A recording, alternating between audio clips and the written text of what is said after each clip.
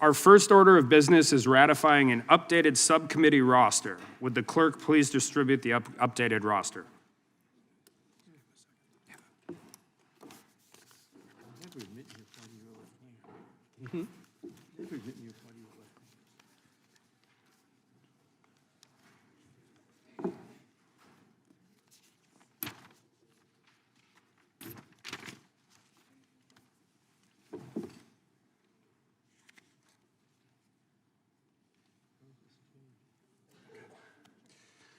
This roster appoints Mr. Roy as chairman of the Subcommittee on the Constitution and Limited Government. I ask unanimous consent that the committee approve the appointment and assignments as shown on the roster. Without objection, the subcommittee roster is approved. Pursuant to notice, I call up H.R. 5736, the Federal Accountability and Interviews Reform Act, for the purpose of markup, and move that the committee report favorably to the House. The clerk will report the bill. H.R. 5736 to require interviews. Without objection, the bill will be considered as read and open for amendment at any point in time. The chair now recognizes himself for an opening statement. First, I would like to say thanks to Mr. Tiffany for introducing this bill and take a moment to thank my colleagues across the aisle for working with us on this important piece of legislation. The FAIR Act would require FBI, ATF, DEA, and Marshals Services officers and employees to record both custodial and non-custodial interviews of individuals suspected of having committed a federal offense. In 2006, the FBI issued a report in favor of recording interviews with benefits including reduced court time for officers to appear at suppression hearings, improved court efficiency with fewer pretrial motions to suppress statements and confessions, officer efficiency due to no longer needing to review and piece together notes from interviews, reduction in lawsuits stemming from frivolous claims of misconduct during custodial interviews, protecting taxpayers from civil settlements stemming from wrongful convictions, and the ability to use recordings for training. In 2014, the DOJ under President Obama created a presumption that interviews of federally detained persons be electronically recorded. The problem is in their guidance, the DOJ defined custodial interviews as anything after indictment before trial in a federal building. This quite simply this report was a loophole that you could drive a semi-truck through. And we know this from cases of Paul Manafort and Michael Flynn, that this guidance can be used to actually avoid recording interviews of witnesses and suspects. Any reasonable person would have considered these interviews investigative and potentially custodial. And if it is happening in these high-profile cases, we know that it is happening in investigations of ordinary citizens. The recording requirement for an interrogation should exist where the subject is entitled to invoke some of their most seminal constitutional rights. There is no reason why the premier law enforcement agency in the world cannot get into the 21st century. All of the arguments in the past that have been used for not recording interviews simply don't exist today. It was too expensive. It was too cumbersome. It doesn't allow for the free flow of conversation. The DOJ and the FBI reports refute all of these arguments, just like the real-world experience of 25 states that require the recording of interviews. Interrogations can often last for hours, and notes cannot account for everything. And trials often happen years after those interviews, making it ridiculous to believe that agents or subjects can cognitively recall specific details if they are not recorded. Can any of us recall a detail of every conversation we had 3.5 weeks earlier, regardless of what you were doing? And agents are allowed to lie to their suspects. But when those same witnesses or subjects lie to law enforcement, they are often charged with a crime or their plea deals are revoked. Recorded interviews protect law enforcement, they protect criminal defendants, they reduce the burdens on court systems as they reduce jury trials, and probably most important today, they increase public trust in law enforcement and the criminal justice system. Recorded interviews protect all these things because it's an irrefutable transcript of what actually happened. That's something we drastically need at this point in time. Again, I cannot see why the most premier law enforcement agencies in the world can't pull their iPhone out and record an interview. And I should say I've dealt with this at the state and local level, with departments that have budgets which are minuscule in compared to federal law enforcement. And they all were hesitant at first. But after they implemented the policy and have been recording interviews for a period of time, they all say the same thing. It benefits their department. It helps train new officers. It protects those individual officers. It increases transparency, and it reduces the likelihood of trial. I was a pretty good lawyer, but I was never good enough to overcome a recorded confession. I urge my colleagues to support this bill, and I yield the balance, and I yield back. Chair would now recognize the ranking member for an opening statement. Thank you, Mr. Chairman. Mr. Chairman, H.R. 5736, the Federal Accountability and Interviews Reform Act, would require the FBI, ATF, DEA, and the U.S. Marshals to record their interviews of suspects in most circumstances. When Representative Armstrong, proposed similar language as an amendment to the George Floyd Justice and Policing Act during our markup of that bill in 2020, multiple Democratic members expressed support for the general principle behind Mr. Armstrong's amendment, which is that recording interviews promotes justice, accountability, and efficiency in our criminal justice system. I said at the time that if he withdrew his amendment, we would be willing to work with the Republicans, examine it further, and see if we could come to an agreement. I'm pleased that today, with an amendment that will be offered shortly, we have finally reached the bipartisan agreement we all hoped to achieve. Interview recording has become a best practice among law enforcement agencies. At least 27 states require recording of interviews in at least some circumstances, and many additional jurisdictions voluntarily record interviews. This is not surprising when you consider the many advantages of having a full audio or video recording of an interview. A recording creates an objective record that captures far more detail than any officer would ever be able to write down in notes or in an after-the-fact report. The availability of recorded interviews with suspects permits judges to review confessions and the events leading up to a confession, reducing wrongful convictions and deterring improper interrogation tactics. Recordings also reduce the need for pretrial litigation over the admissibility of a statement and other evidentiary disputes. That is why the Department of Justice has a policy, albeit a discretionary policy, that presumes that interviews will be recorded, with video recordings strongly encouraged. Video recordings allow us to see all the nonverbal cues that provide the full context for a suspect's statement. DOJ recognizes that a picture is indeed worth 1,000 words. Unfortunately, this legislation is introduced does not extend the bill's protections to non-U.S. citizens. The Equal Protection Clause demands that citizens and non-citizens be treated equally by our criminal justice system, and indeed there is no other provision of criminal procedure, no rule or regulation designed to safeguard the rights of criminal defendants that applies only to citizens, meaning that this portion of the bill is unlikely to survive judicial scrutiny.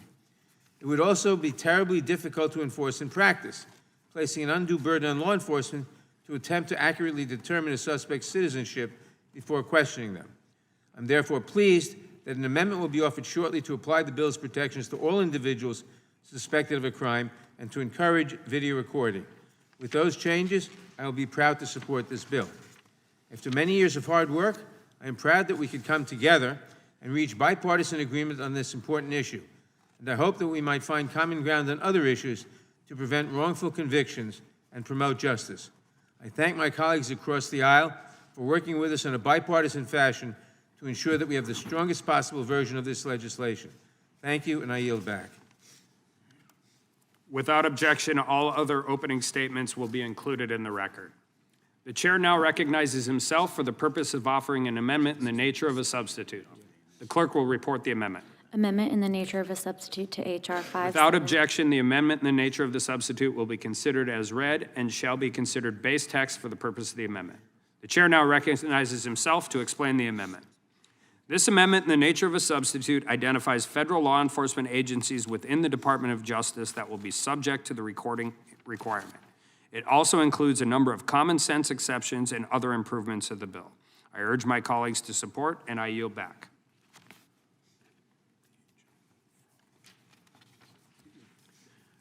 The chair now recognizes the gentleman from Wisconsin, Mr. Tiffany. Mr. Chairman, I'd like to move to strike the last word. The gentleman is recognized. Thank you, Mr. Chairman. I want to take a moment to thank my colleagues across the aisle for working with us on this important piece of legislation. I understand that there will be an amendment to the amendment in the nature of the substitute that will ensure that these federal law enforcement agencies record interviews with all persons suspected of having committed a crime, not just U.S. citizens. This legislation requires FBI, ATF, DEA, and Marshal Service officers and employees to record both custodial and non-custodial interviews of individuals suspected of having committed a criminal offense. Since 2014, the DOJ has had a policy in place that creates a presumption that custodial interviews are electronically recorded. It also encourages non-custodial interviews to be recorded. But the policy provides no penalties or consequences for not recording interviews. Without a law in place that requires interviews to be recorded, FBI agents and officers are free to ignore the policy without any consequences. In lieu of a policy requiring interviews to be recorded, the FBI's standard practice is for agents to take notes during an interview and summarize those notes in Form 302. However, without a verbatim record of what was said during an interview, prosecutors, defendants, and judges are often left with a Form 302 of the interview that merely summarizes the FBI agent's characterizations and memories of what was said during the interview, or worse, the Form 302 mischaracterizes what was said. We've seen the FBI weaponize these 302s against Republicans. In 2016, the FBI began a counterintelligence investigation into Lieutenant General Michael Flynn for potential violations of the Foreign Agents Registration Act. On January 24, 2017, FBI agents Strzok and Pientka interviewed Flynn, who was serving as President Trump's national security advisor at the time. Then FBI Director Comey later stated that under a more organized administration, he probably wouldn't have gotten away with it. FBI handwritten interview notes from then FBI agent Bill Priestap state that one of the goals in the January 24, 2017 Flynn interview was to, quote, get him to lie so we can prosecute him or get him fired, end quote. The interview was an obvious pretense to charge Flynn with an 18 U.S.C. 1001 violation, which Special Counsel Mueller's office did. This bill contains exceptions to the recording requirement to ensure that the FBI isn't required to record interviews involving confidential informants, undercover officers, and in other circumstances where there is an immediate threat to public safety. This bill will also ensure fairness for criminal defendants and promote accountability for bad actors in the FBI. If the FBI can do this to a 3-star general who served this country for over 30 years, you better believe they can do it to you. The need for this legislation is urgent. I urge my colleagues to support the legislation, and Mr. Chairman, I yield back. Gentleman yields back. The chair now recognizes the ranking member, Mr. Nadler from New York.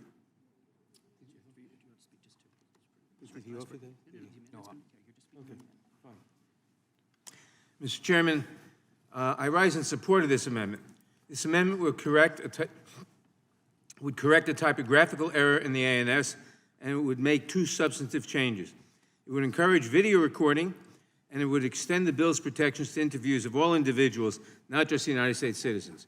These changes are essential to my support of H.R. 5736. As I explained earlier, video recordings are superior to audio recordings. They provide a more complete record of a suspect's interview that allows the reviewer to assess all the circumstances of an interrogation, not just the suspect's words. While they're not always practicable, video recording should be encouraged where possible. The amendment also applies the requirement of an electronic recording of a suspect's interview to any individual suspected of a crime, not just United States citizens. I appreciate our colleagues' willingness to work with us on the constitutional questions and practical problems that would result from drawing a distinction between citizens and non-citizens in this context, and I'm glad we could reach a bipartisan agreement. I urge my colleagues to vote yes on this amendment, and with the amendment's passage, I would urge them to vote yes on the bill. Thank you. I yield back. Gentleman yields back. Does anybody else seek recognition? Ms. Dean from Pennsylvania. I move to strike the last word, Mr. Chairman. Gentlewoman is recognized. Thank you very much. I rise in support of the amendment to H.R. 5736, the Federal Accountability in Interviews Reform Act. I agree with my colleagues on both sides of this hearing room that recording interviews will generally benefit both law enforcement and criminal suspects. In particular, we must eliminate the risk of false confessions prompted by improper interrogation techniques. Nevertheless, I want to be on the record to say that I have concerns that the bill does not require officers to tell interviewees that they are being recorded. Simple disclosure would allow all interviewees to make a fully informed decision about how to exercise their constitutional rights. And telling suspects that they are being recorded is also in keeping with the spirit of the bill, which is appropriately titled the FAIR Act. Again, I believe more could be done to improve transparency. Nevertheless, I agree that this bill is a step in the right direction, and I will offer my support. I yield back. Gentlelady yields back.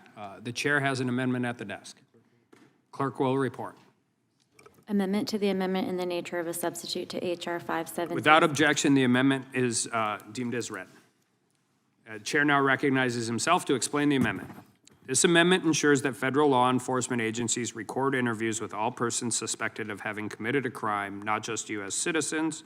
Additionally, the amendment notes that the interview may be recorded with electronic video technology and that video recording is preferred. I urge my colleagues to support this amendment, and I yield back. Who seeks Mr. recognition? Chairman. Chair recognizes Ranking Member Nadler from New York. Mr. Chairman, I got the cart before the horse. I already explained my reasons for supporting this amendment. I commend the chairman for the amendment, and I urge everybody to support it, and with it, to support the bill. I yield back. Gentleman yields back. Who seeks recognition? Seeing none, the question occurs on the amendment. Those in favor say aye. Aye. Those opposed? In the opinion of the chairs, the ayes have it. The amendment is adopted. Is there any further discussion on the bill? Mr. Chair. Gentleman from Texas is recognized. Mr. Moran. Mr. Chairman, I see move to strike the last word. Mr. Chairman, although I support the concept of this bill and certainly the spirit of it, the details are something I can't support at this point. A couple of things I want to point out. First, the chair noted in his opening comments that upwards of 25 states require interviews currently, but I'll note that I couldn't find any that require interviews of both custodial and non-custodial interviews. I think that distinction is very important, and I certainly recognize that there have been problems with the Department of Justice in the way that this has been applied, and I want to correct those problems. And I think that if we take a bigger look at this issue, we could do things like redefine how they're defining custodial. If that's the issue, we certainly can define that by statute and make sure that we record custodial interviews. But to require both custodial and non-custodial interviews, I think prevents our law enforcement agencies to do the job that they need to do in the manner that they need to do it. Also, I'd note that when you look at the Uniform Electronic Recordation of Custodial Interrogations Act, which is really the uniform act that most states looked at to enact their state statutes, it does not require an automatic inadmissibility as a default or as the only remedy for failing to interview or to failing to record. In fact, most statutes allow this to be just considered as a factor of inadmissibility and reliability and can be cured with a strong instruction by the court. As an alternative, we could consider things like a presumption of inadmissibility that's rebuttable with corroborating evidence. There's ways to get around it so that we don't just say, well, look, in any instance, if you don't record this, then it's out and it can't be admissible under any circumstances. I think we need to allow courts to have the discretion to say, hey, there's a situation here that we need to allow for this, or give the jury an instruction in this particular instance. There's not some safe harbor provisions and exceptions that I would expect to see. Things like what happens if there's equipment malfunction, or what happens if there's a good faith belief that the recording is not required, but all of a sudden then it is argued that it is required. Now we're providing defense attorneys the ability to get folks out of cases that shouldn't get out of these criminal charges. What happens if the safety of the individual or the protection of the identity? I know we've identified specifically the exception for confidential informants, but what about recruiting confidential informants? It doesn't talk about prospective confidential informants. So now we're in a situation where what if we have a confidential informant or a witness under this statute? Anybody that is suspected of having committed a criminal offense must have their interview recorded. Well, what if it's not the criminal offense being investigated? What if it's another criminal offense? Now we've got to record witness A to crime B because he's suspected of a criminal offense in a different venue. So that I think creates some issues as well. You talk also about the ability for this to come out in rules. We're giving the Attorney General, Merrick Garland, the ability to write his own rules to carry this out, and that concerns me. I think we need to have more details, not be so overly broad in our attack of this issue. Again, I recognize the Department of Justice has misused this, and we need to create and craft some legislation to fix this, but I think this is a little bit overly broad. I want to also point out that under this statute, there's no division between any crime. So it's for all crimes. When you look at most states that have adopted statutes like this, they reserve it for the worst crimes, for murder, for rape, for felonies at least. Here we're saying for any crime that is being investigated. Now we're going beyond just what I think the states have found to be the better exercise, and that is in those instances when we have those instances where we have custodial interrogation of high-level crimes, felonies, you can define the crimes however we want to in this body, in this statute. But when we just say any custodial or non-custodial interview, and it's for any crime, and there's no exceptions, and there's no way for there to be any remedy other than inadmissibility in court, all of those issues give me pause to support, and without revisions to address those concerns, I cannot support this bill. I yield back. The gentleman yields back. Who seeks recognition? I ask unanimous consent that a letter from the Federal Bureau of Investigation Agents Association be included in the record. Without objection, so ordered. The question is on adoption of the amendment in the nature of a substitute. This will be followed immediately by a vote on reporting the bill. All those in favor say aye. Aye. All those opposed say no. In the opinion of the chair, the ayes have it, and the amendment in the nature of a substitute is adopted. A reporting quorum being present, the question is on the favorable reporting of the bill as amended. All those in favor say aye. Aye. All those opposed say no. The ayes have it, and the bill is... Could I request a recorded vote? A roll call vote has been requested. The clerk will call the roll. Mr. Jordan? Mr. Issa? Mr. Issa votes aye. Mr. Buck? Mr. Gates? Mr. Gates votes aye. Mr. Biggs? Mr. McClintock? Mr. McClintock votes aye. Mr. Tiffany? Mr. Tiffany votes aye. Mr. Massey? Mr. Roy? Mr. Bishop? Ms. Sparts? Mr. Fitzgerald? Mr. Fitzgerald votes aye. Mr. Bentz? Mr. Klein? Mr. Klein votes aye. Mr. Armstrong? Yes. Mr. Armstrong votes yes. Mr. Gooden? Mr. Van Drew? Mr. Nels? Mr. Moore? Mr. Moore votes yes. Mr. Kiley? Mr. Kiley votes aye. Ms. Hageman? Ms. Hageman votes aye. Mr. Moran? Mr. Moran votes no. Ms. Lee? Mr. Hunt? Mr. Fry? Mr. Nadler? Mr. Nadler votes aye. Ms. Lofgren? Ms. Jackson Lee? Mr. Cohen? Mr. Johnson? Mr. Johnson votes aye. Mr. Schiff? Mr. Schiff votes aye. Mr. Swalwell? Mr. Liu? Mr. Liu votes aye. Ms. Jayapal? Ms. Jayapal votes aye. Mr. Correa? Ms. Scanlon? Ms. Scanlon votes aye. Mr. Neguse? Ms. McBath? Ms. McBath votes aye. Ms. Dean? Ms. Dean votes aye. Ms. Escobar? Ms. Ross? Ms. Ross votes aye. Ms. Bush? Mr. Ivy? Ms. Ballant?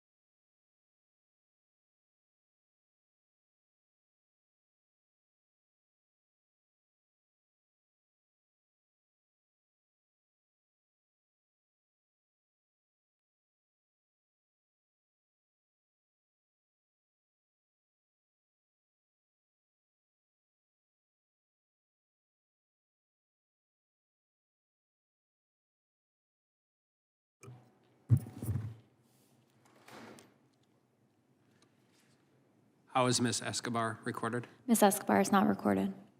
Ms. Escobar votes yes.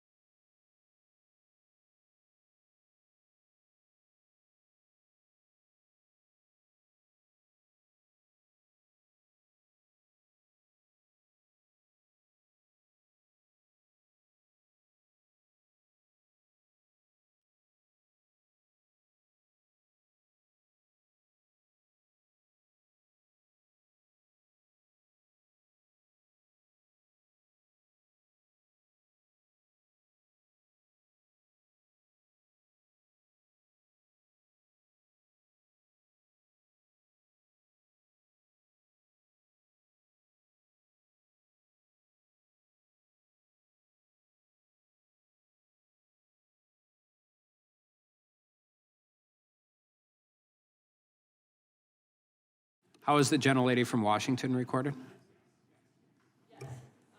Ms. Jayapal is recorded as aye.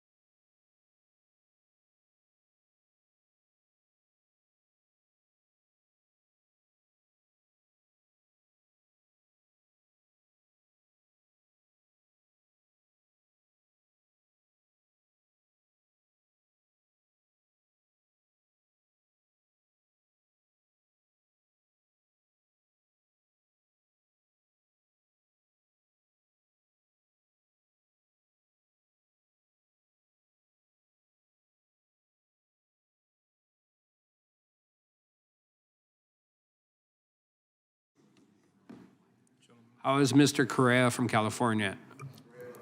Mr. Correa votes aye.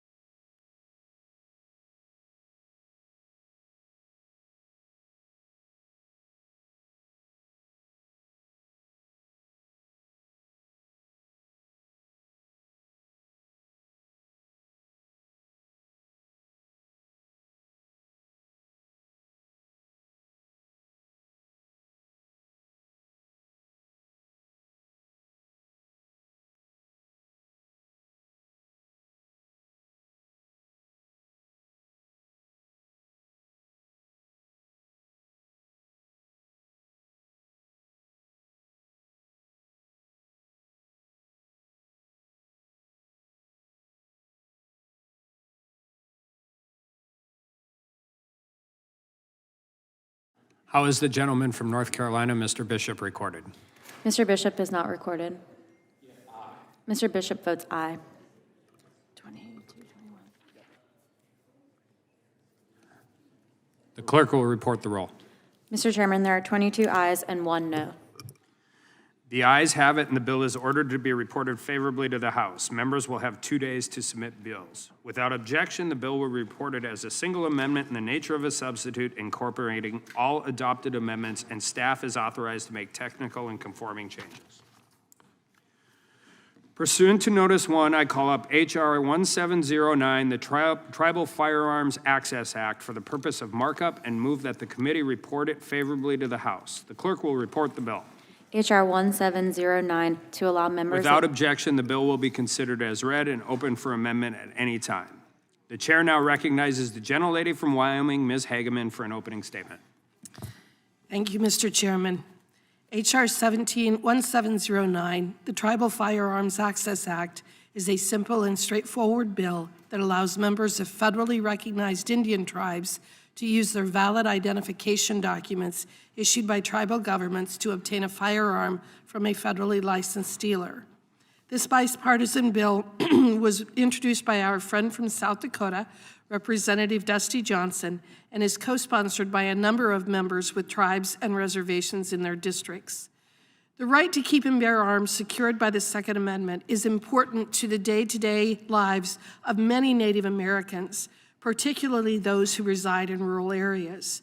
However, under current law, federal firearms licensees, or FFLs, are required to verify the identity of firearms purchases through examination of a valid identification document, which is defined in another section of the code.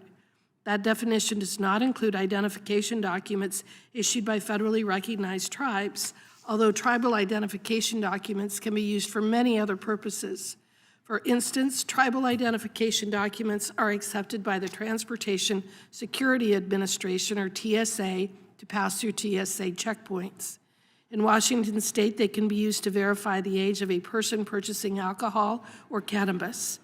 And in Wisconsin, they can be used for the purpose of purchasing alcohol and tobacco, selling or recycling non-ferrous scrap metal, transactions with pawnbrokers and jewelers, obtaining prescription medicines, and even voting. Tribal IDs may be the only forms of identification many Americans possess. Nearly 1 in 5 Native Americans have little to no internet access to get another form of ID online. Moreover, the nearest Division of Motor Vehicles office may be hundreds of miles away. These Americans should not be denied their Second Amendment rights because of lack of access to another form of identification. This bipartisan bill ensures that law-abiding Native Americans may exercise their Second Amendment rights. I urge my colleagues to support this bill, and I yield back. The gentlelady yields back, and I now recognize the ranking member, Mr. Nadler from New York, for an opening statement. Thank you, Mr. Chairman. Mr. Chairman, the goal of this legislation is a reasonable one: to ensure that identification documents issued by tribal governments are accepted as a valid form of identification when purchasing a firearm. But there is more than one way to achieve this goal through legislation. Indeed, the bill's sponsor, Representative Dusty Johnson, introduced this bill last Congress with text that added tribal governments in one part of the law.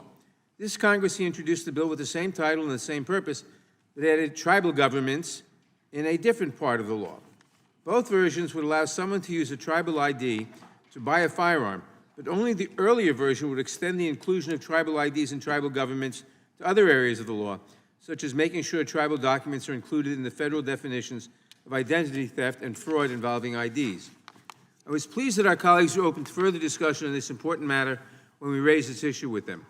I understand that our Republican colleagues will be working with us to amend the bill as it proceeds to the floor so that we can achieve a bipartisan outcome. With this understanding, we will examine the full implications of this important drafting distinction and solicit input from tribal governments and the people they represent. It is our hope that we can reach an agreement that includes tribal IDs, tribal governments, and Native Americans in a more expansive way than just allowing tribal IDs for gun purchases. Such an agreement would serve to correct the broader injustice of failing to include tribal governments in more provisions of the law, and would prevent tribes from having to seek recognition of one law or one right at a time. I thank Chairman Jordan and his staff for their responsiveness and willingness to collaborate on this bill. With the understanding that there will be continued efforts to improve the bill, I will vote to advance this legislation today, and I urge my colleagues to do the same. Thank you, and I yield back. The gentleman yields back. Without objection, all other opening statements will be included in the record. And briefly, I would just note that the majority and minority staff have been discussing this bill. I understand that there is bipartisan interest in this bill and making sure that everyone is comfortable with the substance. After the bill is favorably reported today, we commit to working with the minority as it goes to the floor to accomplish that. The chair now recognizes the gentlelady from Wyoming for the purpose of offering an amendment in the nature of a substitute. Mr. Chairman, I have an amendment at the desk. The clerk will report the amendment. Amendment in the nature of a substitute to H.R. 1709. Without objection, the amendment in the nature of a substitute will be considered as read and shall be considered base text for the purpose of the amendment. The chair recognizes the gentlelady from Wyoming to explain the amendment. Thank you, Mr. Chairman. This amendment in the nature of a substitute makes a small but important change. It makes it clear that the tribal identification must have a photograph of the individual. I urge my colleagues to support it, and I yield back. The gentlelady yields back. Who seeks recognition?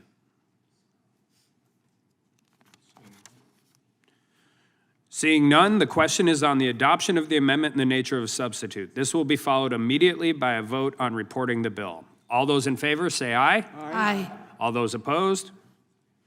In the opinion of the chair, the ayes have it, and the amendment in the nature of a substitute is adopted. A reporting quorum being present, the question is unfavorably reporting the bill as amended. All those in favor say aye. Aye. Aye. All those opposed say no. The ayes have it, and the bill is ordered to be reported favorably to the House. Members will have 2 days to submit views. Without objection, the bill will be reported as a single amendment in the nature of a substitute, incorporating all adopted amendments, and staff is authorized to make technical and conforming changes.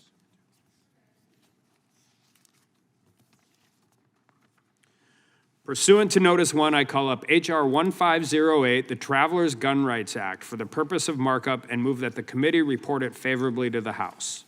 The clerk will report the resolution. H.R. 1508 to amend Chapter 44. Without objection, the bill will be considered as read and open for an amendment at any point.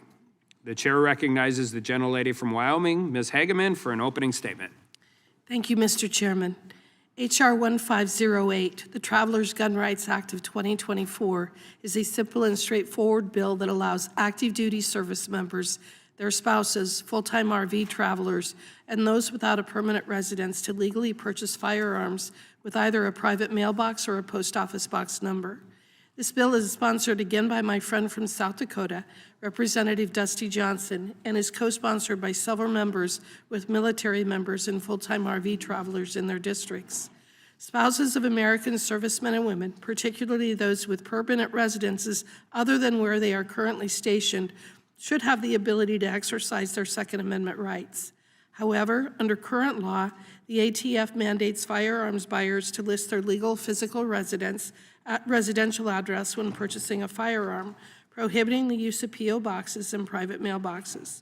This legislation will allow thousands of Americans in diverse living situations, including the spouses of active duty military personnel and RV residents, to exercise their constitutional rights to purchase and possess a firearm. For instance, the spouse of an active duty military member with a permanent address in their home state but stationed elsewhere would be lawfully eligible to purchase a firearm. Since 2020, around 1 million Americans have shifted to full-time RV living, a change that currently hinders their ability to purchase firearms due to their non-traditional residences. Supporters, including the National Shooting Sports Foundation, stress that using a P.O. box for mail, as thousands of Americans do, should not obstruct an individual's constitutional right to own a firearm.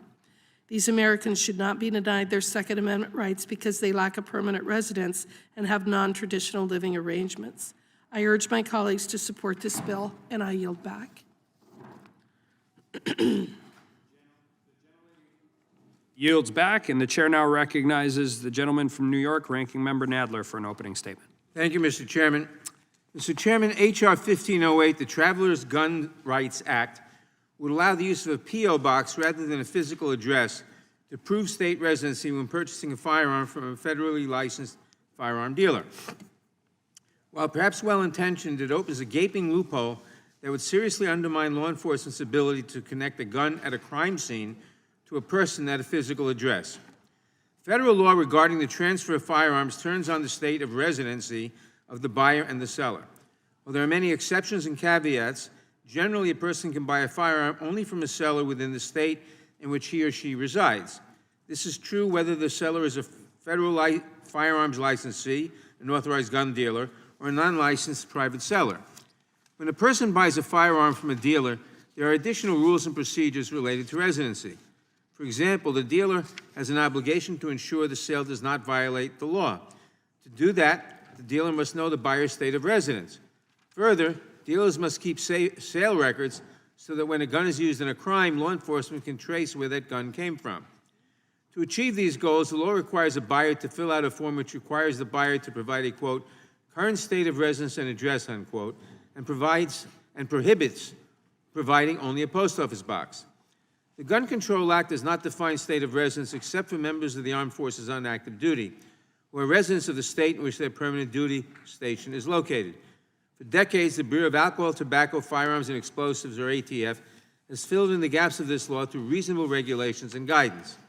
For example, ATF regulations provide that a person is a resident of the state in which he or she is present with the intention of making a home in that state. A 2001 ATF ruling clarified that military personnel who have a permanent duty station in one state that have a home in a neighboring state have two states of residence under the law.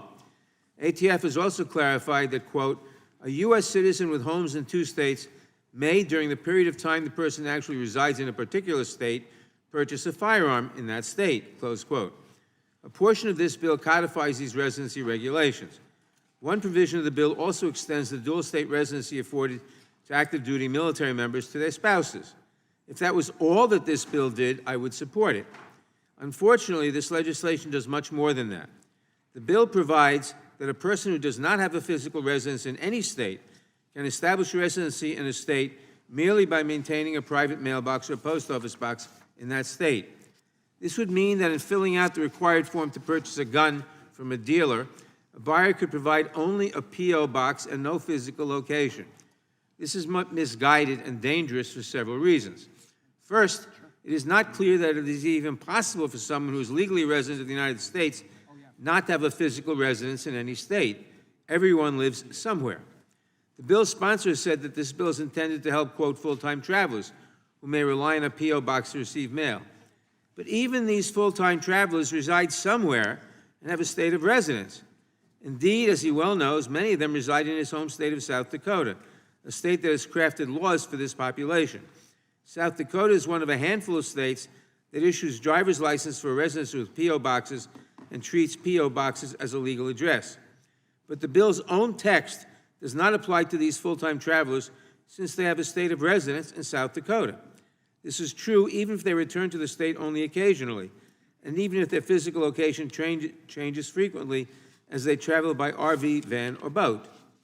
Moreover, no modification to the law is needed to ensure that those who rely on P.O. boxes as a legal address can buy firearms from a dealer. More than 16 years ago, ATF issued an open letter to all federal firearm licensees, acknowledging that some states issue driver's licenses with only a P.O. box, and that a P.O. box can be considered a legal address in some states. The letter reiterates the importance of verifying a purchaser's physical residence and sets out a, quote, variance process so that a purchaser can describe the actual physical location of his or her residence and provide identification listing only a P.O. box so that no person in this unique circumstance is prevented from exercising his lawful Second Amendment rights. Neither the form nor this ATF guidance requires a permanent address, so no one is prevented from traveling the country as a law-abiding gun owner. This variance process should be the end of the discussion with respect to the need for this bill. But even if this process, specifically tailored to this situation, did not exist, as it has for 16 years, there is a way to buy a firearm without providing any address or location at all. In many states, including South Dakota, a person can buy a firearm from a private seller, anyone other than a federally licensed dealer, without providing a physical address, without providing ID, and without answering a single question. This continues to be a major way in which criminals get guns, even when they are prohibited from having them under federal law. Rather than close this loophole, as House Democrats and a few Republicans sought to do last Congress, this bill's proponents ignore this fact so they can open yet another loophole that can be exploited by those looking to cause harm and not get caught. I understand that my colleague, Congresswoman McBath, will offer an amendment removing the P.O. Box provision and requiring a study of the effects it might have on law enforcement, national security, and gun trafficking. I will support this amendment and would be willing to support this legislation if the amendment is adopted by the committee. Without this amendment, however, I'm strongly opposed to this bill, and I will urge my colleagues to oppose it as well. Thank you, and I yield back. The gentleman yields back, and the chair now recognizes the gentlelady from Wyoming to offer an amendment in the nature of a substitute. The clerk will report the amendment. Amendment in the nature of a substitute to H.R. 150. Without objection, the amendment will be considered as read. The chair now recognizes the general and become base text for the purpose of the amendment. The chair now recognizes the gentlelady from Wyoming to explain the amendment. Thank you, Mr. Chairman. This amendment in the nature of a substitute simply adds 2024 to the title of the bill. I urge my colleagues to support it, and I yield back. The gentlelady yields back. Who seeks recognition? The gentlelady from Georgia, Ms. McBath. Thank you, Mr. Chair. I have an amendment at the desk. The clerk will report.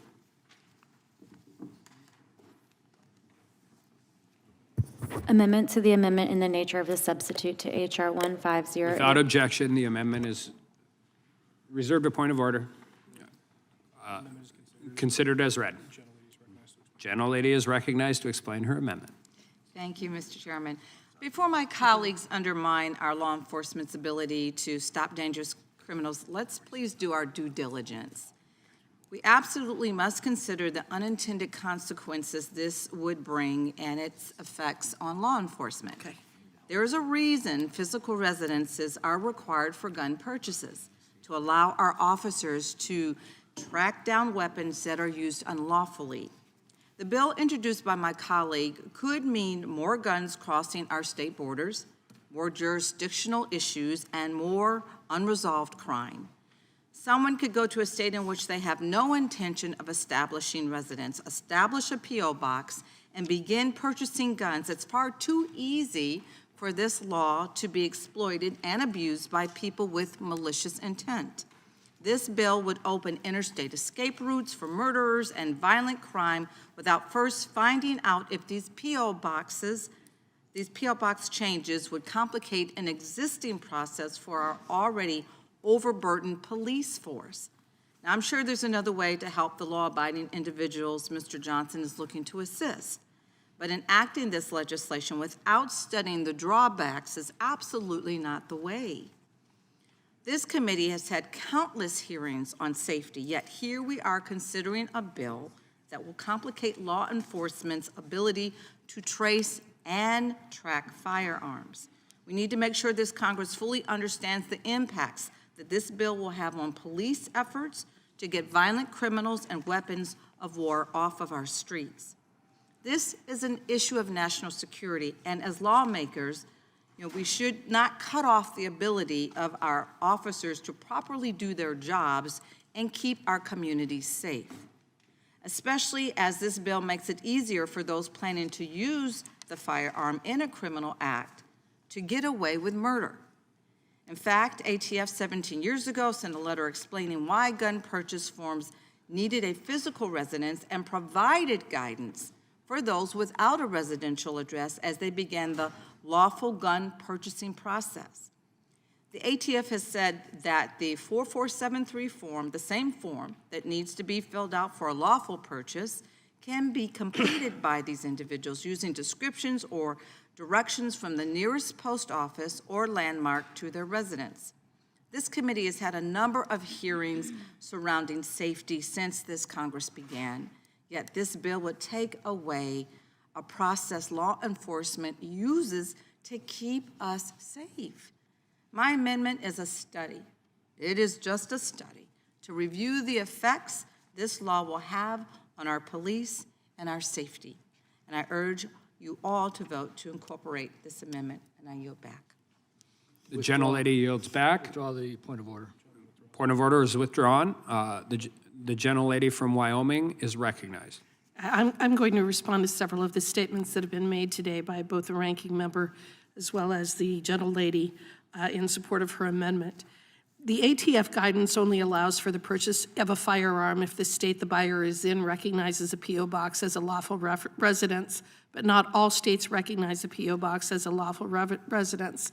That also recognizes that there's no reason for a study because we haven't seen an explosion of the type of nefarious conduct as just relayed in those states that actually do recognize the P.O. box as a lawful residence.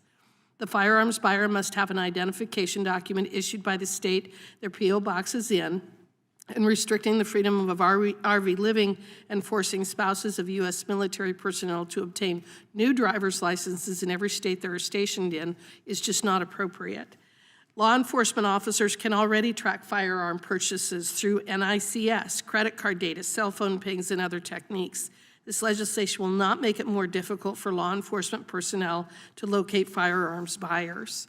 And in addition, in talking about other IDs and efforts to use straw purchasers and things like that, if someone fakes an ID and passes an NICS check to buy a firearm from for another person, they should face charges as a straw purchaser. Further, they should be prosecuted for lying on the ATF 4473. Instead of creating more laws, we should reinforce existing ones and hold criminals accountable. And finally, this legislation enables and codifies the ability of military personnel and their spouses, frequently relocated every 24 months, to exercise their Second Amendment rights by simplifying the process of purchasing firearms, despite challenges in establishing residency and obtaining new IDs under current ATF requirements.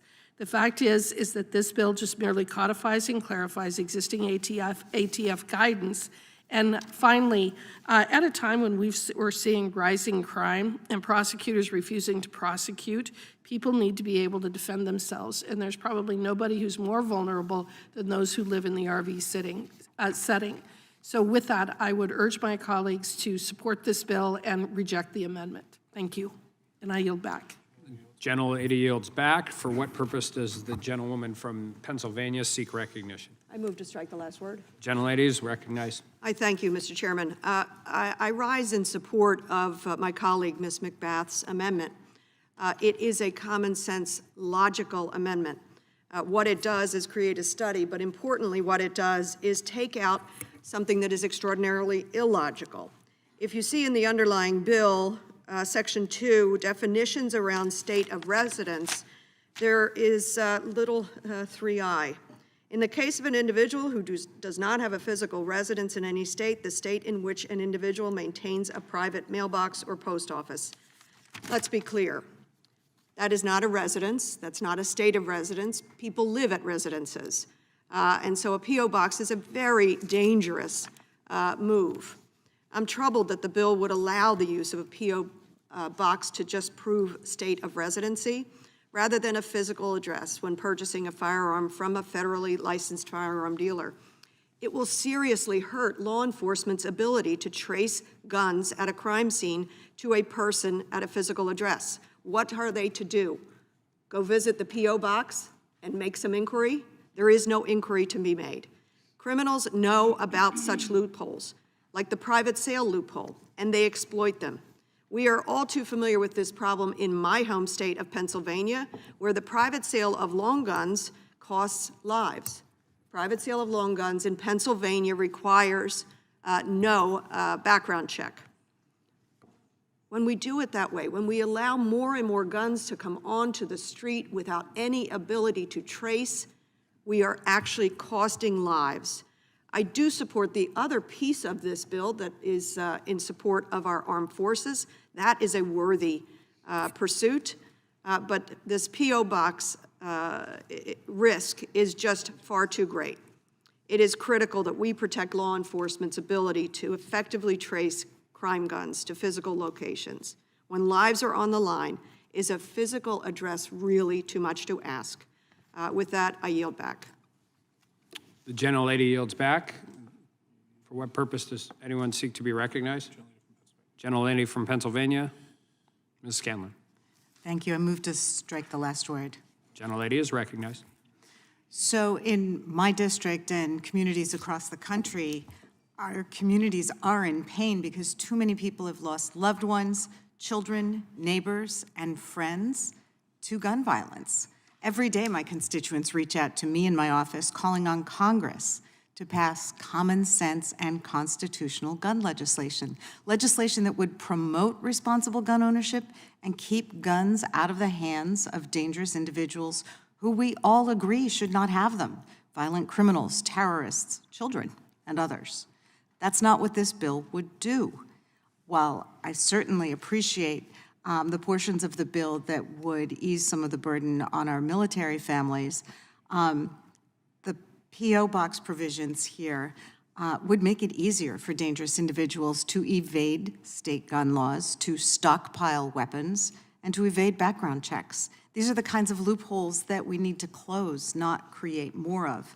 Rights come with responsibilities, but the gun lobby and its political allies would rather perpetuate a twisted version of the Second Amendment, devoid of any responsibility at all. So we should be passing policies to make our country safer and give our children a brighter future, and this does not meet that goal. I oppose this bill and I yield back. Gentlelady yields back. The gentleman for New York is recognized. Thank you, Mr. Speaker. I would like to support this bill, as I said before, but it has to be amended, the way Ms. McBath said. Now, in many states, including South Dakota, you can buy a firearm from a private seller without providing a physical address, without providing ID, and without answering a single question. Now, why can you buy it from only by providing a P.O. box? But why only a P.O. box? Everybody lives somewhere. And if you required that the location of the person's residence be listed, then when that harm, when and if that weapon is used in a crime, you can trace it and maybe trace the criminal. If you provide only a P.O. box, you cannot do that. So we should close this loophole. Now, Congresswoman McBath's amendment removes this provision, removes the P.O. box provision, would require a residence to be stated, and would require a study of the effects that this might have on law enforcement. But again, how can you oppose requiring someone who buys a gun to provide his address or her address? Nobody lives in a P.O. box. Everybody has a residence somewhere, and that ought to be provided. It's common sense. And not to do so is very dangerous and will lead to more criminals committing crimes with guns and not being apprehended because you can't trace them. And therefore, I support the amendment, and I yield back. Gentleman yields back. Does anybody else seek recognition? The gentleman from Texas, for what purpose do you seek recognition? Mr. Chairman, I seek recognition to just make a couple of comments. Let me move to strike the last word. Gentleman is recognized. Mr. Chairman, when the other side of the aisle says everybody lives somewhere, I know a lot of folks, frankly, that only live in their RV and it moves from location to location. That's why the P.O. box is necessary. A lot of folks do this for years on end. And so this amendment is absolutely necessary. And I'll give one specific example. In my hometown of Tyler, Texas, years ago, the chief of police retired. He and his wife sold their property, bought an RV, and traveled for a number of years before coming back to East Texas. So that's just one of many examples. I would yield the remainder of my time to the gentlelady from Wyoming. Gentlelady is recognized. Thank you. The amendment that has been introduced does absolutely nothing to address the issue at hand, which is to ensure the protection of our Second Amendment rights for our military personnel and those who are living in non-traditional situations. I ask unanimous consent to submit 2 articles into the record. One is by the Washington Post from November 2018. It's entitled 1 Million American Lives in RVs, Meet the Modern Nomads. And then also the second one is from April 21, 2022, and it's about a bill to let modern nomads use P.O. boxes on ATF Form 4473. I will repeat what I said earlier, which is Without objection. Thank you. Law enforcement officers can already track firearm purchases through NICS, credit card data, cell phone pings, and other techniques. This doesn't change that fact. This just merely allows the use of P.O. boxes to be used on the form so that these law-abiding citizens are able to exercise their Second Amendment rights. I realize that my colleagues on the other side do not like the Second Amendment and the protections that it provides, but as our courts have repeatedly held, it is as important as any one of the other Bill of Rights, the other natural rights that we have. It is important that we protect the individuals who don't live in the traditional settings where they have a permanent residence, but they still need to be able to protect themselves. And again, when we've got prosecutors throughout many blue states who are refusing to prosecute, people need to be able to protect themselves. So with that, I urge the rejection of the amendment and a vote in favor of the underlying bill. Thank you. I yield back. Ada yields back. Does the gentleman from Texas? I yield. Gentleman yields. Anybody else seek recognition? Gentleman from California.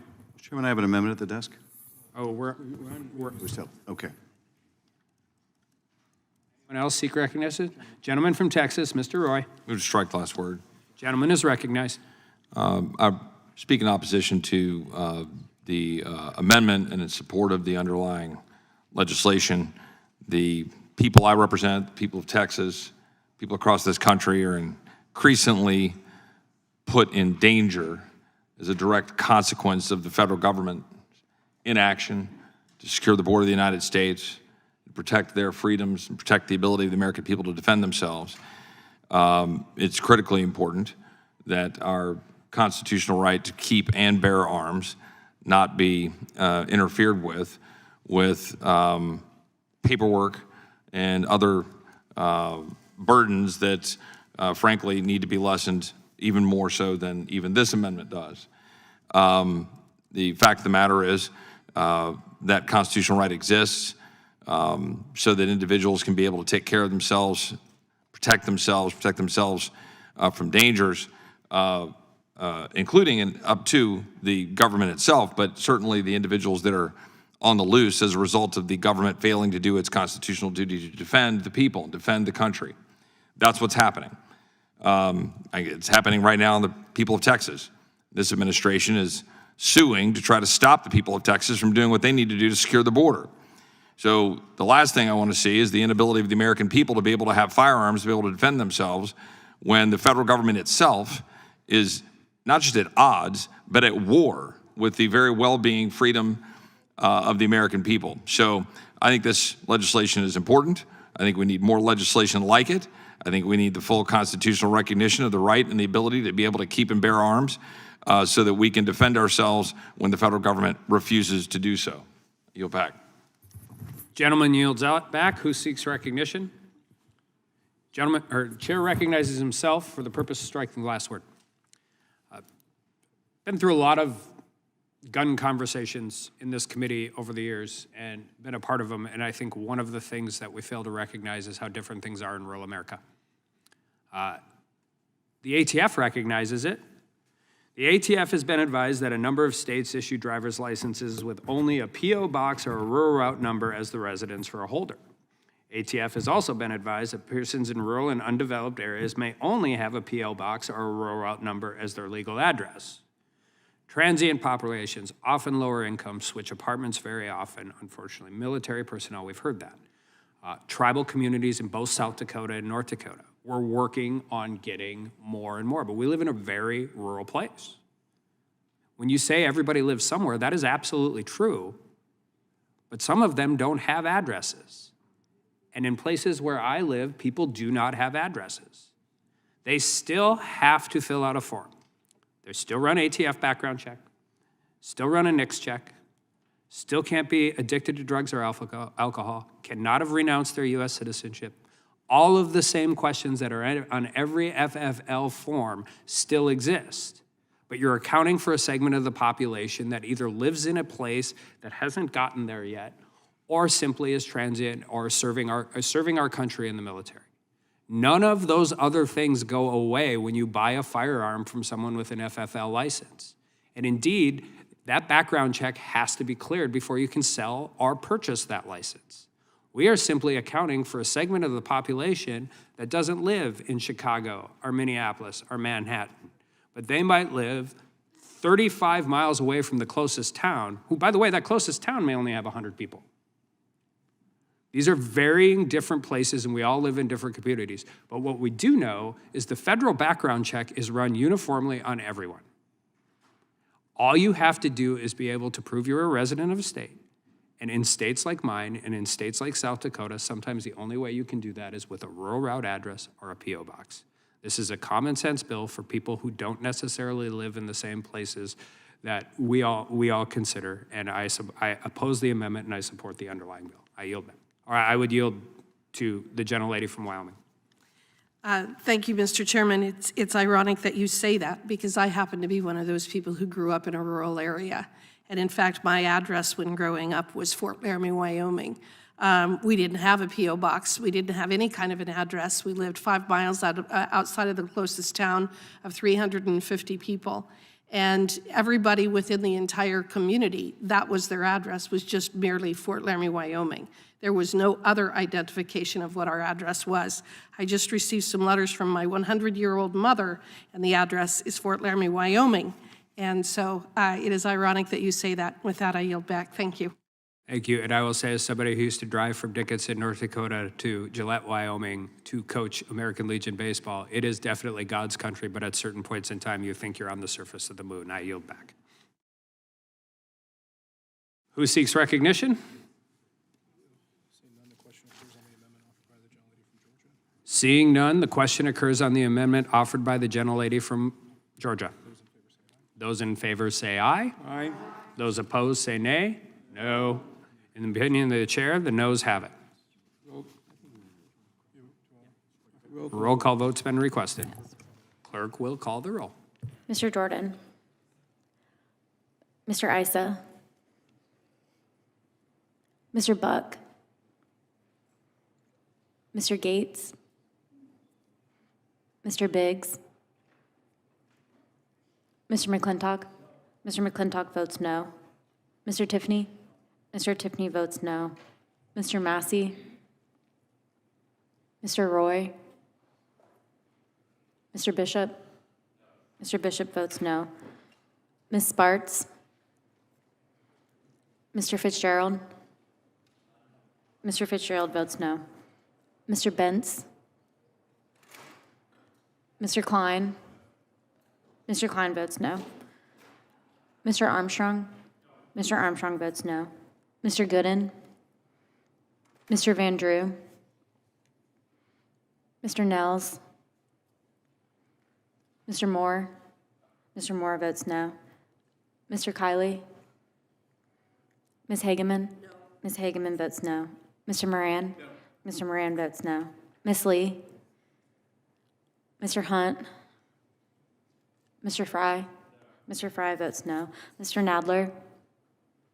Mr. Nadler votes aye. Ms. Lofgren. Ms. Lofgren votes aye. Ms. Jackson Lee. Mr. Cohen. Mr. Johnson. Mr. Schiff. Mr. Schiff votes aye. Mr. Swalwell. Mr. Liu. Mr. Liu votes aye. Ms. Jayapal. Ms. Jayapal votes aye. Mr. Correa. Mr. Correa votes aye. Ms. Scanlon. Ms. Scanlon votes aye. Mr. Neguse. Ms. McBath. Ms. McBath votes aye. Ms. Dean. Ms. Dean votes aye. Ms. Escobar. Ms. Escobar votes aye. Ms. Ross. Ms. Ross votes aye. Ms. Bush. Mr. Ivy. Ms. Ballant. Ms. Ballant votes aye.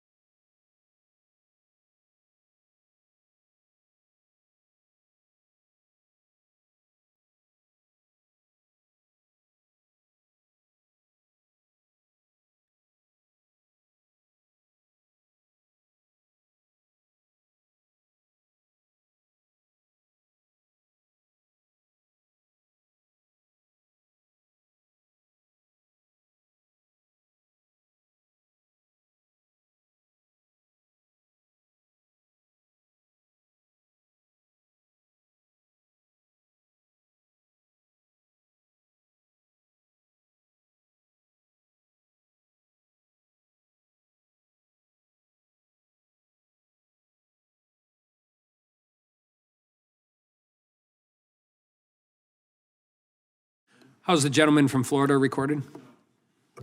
Mr. Gates votes no.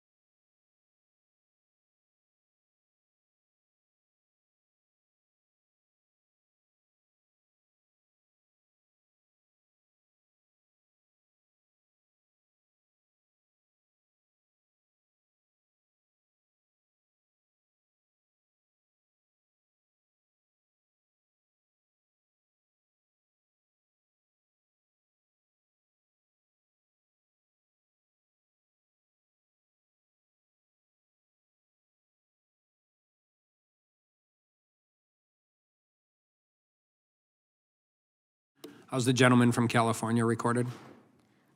Mr. Kiley votes no.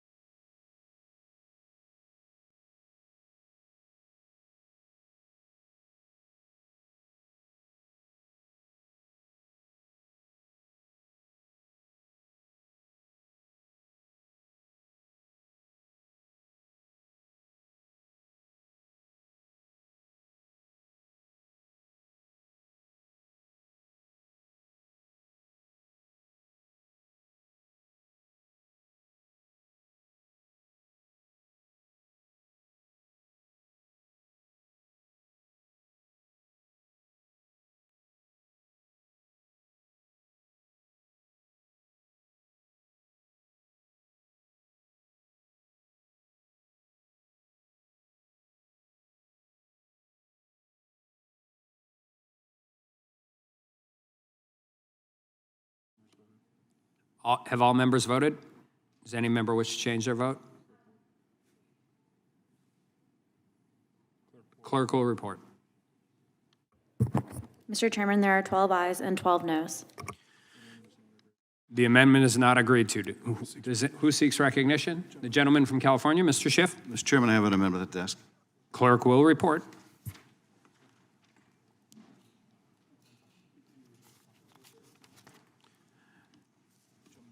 Jennifer from California reserves a point of order. Amendment to the amendment in the nature of a substitute to H.R. 1508 offered by... Without objection, the amendment will be considered as read. The chair now recognizes the gentleman from California to explain his amendment. Thank you, Mr. Chairman. This amendment would add the Bipartisan Background Checks Act of 2023, authored by Republican Brian Fitzpatrick, to the underlying bill. This would provide universal background checks. We live in a state, live in a country where you can go into a gun store, you can be a felon, or you can have a serious mental health issue that should disqualify you from obtaining a weapon. You can have a domestic violence restraining order against you, and you can seek to purchase a gun, and you can be refused. But you can leave that gun store, you can go outside, you can buy that same weapon off the back of someone's truck. Or you can buy it online. Or you can buy it at a gun fair. It makes no sense to have a situation in this country where you can be refused because you failed a background check when you go to a store, but you can leave the store and buy the same weapon in the parking lot. That makes no sense to anyone, except perhaps the NRA. We don't have to live with the constant scourge of gun violence. We don't have to live every day just a phone call away from getting terrible news that someone in your family has been killed. Like so many families, my wife and I got a call from one of our kids about a shooting not far from campus. He was fine. Thank God he was fine, sheltering in place, but so many others have gotten much worse calls. And they're going to continue to get those calls if we don't do something about this. And the terrible shame about gun violence is it's not like we don't know what works.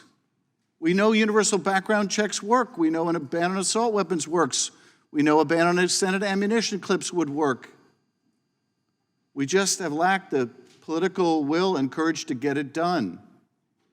My constituents want universal background checks. This amendment would provide universal background checks. Your constituents, my friends across the aisle, they want the same thing. Americans overwhelmingly want truly universal background checks. Now, I realize the NRA doesn't want it, and so this puts all of us in the position of, are we going to vote for our constituents, or are we going to vote for the NRA? Well, I'm voting for my constituents. I'm voting for people in my home state of California who are sick of the constant scourge of gun violence, who are fed up with a Congress unwilling or unable to do anything about it. It makes no sense to have a system where you walk into a store and you're refused a gun because you're a felon, and you can go outside and you can buy the same gun off the back of someone's truck. That makes no sense. This amendment gives us a chance to change that.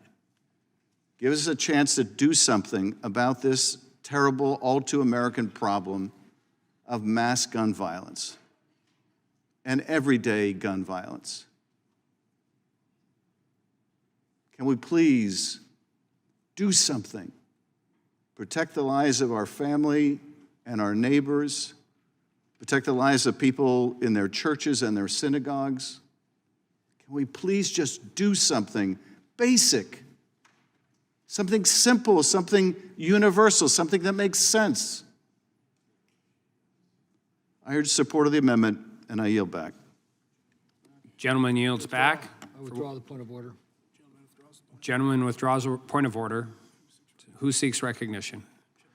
Gentlelady from Wyoming. Move to strike the last word. The gentlelady is recognized. And I think that we've already covered the purpose of this bill and why it is needed, and the fact that we're talking about law-abiding citizens who both those in the military as well as those in non-traditional living arrangements. It's called the Travelers Gun Rights Act of 2024. We need to focus on what the purpose of the bill is. Anytime that a Democrat starts talking about universal background checks, you know that it's just another effort at gun grabbing and preventing people from being able to exercise their Second Amendment rights. I think that the bill is very clear. This is just another effort to prevent us again from being able to, a certain segment of our population, a certain segment of our law-abiding population from being able to exercise their rights. There are already laws in place for people who are straw purchasers or who are failing to follow the current gun laws. And instead of creating more laws, we should simply enforce the existing ones that are on the books and actually hold criminals accountable.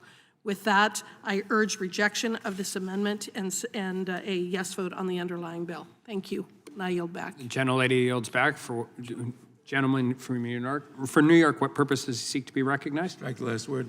The gentleman's recognized. Mr. Speaker, I rise in support of this amendment. It is a terrible exception that you can buy a gun from anyone who's not a licensed dealer with no background check. Anybody can get the gun. Any bank robber, any serial murderer can walk in and ask for a gun, no questions asked. That makes no sense at all. From a private seller, that's what I said. From a private seller, not a licensed gun dealer. That makes no sense at all. This country has more gun deaths, I think 45 times as much per capita as any European country, because of loopholes like this, because of obeisance to the NRA. This is a modest amendment. All it does is say you have to have a background check, the same background check you'd have if you bought a gun from a licensed gun dealer, if you buy a gun from an unlicensed gun dealer. Why could anybody object to that? I urge adoption of the amendment, and I yield to Mr. Schiff. I thank the gentleman for yielding, and I do want to respond to my Republican colleagues' comments. First of all, when you say any time a Democrat offers a universal background check amendment just because they want to take away people's guns, this is actually language written by a Republican from Pennsylvania. But even if it weren't written by a Republican, what about the rights of a middle school kid or an elementary school kid to go to school and not be gunned down with an assault weapon? What about their rights? What about the rights of worshipers in their place of faith not to be gunned down because someone could evade a background check by buying it at a gun show or buying it off the back of someone's truck? What about their right to life, to liberty, to the pursuit of happiness? Does that get no weight at all? And all we are asking is that people go through a background check before they acquire a record. Is that too much to ask for that child's life in grade school? Or that worshiper's life in church, or a moviegoer's life in the movie theater? Is it too much to ask that we make sure that people aren't circumventing the law by making background checks truly universal and not just a fractured system in which there are an infinite ways to avoid any kind of scrutiny? I don't think it's too much to ask, and I think we need to consider the rights of every American, including gun-owning Americans, not to be gunned down in their everyday lives because someone evaded a background check by buying the gun at a gun show or buying it online. It doesn't seem too much to ask to take this simple step if it's going to save so many American lives. I yield back. And I yield back. Gentleman yields back. Who else seeks recognition? Gentleman from Georgia, Mr. Johnson. Thank you. I rise in full support of this very common sense amendment. I'll note, being from Georgia, that when I go home from the airport, I'll take the highway on home, and along the highway, the interstate, there will be billboards advertising for the next gun show coming to Georgia, coming to the metropolitan Atlanta area. And so I've had the opportunity to actually go to the gun shows, and I've been to the gun shows on the north side of town. I've been to the gun shows on the south side of town. And in every gun show, I see young urban residents purchasing guns from gun dealers, from licensed gun dealers, and also from unlicensed gun dealers. The tables will be set up in the gun show. There will be licensed gun dealers, and right next to the licensed gun dealer, an unlicensed gun dealer, and the setups are the same. I mean, you got tables, display cases. You can't really tell the difference, but the people there who come to make the purchases know the difference. And they will go to either a licensed gun dealer if they're legit, if they themselves are legitimate, and if they're not, then they make their way to the unlicensed gun dealer who's carrying the same wares as the licensed dealer, and they make their purchase from the unlicensed gun dealer. And then they walk out, and then they commit, those guns are used to commit crimes in urban and suburban areas that I represent. And those guns also make their way up here to Washington, D.C., and to other places with tighter restrictions on guns. And I don't know why we have a system of licensed gun dealers.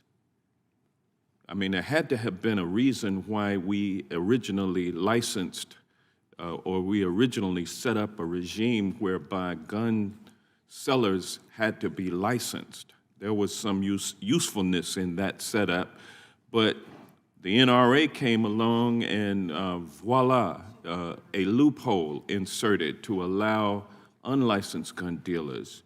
That undercuts the reason why you would have licensed gun dealers. The reason or the rationale for licensed gun dealers still exists today. And we need to go back to that system. We need to close this gun show loophole that allows for gun sellers to sell guns to anybody without a background check. It just simply leads to where we are today, which is too many firearms in the hands of too many people who should not have them. And with that, I will yield back. Gentleman yields back. Who seeks recognition? The gentleman from New Jersey, Mr. Van Drew. Just quickly on guns, you know, it's interesting to me that the areas where we have the most problems tend to be some of the areas that have the most strict and prohibitive legislation, laws, and rules dealing with them. I mean, I don't know what we don't understand, but we keep creating more laws, more rules, more regulations for those that are legal owners. Now, here's the deal. It's not the legal people that we have to worry about. We have two issues with guns. The first issue is that we have a real mental health crisis in this country. And I honestly believe, sincerely, part of that is due to the breakdown of the family, due to the stress and problems that exist in today's modern society, and just a lack of the basic values that we've held for so long. You know, when you look at these mass shootings and some of the horrific things that happen, almost all of those individuals put out in one way or another cries for help. They let people know. There were reports to the FBI, there were reports to others, and yet nothing happens so often. That's where we need to do better. And then the second issue is the rule of law. The rule of law. You know, when I was in the state senate in New Jersey, and a nice person, and I'm obviously not going to say who it was, they were just passing another rule and another regulation and another law going after law-abiding, peaceful gun owners. And, you know, she was trying to convince me that this was a good thing to vote for. And I think we had a good and thorough discussion about it. But towards the end of it, she said, you don't understand, this person who did this, who was a criminal, was using a legal gun. She said the only difference was they scratched the numbers off the gun. It wasn't a legal gun. That's what we have to do. We need the rule of law. Those that would steal guns, those that would get them in an illegal way is where the concern should be. What's happening to our urban areas, the lack of respect for the law, the complete decay of so many of our cities, and the increase in the crime rate, it's got nothing to do with the individual man or woman that goes target practicing, that goes hunting, that uses guns in a legal way. And it just gets old. So we keep passing more and more laws prohibiting more and more legal people that do no more harm, and yet we don't do enough. And in fact, we're doing less. You know, in so many of these areas, quite frankly, with liberal prosecutors, they let people out quicker than we ever did before. They commit a crime, they turn around, they're right out. I've talked to police officers in Washington, D.C., and they said it's to the point where we're told if it isn't a homicide and we don't hear gunshots, we don't even do anything anymore. But even when it is, they're turning people out more quickly. We all saw in D.C. when they wanted to actually let people out more quickly and reduce the penalties for carjacking. Do we realize in Washington, D.C., that we had an FBI agent whose car was jacked? We had staff people working for senators and Congress whose cars were carjacked at gunpoint, that we've had others, Congress, members of Congress, including a Democrat congressman, that were carjacked. It's all because we don't have the rule of law. We could fix this real easily. Better mental health and better rules and laws dealing with those who are illegal, those who are criminals. All those carjackers, they didn't go and get their gun registered. They didn't go through a process where they got qualified to carry a gun, as legal people do. So, what we'll probably do is make it harder for, good American people that aren't doing anything wrong to get a gun or to get ammunition. That's not the problem. I yield back. Gentleman yields back. For what purpose does the gentlelady from Pennsylvania seek recognition? I move to strike the last word. Gentlelady is recognized. Just in response to my colleague's comments, as someone who has been carjacked and was carjacked by people who were 17 and 19 years old and had obtained illegal guns because our streets, our entire country is awash in guns that people are making in their homes because we're not regulating ghost guns, guns that are coming up the iron pipeline. There's a term for it that our law enforcement talks to us about. The iron pipeline from the southern states up the I-95 corridor and even smuggled on Amtrak to come up to cities like Philadelphia, to be trafficked to children who then use them in carjacking. So I do think we need to pass some laws. You say we've passed a lot of laws. In fact, they haven't become laws. We need more legislation that can be enforced to make sure that when people exercise Second Amendment freedoms, which I don't think anyone on this side is saying we got to take everyone's guns away, but we are saying that if you're going to own a gun, you need to do so responsibly. That's what my family grew up with in a rural area. I assume that Ms. Hageman's family had responsible gun ownership. They weren't just throwing them out on the street or selling them for a couple $100 to whoever happened by. I think we need to make some distinctions here. It is not a black or white issue. Will the gentlelady Like yield every for a other. moment? No, I'll yield back to the chair. Gentlelady yields back. Gentleman from Wisconsin is recognized. Move to strike last word. Gentleman's recognized. I would yield my time to the Congresswoman from Wyoming. Thank you. Move to strike the last word. Gentlelady is recognized. All right, let's go back to what the purpose of this bill is, because we've moved way far astray. I'm going to say this again. H.R. 1508, the Travelers Gun Rights Act of 2024, is a simple and straightforward bill that allows active duty service members, their spouses, full-time RV travelers, and those without a permanent resident or address, such as what we've described in rural America, to legally purchase firearms with either a private mailbox or a post office box number. We are now addressing an entirely different set of legal and criminal issues that has nothing to do with the question of whether that subset of people should be able to use a private mailbox or a post office box number for their address to purchase a gun. And unless you can point to this particular subset of people being the perpetrators of the crimes that you have described, which I'm sure that the 17-year-old and 19-year-old involved in that crime that you have described were not living in RVs, were not the spouses of active duty service members, and were not themselves active duty service members, the same can be said for the people involved in the other types of criminal acts that you have described. Unless you can say that those are the ones that are the subject of this bill, then everything you have described is entirely irrelevant to the topic at hand. This is not about yet another effort at gun grabbing. This is about making sure that a particular subset of law-abiding citizens are able to exercise their Second Amendment rights. With that, I would yield to the gentleman from New Jersey. Thank you, I appreciate it. And you're right, you're obviously right about what you just said. And unfortunately, it was addressed on the other side. And a problem I have, I guess it's from being from New Jersey, I can't let stuff go sometimes, but this is a subject of the bill. It's a good bill. it's appropriate. And I guess my point would be, again, those people who are service members, those people who are living in rural areas or live in RVs or whatever the case may be, are not the problem here. And I believe that's what the gentlelady is pointing out.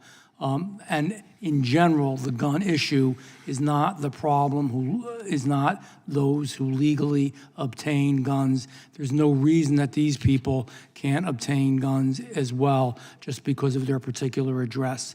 And I know in some rural areas, even in my part of New Jersey, there are folks that have P.O. boxes that are great individuals and great human beings and don't deserve to be discriminated against in this case. I yield back. Gentlelady yields back, and the gentleman from Wisconsin yields back. Who seeks recognition? Chair recognizes himself for 5 minutes.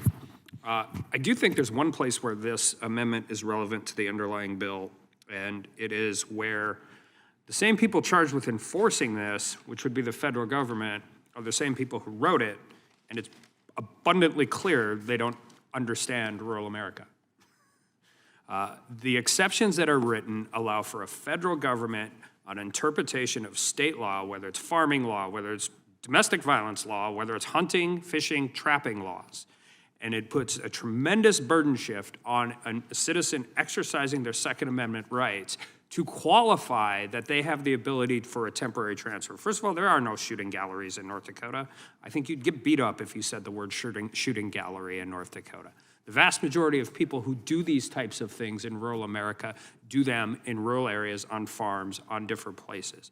But the audacity or the ability to temporarily do this with hunting, fishing, farming, ranching, and to be, in order to engage in your lawfully protected Second Amendment activity, you have to essentially vouch for compliance with every single state law that you may come into contact. Give you an example. North Dakota, you have bifurcated farmland. So if you are engaged in farming and you borrow your truck to your ranch hand that has a gun in the back, and you drive to town and have breakfast before you go check cows south of town, when you leave the ranch, you're probably engaged in farming. When you get to the place, you're probably engaged in farming. But when you stop at that town with that gun in the back of your car rack, as you borrowed the ranch owner's hand, you're not engaged in farming or ranching. You're having breakfast. And to say that the federal government has primacy in prosecution over that state law in all of these different situations that, by the way, happen every single day in rural America, every single day. But it's more draconian than that, and it's more nefarious than that, because the people I know are lawful gun owners. It doesn't matter if you're a hunting buddy or a hunting guide or a fishing guide or a farmer or a rancher. When you have the ability to the federal government to come in and prosecute based under intent by a transfer for temporary transfer, in utilizing state law to incorporate a federal charge, you are just going to see these things not happen because these people want to follow the law. They are law-abiding citizens. And so when I read these things and I read how the exemptions are written, and I appreciate my friend Mr. Fitzpatrick, and I appreciate people who care about this, but is it abundantly clear to me that the vast majority of the people who write these exceptions for rural America have never been anywhere farther than wherever their local city park is. And until we recognize that this is not how life occurs in places where I live and where Ms. Hageman lives and where Mr. Johnson lives, which is the same reason for the underlying bill, by the way, then you are dealing with issues that simply do not work in huge swaths of this country. And for that reason, I would oppose the amendment and I would support the underlying bill. And with that, I yield back. Question occurs on the amendment from the gentleman from California. All those in favor say aye. Aye. All those opposed say nay. No. In the opinion of the chair, the noes have it. Mr. Chairman, on that, I request to record a vote. A roll call vote has been requested. Clerk will call the roll. Mr. Jordan, Mr. Issa, Mr. Buck, Mr. Gates, Mr. Biggs, Mr. McClintock. Mr. McClintock votes no. Mr. Tiffany votes no. Mr. Massey, Mr. Roy, Mr. Bishop, Ms. Sparts, Mr. Fitzgerald, Mr. Bentz, Mr. Klein, Mr. Armstrong. Mr. Armstrong votes no. Mr. Gooden, Mr. Van Drew. Mr. Van Drew votes no. Mr. Nels, Mr. Moore. Mr. Moore votes no. Mr. Kiley. Mr. Kiley votes no. Ms. Hageman. Ms. Hageman votes no. Mr. Moran. Ms. Lee. Mr. Hunt. Mr. Fry. Mr. Fry votes no. Mr. Nadler.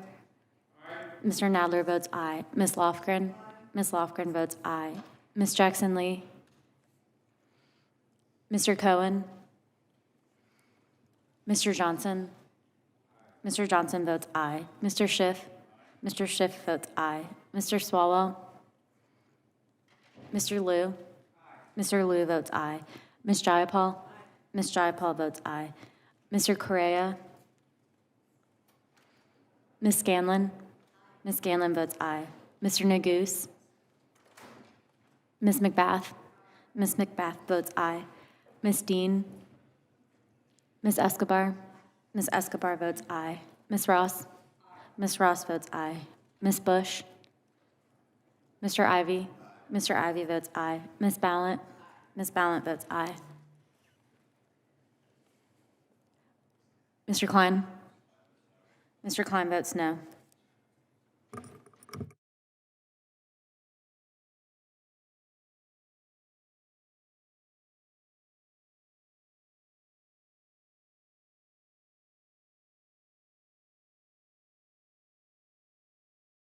How's the gentleman from Florida recorded? Mr. Gates votes no. Is Ms. Dean recorded? Ms. Dean, you're not recorded. Ms. Dean votes aye.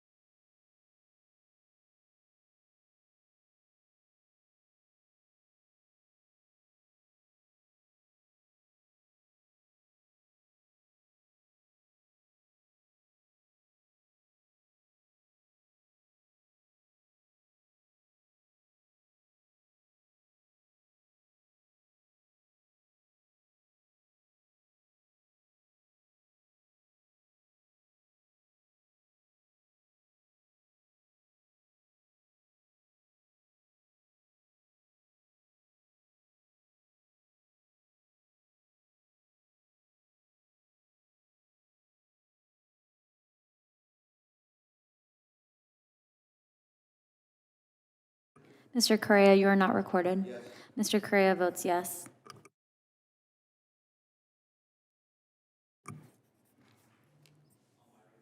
Mr. Fitzgerald, you're not recorded. Mr. Fitzgerald votes no.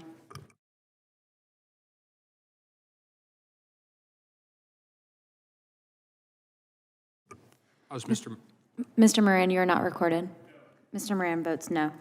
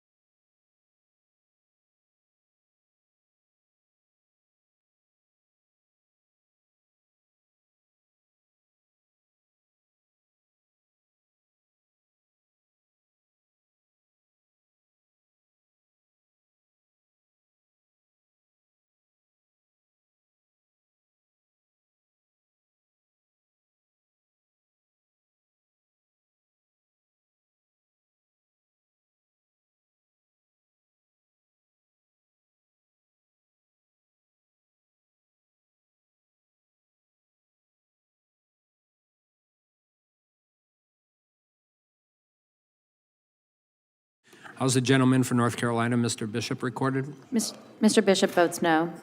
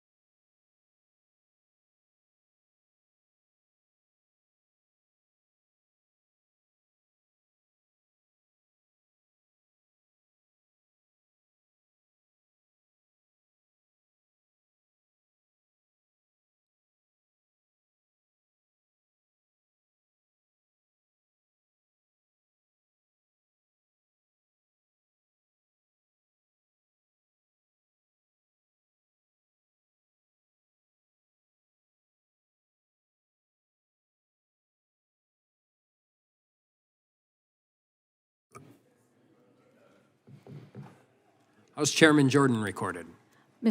Chairman Jordan's not recorded. Chairman Jordan votes no.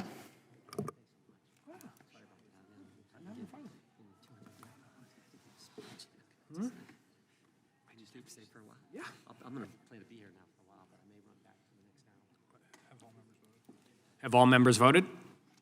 Anybody wishing to change their vote? Clerk will report the roll. Mr. Chairman, there are 14 ayes and 14 noes. The amendment is not adopted. Who seeks recognition?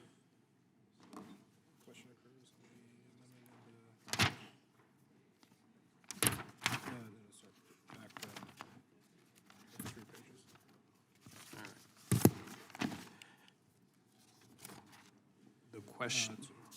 There we go. The question occurs on in the amendment in the nature of a substitute. All those in favor say aye. All those opposed say no. No. In the opinion of the chairs, the ayes have it. Roll call. For the ANs?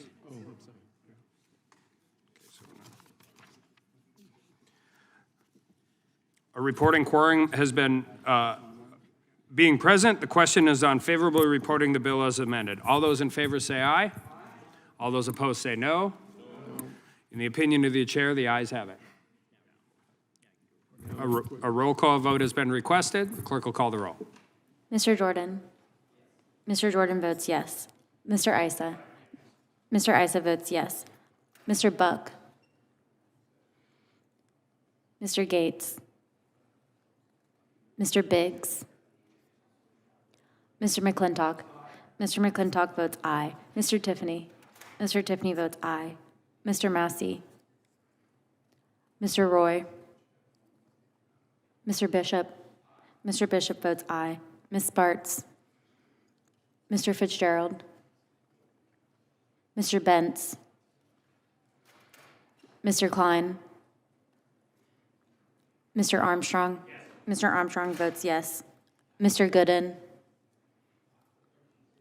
Mr. Van Drew. Mr. Van Drew votes yes. Mr. Nels. Mr. Moore. Mr. Moore votes yes. Mr. Kiley. Mr. Kiley votes aye. Ms. Hageman. Ms. Hageman votes aye. Mr. Moran.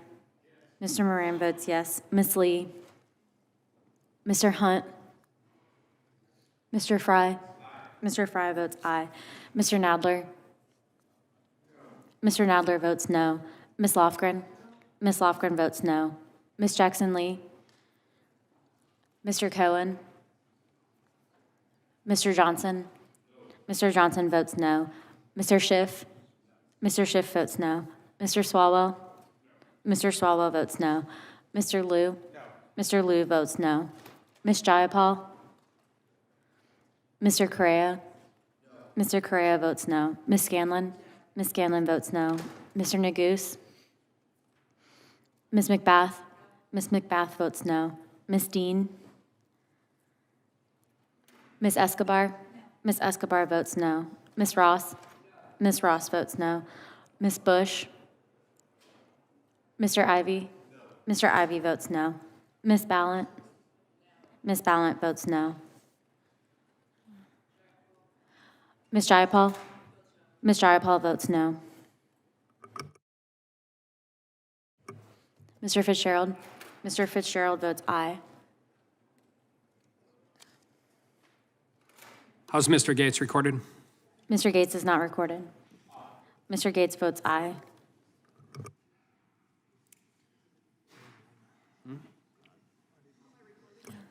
Ms. Dean, you're not recorded. Ms. Dean votes no.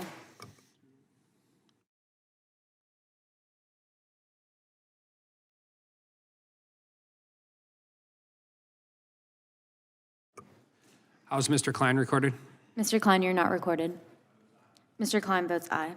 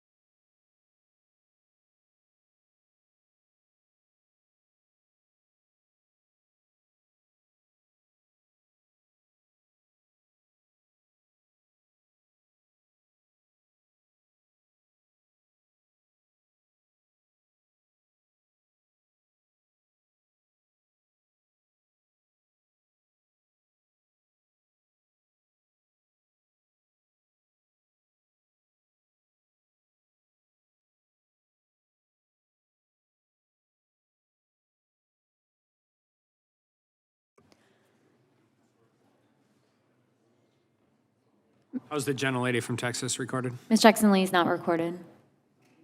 Ms. Jackson Lee votes no.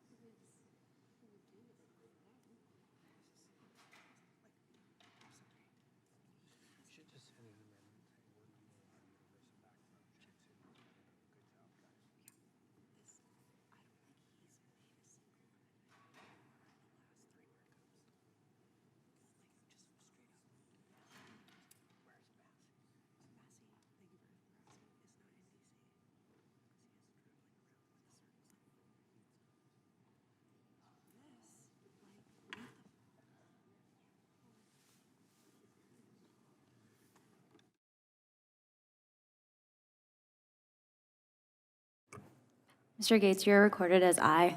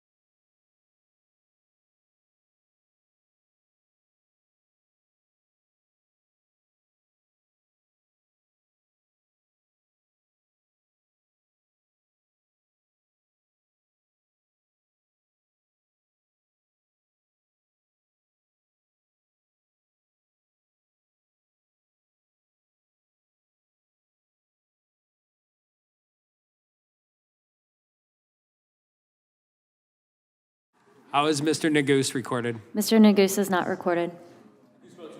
Mr. Nagus votes no.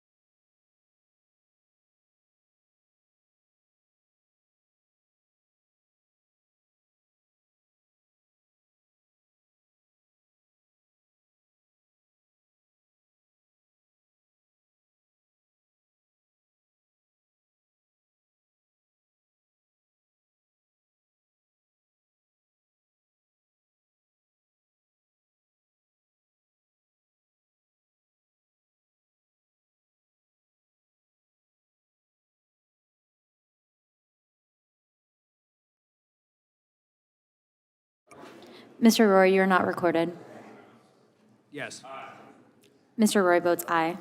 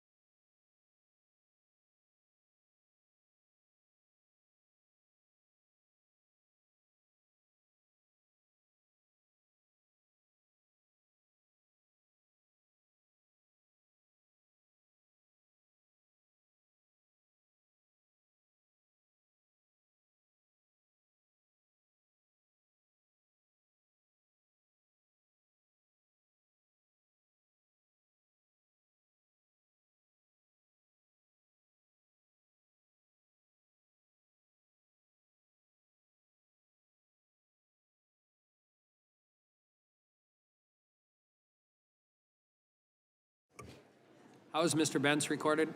Mr. Bentz, you're not recorded. Mr. Bentz votes yes.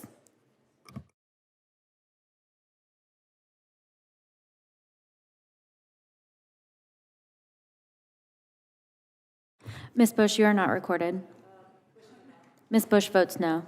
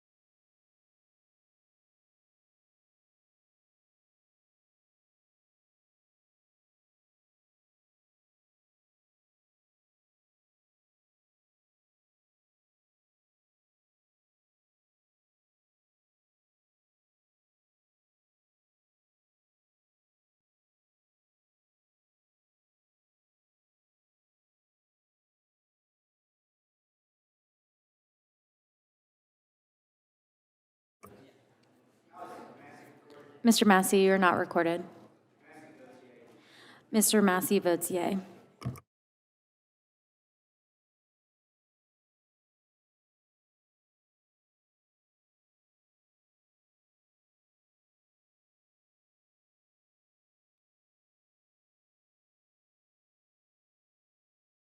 The gentlelady from Florida recorded. Ms. Lee, you are not recorded. Ms. Lee votes aye.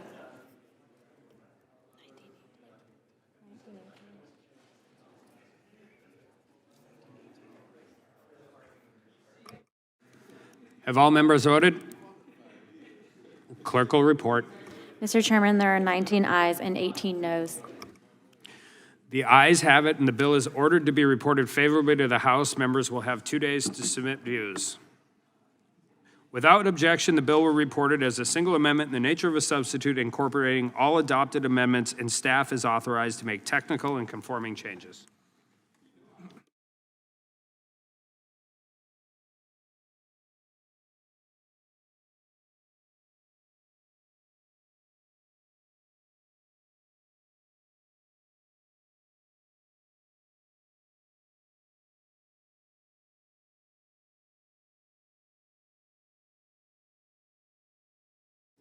Pursuant to notice, I call up H.R. 5585, the Agent Raul Gonzalez Officer Safety Act for purpose of markup, and move that the committee report it favorably to the House. The clerk will report the bill. H.R. 5585 to impose criminal and immigration. Objection, the bill be considered as read and open for amendment at any point. Chair now recognizes himself for an opening statement. The Biden border crisis continues unabated. Since President Biden took office, and due to his policies, more than 7 million illegal aliens have been encountered along the southwest border by U.S. Customs Border Protection. That does not even include the 1.7 million known gotaways or the unknown number of unknown gotaways that have evaded Border Patrol agents and escaped into the U.S. Because of the Biden administration's open borders policies, human smuggling is now more lucrative than ever. In fact, earlier this month, Border Patrol agents told members of this committee during the Speaker's Codel to Eagle Pass, Texas, that in the Del Rio sector alone, cartels make $32 million per week off human smuggling. $32 million per week. That's $1.6 billion per year in just one sector on our southern border.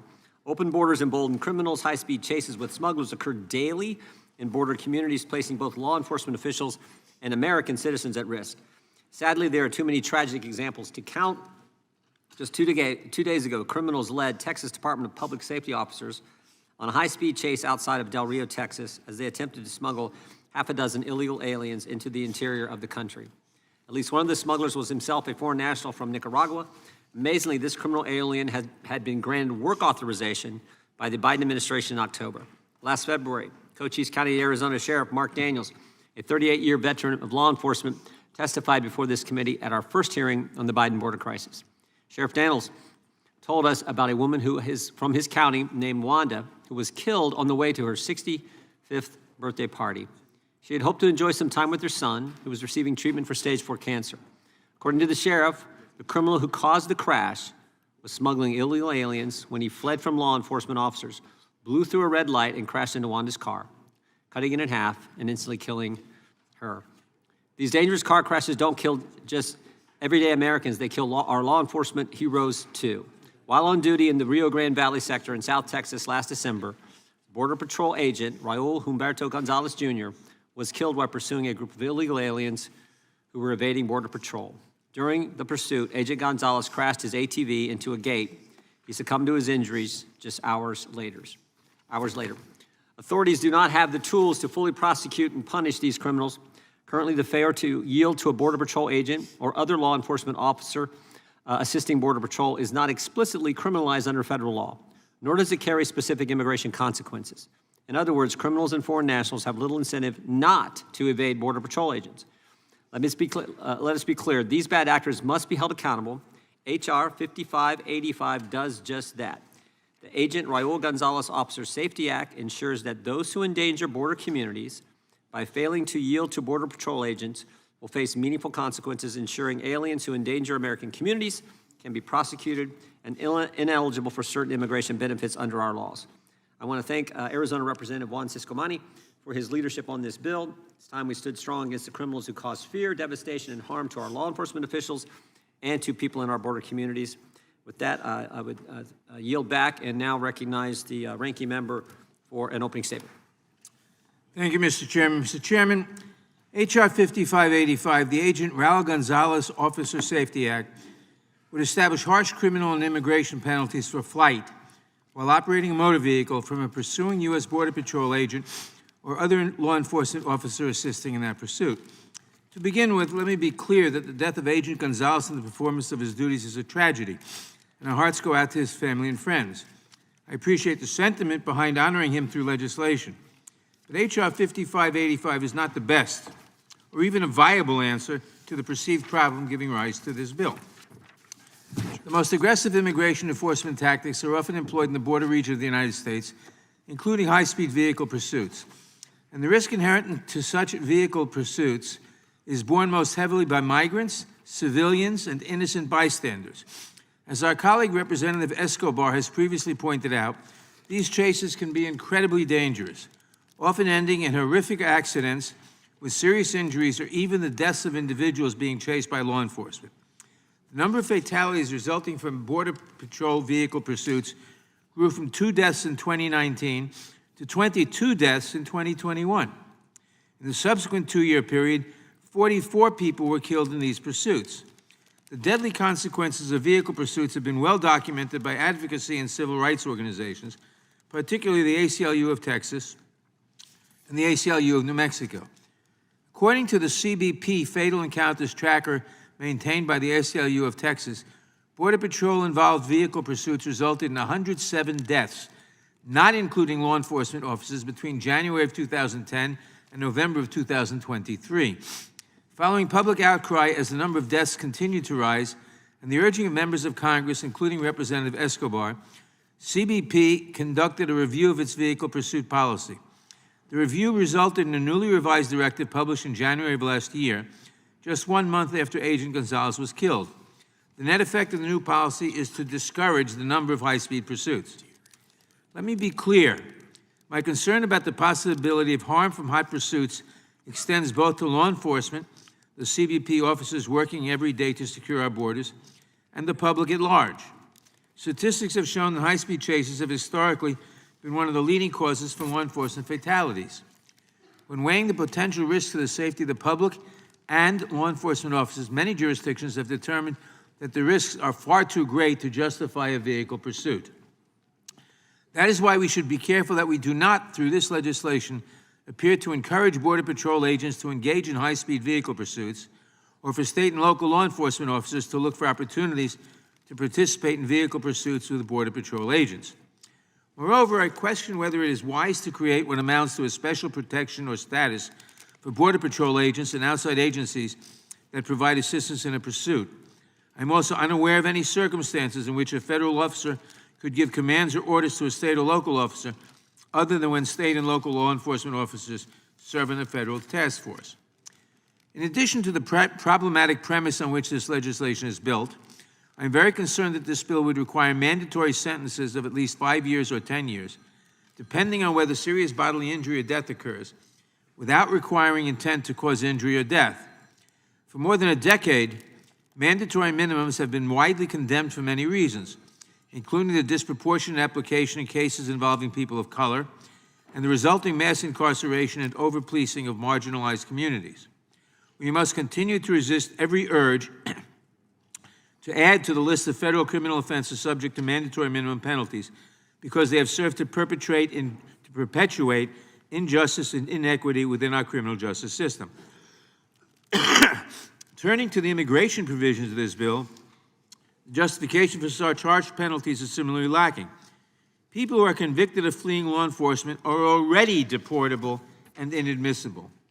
One of the many ways someone can become inadmissible or deportable is if they are convicted of a crime involving moral turpitude, commonly called the CIMT.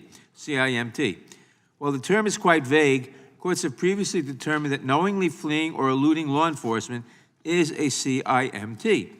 However, this bill makes a significant change by not requiring that an individual actually be convicted of the crime to render them deportable. To be deportable for a CIMT, there must be a conviction.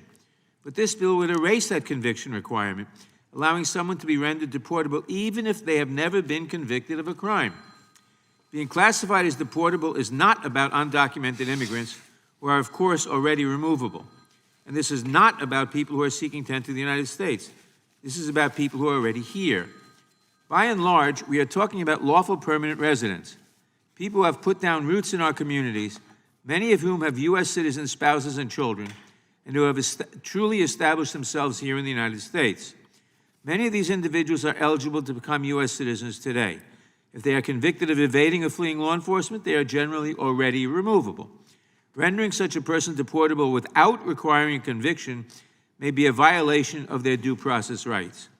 While the inclusion of mandatory minimum sentences is enough reason to vote no on H.R. 5585, the unjustifiably harsh immigration provisions render the bill a complete non-starter, and the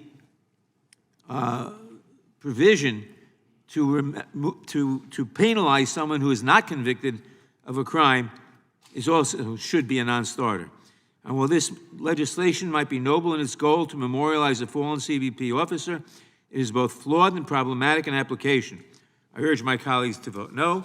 Thank you, and I yield back. The gentleman yields back. Without objection, all of their opening statements will be included in the record. The chair now recognizes himself for the purpose of offering an amendment in the nature of a substitute.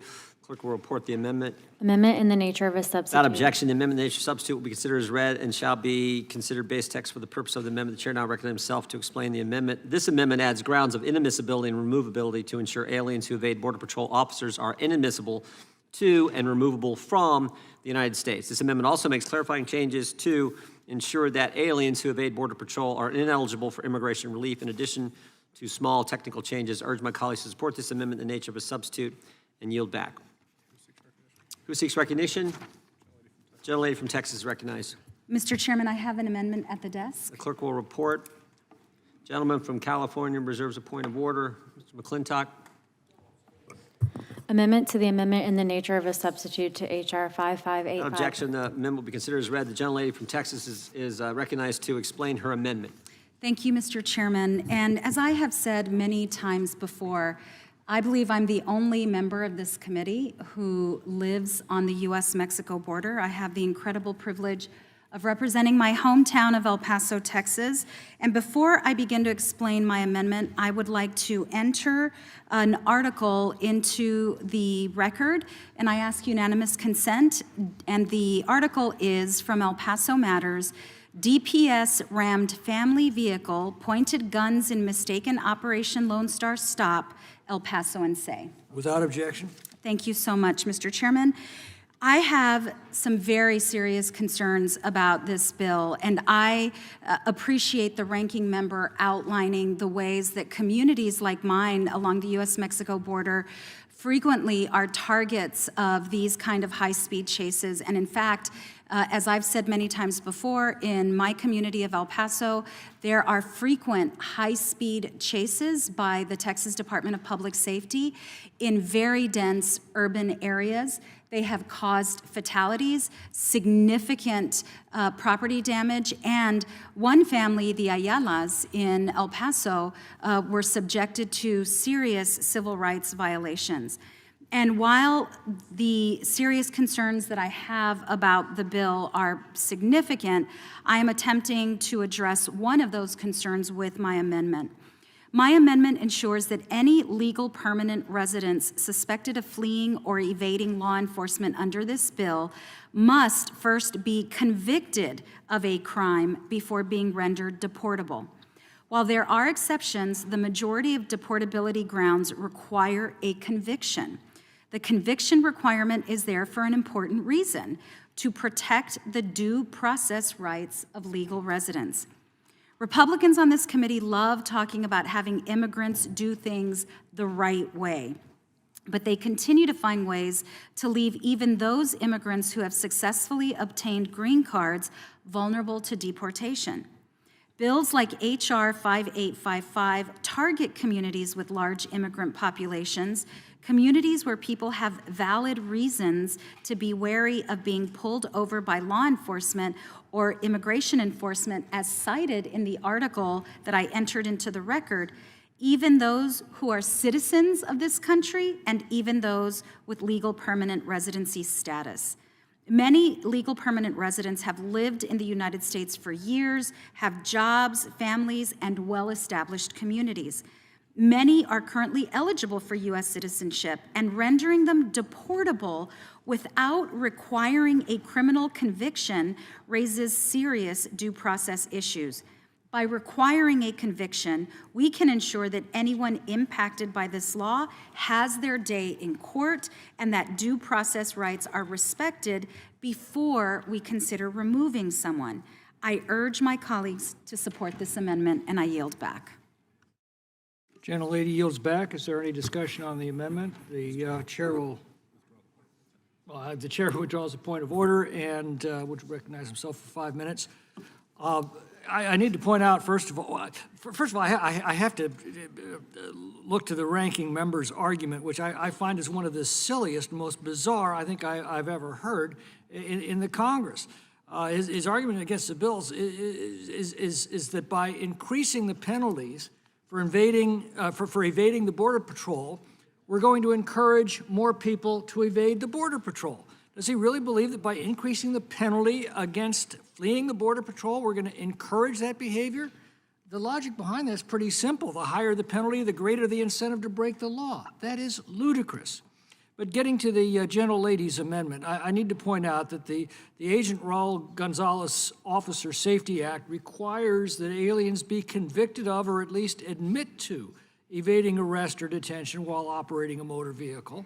Contrary to their talking points, not every ground of admissibility and removability in the Immigration and Naturalization Act requires a conviction. In fact, the language here is identical to the grounds of inadmissibility for crimes involving moral turpitude and controlled substance offenses under INA 212A2. Even for grounds of removability, convictions are not always required. For example, an alien can be removable for overstaying his visa, violating his non-immigrant status or his condition of entry, smuggling aliens, committing marriage fraud, being a drug user or drug addict, falsely claiming U.S. citizenship, or engaging in espionage. By requiring at least an admission, this bill conforms to the pattern of other grounds of inadmissibility and removability. In this world in which the border crisis created by the Democrats has perpetuated crimes like this one, this bill seeks to punish. This bill is more relevant now than ever. And with far-left prosecutors who may never prosecute these offenses or will allow aliens to plead down to crimes that may not make them deportable, it makes no sense to strike this provision to require a conviction. If an alien has admitted to such conduct, why can't the alien's own admission be used to show that the alien is inadmissible and deportable? This amendment would strike this reasonable provision, and I'd urge my colleagues to oppose the amendment and yield back. Is there further discussion? Ms. Jayapal. Mr. Chairman, I move to strike the last word. Gentlelady is recognized. Thank you, Mr. Chairman. I rise in support of my colleague, Ms. Escobar's excellent amendment. I think that the chairman's comments just now are conflating inadmissibility and deportability, because right now, crimes of moral turpitude do require conviction for deportability. And that is exactly what Ms. Escobar's amendment is seeking to do, is make sure that we actually have the due process that immigrants should be allowed to have. And I'll just say I have a number of concerns with this bill, because once again, I think the majority is introducing a bill that is a solution in search of a problem. The legislation is not needed. It's overly punitive. It burdens border communities, as you just heard from my colleague, that are already fearful of Border Patrol and the impact that they have on their daily lives. The new criminal penalties in this law are largely already covered in another statute, which makes it a crime for individuals to flee or evade a Border Patrol checkpoint. According to the Government Accountability Office, there are already over 110 of these Border Patrol checkpoints, anywhere from 25 to 100 miles from the border. Evasion of these checkpoints has in the past led to dangerous high-speed pursuits. We do not need another criminal statute with another mandatory minimum sentence on top of current law. Instead, what has long been needed is policy reforms that my colleagues on the other side simply refuse to agree to. After an increase in fatalities of those being pursued during high-speed chases in 2021, CBP undertook a review of its vehicle pursuit policy. In 2023, after this detailed review, CBP overhauled its vehicle pursuit policy, adopting a, quote, objective reasonableness standard that is consistent with most law enforcement agencies across the United States. This was a very important reform, and one that I'm hopeful will better protect the safety of agents and the public. I am very concerned that this bill will further erode and create additional fear of law enforcement in border communities. Texas's new SB 4 law has already created fear among immigrant communities. Many worry that it will lead to racial profiling and will require citizens and non-citizens to carry all of their paperwork to prove that they are here lawfully or are U.S. citizens, making people afraid to leave their homes without their passports or birth certificates or Social Security cards. And that's why the legislation is opposed by the Texas Police Chiefs Association and members of the Texas Major Cities Chiefs, which includes the police chiefs in Dallas, Houston, Austin, Arlington, Fort Worth, and San Antonio. This bill's expansive nature and draconian mandatory minimums will only increase that fear and anxiety. Sadly, there have also been some horrific incidents that have left communities scared of Border Patrol agents themselves. For example, in 2014, a Border Patrol agent named Esteban Manzanares assaulted and raped a Honduran woman, her 14-year-old daughter, and another teenage girl after they surrendered themselves to him on the banks of the Rio Grande River. After raping the mother and daughter and attempting to murder them, Mr. Manzanares abducted the teenager, brought her back to his apartment where he left her bound and naked while he went to finish his shift. He killed himself before he could be brought to justice. Unsurprisingly, this incident elicited outrage and concern from the local community. One resident said, quote, "The sad truth is we're not afraid of the cartels or terrorists crossing the border in my community. We're afraid of the men in our own uniforms," end quote. After this traumatic event, it would not be unreasonable for members of the community, especially women, to be concerned for their safety when they're pulled over by Border Patrol. I don't use this example to cast aspersions on Border Patrol.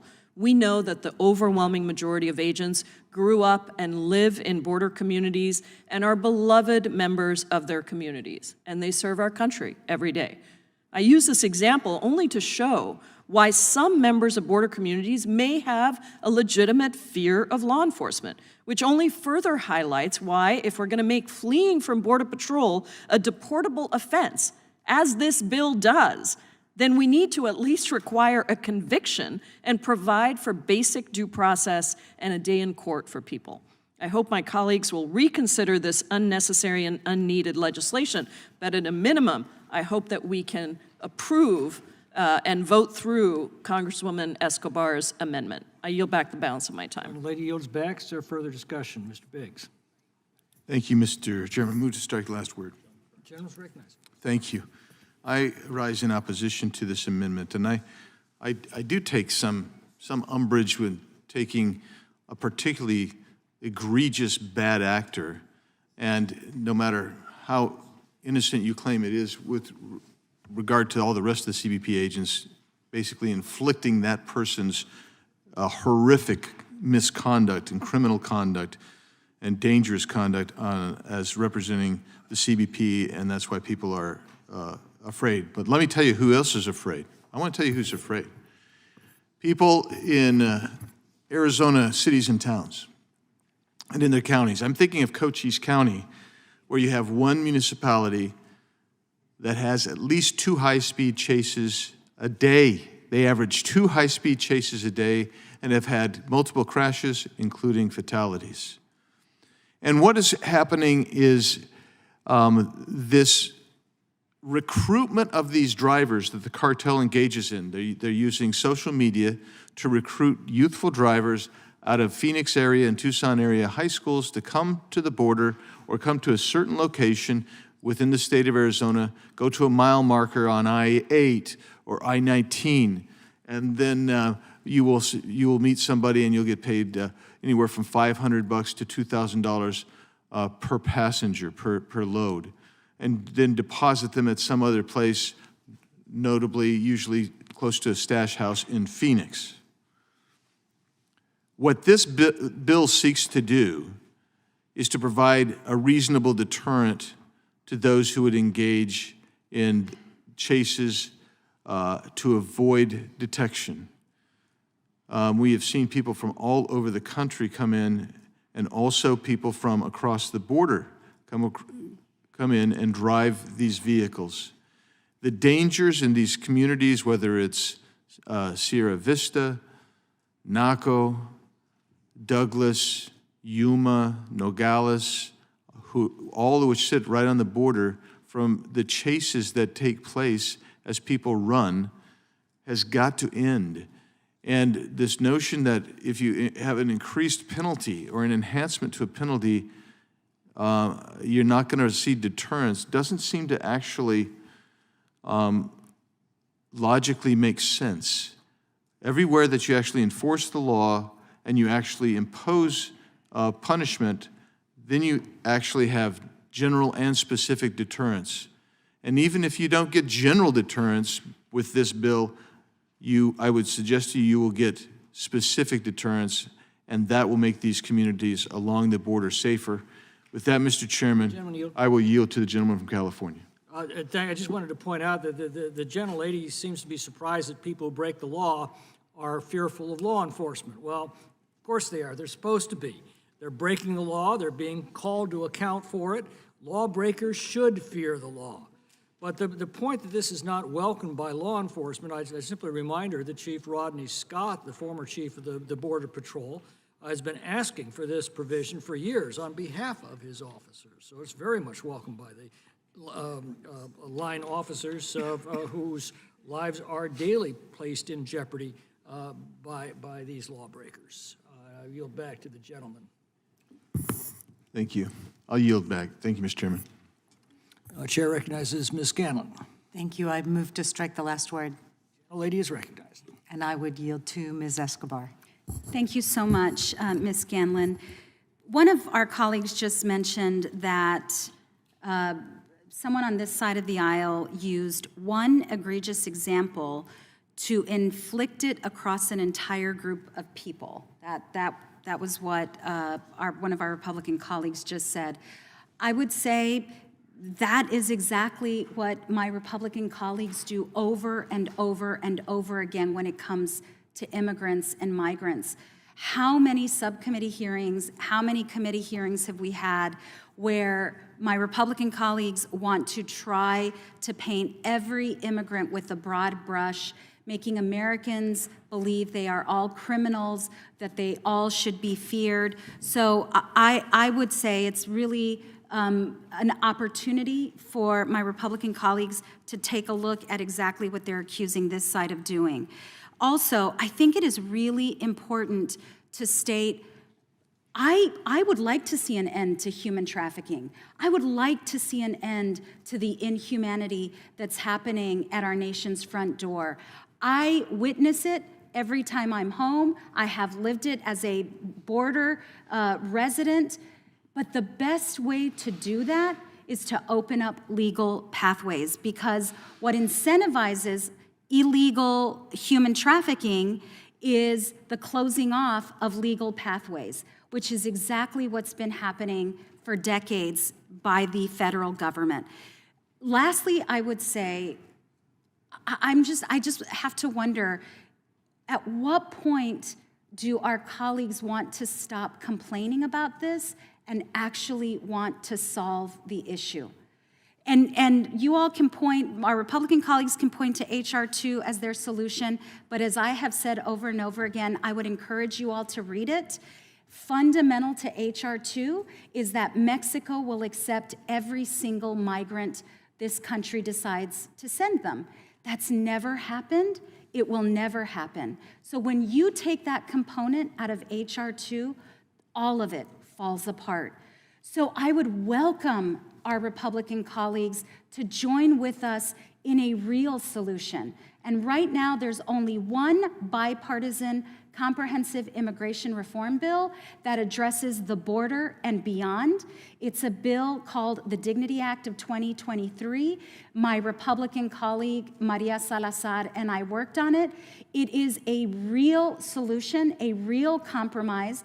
But y'all have a choice. Either you can keep complaining about this and using it as a political cudgel, or you can put pen to paper and get to work to solve this together, because I guarantee you, all of us on this side of the aisle want a solution. Some of us extended a hand of friendship and collaboration to the other side of the aisle to find that solution. I would welcome you to join me. But back to this amendment, all that this amendment asks for is that people be convicted of the crime that they are accused of before they are deemed deportable, and that's for legal permanent residents. Thank you, Ms. Scanlon. I yield back to you. And I yield back. Further discussion, Mr. Van Drew. Just briefly, I think we have to put this in perspective. Illegal activity is illegal activity. No nation that has ever prevailed has open borders. A mere 4 years ago, we have the border under control. Now, a bipartisan answer, I do not believe, is to just allow the borders be open and process individuals even more rapidly, spend more money on processing. I think the answers are in H.R. 2, which is to finish the wall. And the wall does work. I've seen the wall. Where the wall exists, folks don't cross over. Where it does exist, where it doesn't exist, they do cross over. I think that's clear. And the return to Mexico policy did work, as the policies that we had 4 years ago, and immediately expediting back to the country of origin did work. And all of the other policies they had. We need more border patrol. We need to button up the borders. We need to make sure that, the word isn't out that the borders are open. I mean, it was so telling, and I know I'm reviewing what now is almost ancient history, but quite frankly, when President Biden won, illegal immigrants that were ready to cross the border were wearing Joe Biden T-shirts. That's for a reason. He knew he wasn't going to enforce the law. This is elemental. It's not that complicated. There is a law that you can't cross into the United States of America, which most countries have similar laws, illegally. And so in the process of committing an illegal act, not only did you do that, but then when somebody is trying to apprehend you, you engage in a high-speed chase, which endangers the law enforcement individual. It's wrong. And they're even responsible for another crime at that point. You know what? And to the point that they fear Border Patrol, I'm telling you, there's a lot of people, millions upon millions of people in the United States of America who fear what's happening on our border, fear the fact that we know that people on the terror watch list are slipping in, fear the fact that the drug cartels control our borders, not the United States, not Mexico, but the drug cartels. Fear the drug cartels, fear the fentanyl, fear the illegal activity. It's illegal. It's not complicated. It's wrong. So I would say if we want to have a real answer, button up the borders, stop the illegal activity, and then you can discuss revising immigration law. But until that time, it's a moot point. We need to have the law obeyed. And when somebody goes out of their way by trying to escape, they commit a further infraction, and that adds to it, and it is wrong. It endangers the good men and women who work in the Border Patrol. And to Ms. Jayapal's point, yeah, I'm sure there are individual Border Patrol agents who aren't good people. There are individual members of Congress who aren't good people. There are individual doctors and dentists who aren't good people. My point is, in every profession there are. That doesn't mean that the majority of Americans who are law-abiding fear law enforcement. They don't. There's some bad eggs, but they don't. And this is the point. So let's do the right thing. I support this legislation, and I applaud the author of the legislation. Would the gentleman yield? I will yield. To me, please. Yes. Chairman, I will yield to you. Thank you. The gentlelady from Texas accuses Republicans of painting with a broad brush, and then once again does what the Democrats always do. They paint legal immigrants who obey all of our laws, who do everything our country asks of them, who wait patiently in line, who come here to become Americans and raise their children as Americans because they love this country, and paints them with the same brush as illegal immigrants whose very first act on American soil is to break our laws, thumb their noses at our nation's sovereignty, and then demand services from American taxpayers. That is painting with a broad brush. It is insulting to the legal immigrants of our country who for 2.5 centuries have been the law-abiding, productive part of our society. Would the gentleman yield? Yield back to the gentleman from New Jersey. Would the gentleman yield? I will yield.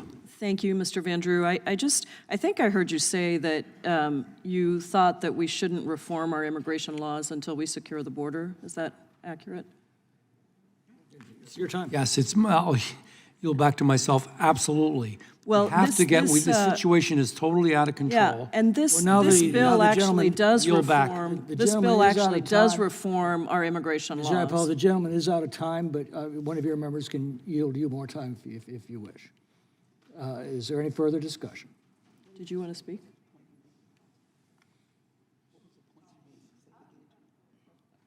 Ms. McBath. I move to strike the last word. General, ladies recognized. I'm so sorry I have missed this discussion, but absolutely, we do have major problems at the border, and until we come to some resolutions, some of these comments that are being made today are negligent, but I'd like to yield the balance of my time to my colleague, Pramila Jayapal. Thank you so much, Ms. McBath. I just wanted to say that this bill actually does reform immigration law. So we haven't, in your words, haven't secured the border, but we're reforming immigration law. I also want to say that it sounded like my colleague was saying that somebody was guilty the minute they're accused of being guilty, but not convicted. And there are many people, I think, that would disagree with that on both sides of the aisle, that there is due process. All this amendment does, Ms. Escobar's amendment does, is say you need a conviction for deportability.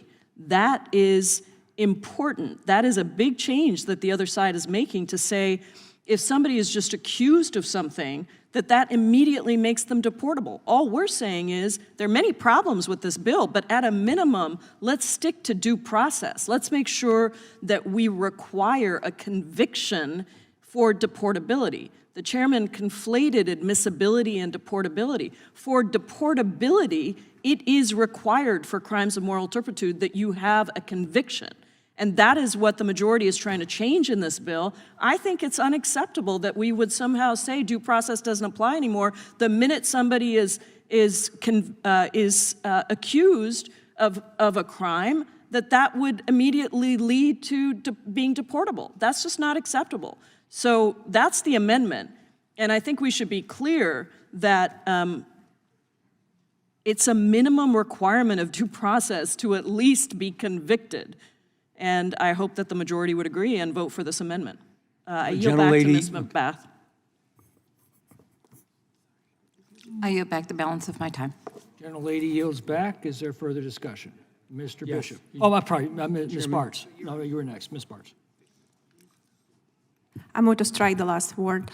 I'll just be brief. But it's kind of interesting to me that we're debating here about, what due process needs to be for people who actually come into country illegally. So I have little reservations with all of the due processes entitled already people who break the law, willingly breaking the law and coming through the border illegally, not going through the process of legal immigration. And I agree, that unfortunately, legal immigration has serious problems, but this large-scale illegal immigration cause now even more problems to come here legally into this country. And I think we do need to, protect our border, and we cannot deal with legal immigration, improving it until we actually do secure our border.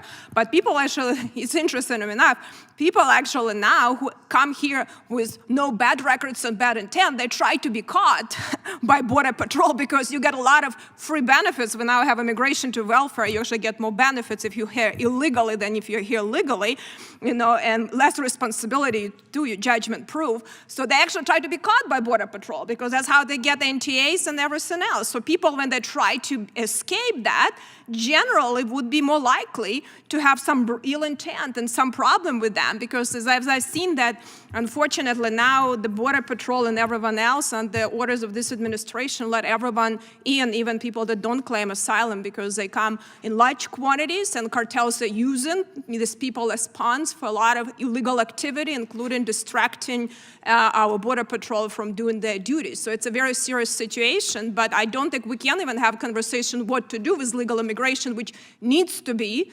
significantly improved, and discuss how we can better benefit our country and how we can bring the best and brightest people who want to really live by our laws and contribute to America. But we cannot do that conversation until we secure our country. And I think there are some policies in HR too that are very significant, that we have to deal with them, and we have to deal with Mexico and really with cartels to put pressure on them, but also Mexican government to collaborate on this issue with us. It's a very serious issue, and unfortunately we've been playing politics with people's lives, and we have to do something about it, and this is an issue. I hope that border security will also become an agenda, my Democrat colleagues, because it's a very serious situation, and I think that shouldn't be a partisan issue, and we have to resolve it because we have to save our republic, be strong. We have a lot of adversaries and bad people around the world that can take advantage of weaknesses of our border security, and we cannot neglect it. And I hope that we'll find some common sense and put pressure on this administration and my Democrat colleagues. I hope they will be willing, to be open-minded and not to be afraid to challenge their own party. We have much more independence on our side to challenge our own party when we disagree and when it's important for the American people. And I'd be happy to yield some time to my colleague from New Jersey. I thank the gentlelady. Let's be clear. These are people who have already committed an illegal act. They are illegal. They should be deported regardless of whether they were in a high-speed chase or not. So we have to, again, button up our borders, stop this flow, and then figure out in an intelligent way what we want to do as far as immigration. But whether a high-speed chase or not, I don't understand what folks don't understand about this. They are committing an illegal activity. They are breaking United States law. I yield back to the chairman. Will the gentlelady yield? I yield to the chairman. Just to allay the concerns of the gentlelady from Washington, I point out the provisions of this bill require an admission before the individual can be deported. I yield back to Ms. Sparks. Back. Gentlelady yields back. Is there further discussion? Ms. Jackson-Lee. From the very beginning, I hope to express all of our deep sympathy to the family of Agent Raul Gonzalez and acknowledge the Raul Gonzalez Officer Safety Act for the elements that are extremely important to all of us. As it is, it would establish criminal and immigration penalties for flight in a motor vehicle from a pursuing U.S. Border Patrol agent or any federal, state, or local law enforcement assisting in such pursuit. On its face, those are important issues that we should be concerned about. We grieve the loss of Agent Gonzalez and honor him and grieve the loss to his family. We honor him again and honor his service and dedication to the safety and security of our country. As individuals who are to affirm the adequacy of our law enforcement, we also need to ensure its fairness and adherence to the law. It goes without saying that I cannot support this bill if the mandatory minimum penalties remain, especially since they would be triggered without a finding of intent to inflict serious bodily injury or kill. And still, there are larger issues lurking in the definition of the offense, namely the elements that must be proven to establish a violation. Many people are concerned that in our effort to strike fairness and honor our law enforcement, they too believe in fairness. As the bill is currently written, it seems to omit a nexus between the flight and the pursuit, such as an attempt by law enforcement to stop the vehicle. Even if they somehow make it past the vague definition of the offense, prosecutors will be required to prove not that the Border Patrol agent was acting within their duties as an employee, but that the agent had the legal authority to engage in a pursuit, which is a considerably more involved question.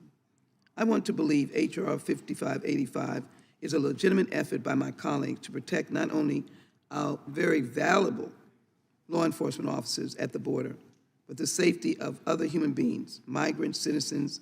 But the true nature of this bill is revealed in the immigration provisions that would levy consequences as severe as inadmissibility and deportability without requiring a conviction. One thing we know in this country, that we believe in the fairness of the law. We believe in the honesty of the law. We believe in tribute to our law enforcement officers that they will want to have an honest system of law that responds to the loss that we've suffered when we lose a valiant officer like Agent Raul Gonzalez. With that in mind, let us work together to shore up the many faults apparent in this patchwork of ideas. And with that, I yield back. Gentlelady yields back. Is there further discussion on the amendment? Seeing none, the question occurs on the amendment by the gentlelady from Texas. Those in favor say aye. Aye. Those opposed say no. The noes appear to have it. Roll call vote, please. Roll call is requested. Secretary will call the roll. Mr. Dordan, Mr. Issa, Mr. Buck, Mr. Gates, Mr. Biggs, Mr. McClintock. Mr. McClintock votes no. Mr. Tiffany, Mr. Massey, Mr. Roy, Mr. Bishop. Mr. Bishop votes no. Ms. Sparts. Ms. Sparts votes no. Mr. Fitzgerald. Mr. Bentz. Mr. Bentz votes no. Mr. Klein. Mr. Armstrong. Mr. Armstrong votes no. Mr. Gooden. Mr. Van Drew. Mr. Van Drew votes no. Mr. Nels. Mr. Moore. Mr. Kiley. Mr. Kiley votes no. Ms. Hageman. Mr. Moran. Mr. Moran votes no. Ms. Lee. Ms. Lee votes no. Mr. Hunt. Mr. Fry. Mr. Fry votes no. Mr. Nadler. Mr. Nadler votes aye. Ms. Lofgren. Ms. Jackson Lee. Aye. Ms. Jackson Lee votes aye. Mr. Cohen. Mr. Johnson. Mr. Schiff. Mr. Swalwell. Mr. Swalwell votes aye. Mr. Liu. Ms. Jayapal. Ms. Jayapal votes aye. Mr. Correa. Mr. Correa votes aye. Ms. Scanlon. Ms. Scanlon votes aye. Mr. Neguse. Ms. McBath. Ms. McBath votes aye. Ms. Dean. Ms. Dean votes aye. Ms. Escobar. Ms. Ross. Ms. Ross votes aye. Ms. Bush. Mr. Ivy. Ms. Ballant. Ms. Ballant votes aye. Mr. Biggs, you are not recorded. Mr. Biggs votes no. Mr. Issa, you are not recorded. Mr. Issa votes no.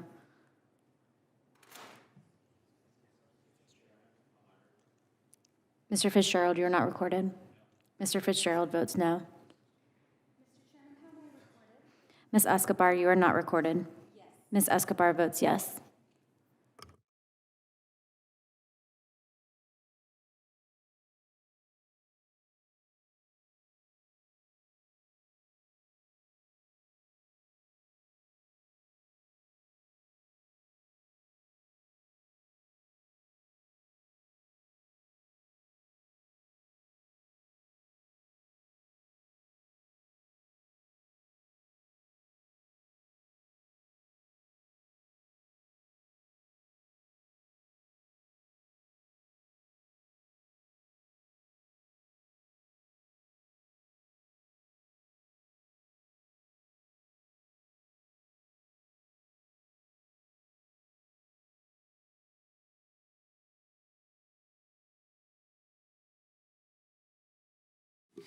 The vote's 11 in the affirmative and 13 in the negative. Oh, sorry.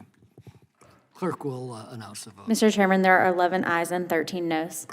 Vote being 11 to 13, the amendment is not agreed to. Are there further amendments? Mr. Chairman, Chair recognizes the gentlelady from I have an amendment at the desk. Clerk will report.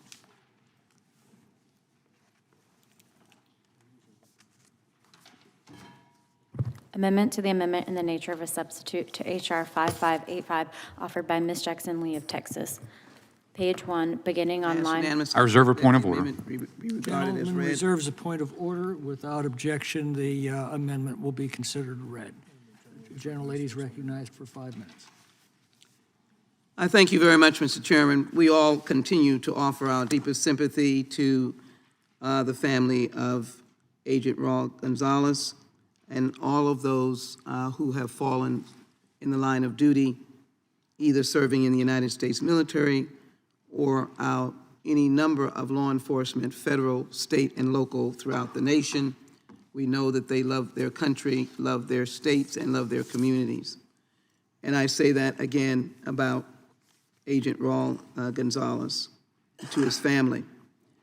My amendment makes a technical change to mirror language that appears in federal criminal statutes that prohibit the commission of various offenses, including assault, murder, and manslaughter, perpetrated against officers and employees of the United States and foreign officials while engaged in the performance of official duties. As currently written, H.R. 5585 would require that the government prove beyond a reasonable doubt that the pursuing Border Patrol agent had the legal authority to engage in the underlying pursuit. In other words, the fact finder would have to determine whether the agent was abiding by laws and regulations in effect at the time of the pursuit. On the other hand, my amendment would simply require that the government prove that the Border Patrol agent was acting within their duties, meaning within the scope of the agent's employment, a much more just response. Second, my amendment would eliminate the minimum mandatory penalties in the bill while maintaining the maximum penalties. Like many of my colleagues, I've long worked to address mandatory minimum sentencing, particularly because of the devastating impact these sentencing schemes have inflicted on communities of color across the country and impoverished communities. Mandatory minimum sentences contributed to the mass incarceration of generations of Americans and are the primary reason the United States has the highest incarceration rate in the world, including people of color, but also impoverished communities that include people of many backgrounds. Mandatory minimums have been studied extensively and have been found to distort rational sentencing systems, discriminate against minorities, waste billions of taxpayer dollars, and quite often violate common sense while failing to reduce crime. Brain trusts like the Rand Commission have concluded that mandatory minimum sentences are less effective than discretionary sentencing and far more costly. Families Against Mandatory Minimums, FAM, the American Bar Association, Judicial Conference of the United States, and many other major organizations focusing on the criminal justice system oppose mandatory minimum. The Judicial Conference of the United States have reiterated to this body its opposition to mandatory minimum sentencing schemes more than a dozen times, noting that these types of penalties severely distort and damage federal sentencing, undermine the U.S. sentencing guidelines mandated by the Congress to promote fairness and proportionality in federal sentencing, and destroy equity and honesty in sentencing by encouraging coercive charging practices and cookie-like sentences. My amendment considers also the many criticisms of mandatory minimum penalties while allowing judges the discretion to impose informed sentences to satisfy the purposes and goals of federal sentencing. Lastly, my amendment would add an additional data point to the annual report, the immigration status of individuals charged with an offense under the new code section. In the end, the changes proposed in my amendment are narrowly tailored to address glaring deficiencies and do not change the overall mission of the bill. I ask my colleagues on both sides of the aisle to vote yes for a very constructive amendment that comports with being fair and just and also solving this problem. With that, I reserve. Does the gentlelady yield? Gentlelady yields. Is there a discussion? The gentleman withdraws his point of order. Is there further discussion on the amendment? Chair will recognize myself for a moment. I just want to point out that serious crimes require serious consequences. This amendment would provide for little, if any, consequences. And this is the kind of law enforcement that we've come to expect from the left wing of the Democratic Party. We've seen this attitude unleash rampant law breaking in the cities they control.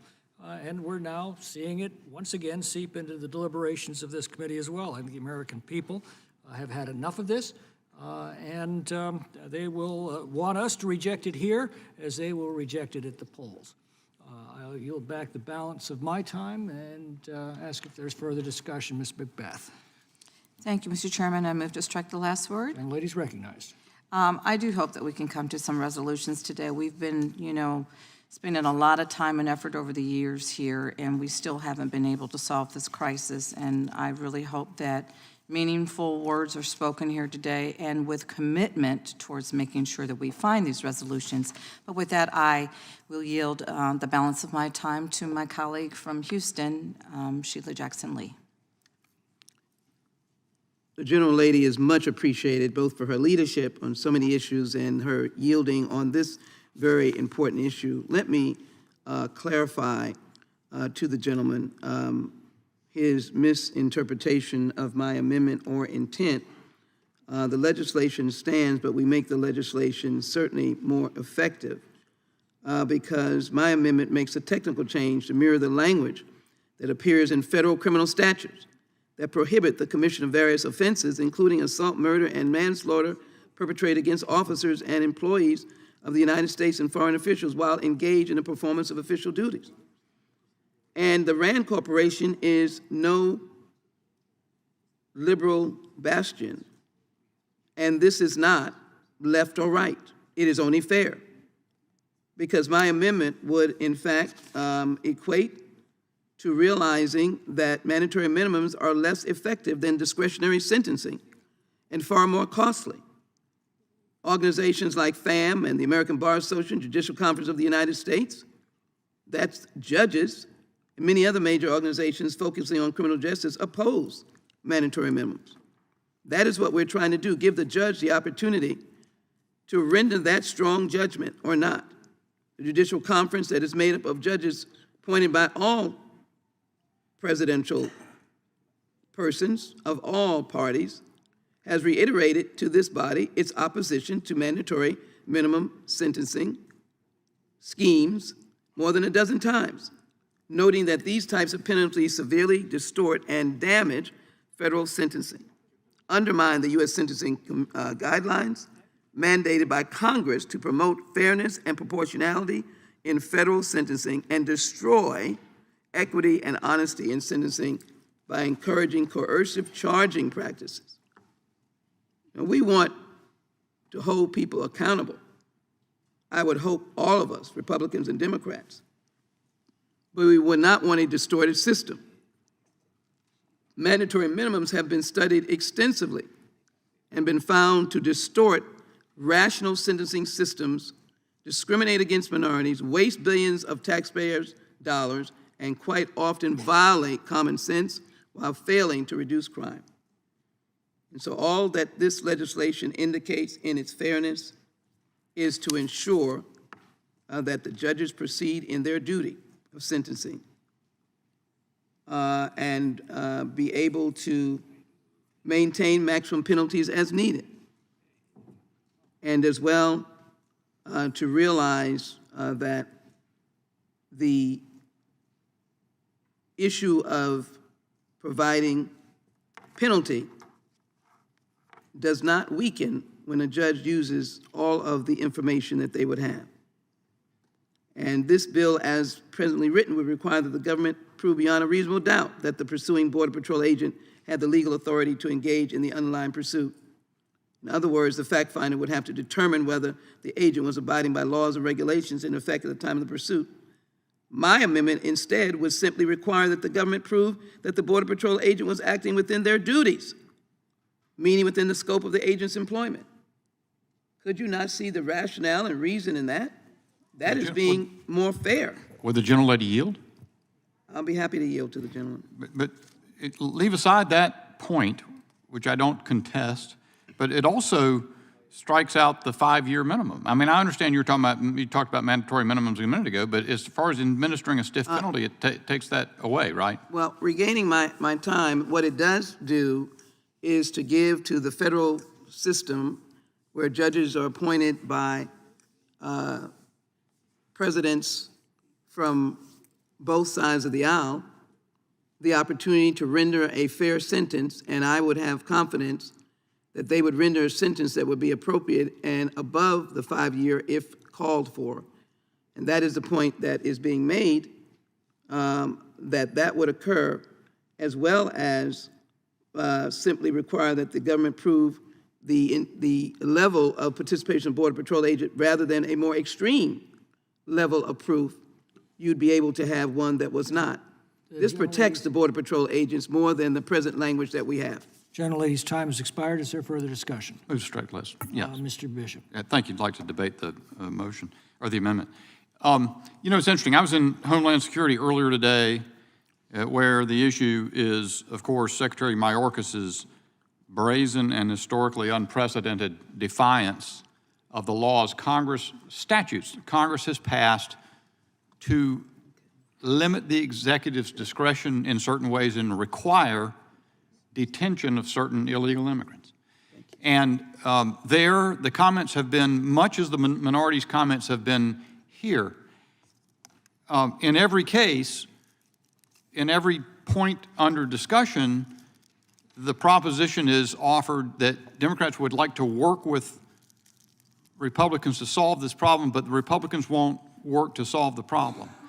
And yet, I continue to listen in vain for any policy proposal from Democrats other than, number one, to send more money to the border so that immigrants who are flooding the New York City, Chicago, Denver, all these cities, to the point that officials there are saying we can't handle them. So proposal one is to send more resources to the border so that people will be processed into the country faster and in ever greater volumes.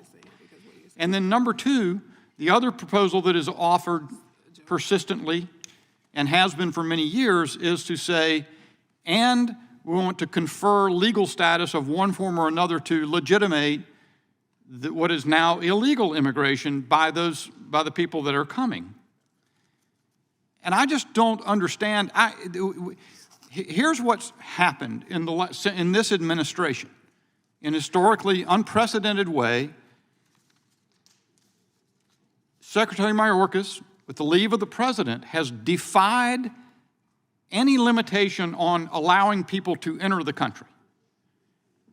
The result of the policy purposefully undertaken is exactly what we're seeing in all of these cities. It is a policy that is extra legal, that is to say it violates law, but it is nonetheless exactly the policy prescription that Democrats want to effectuate by changing the law.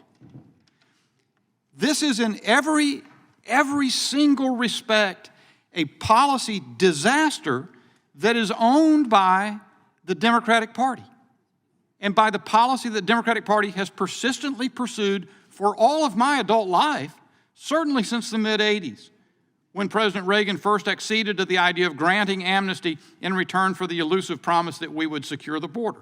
It's never happened to secure the border, never been done.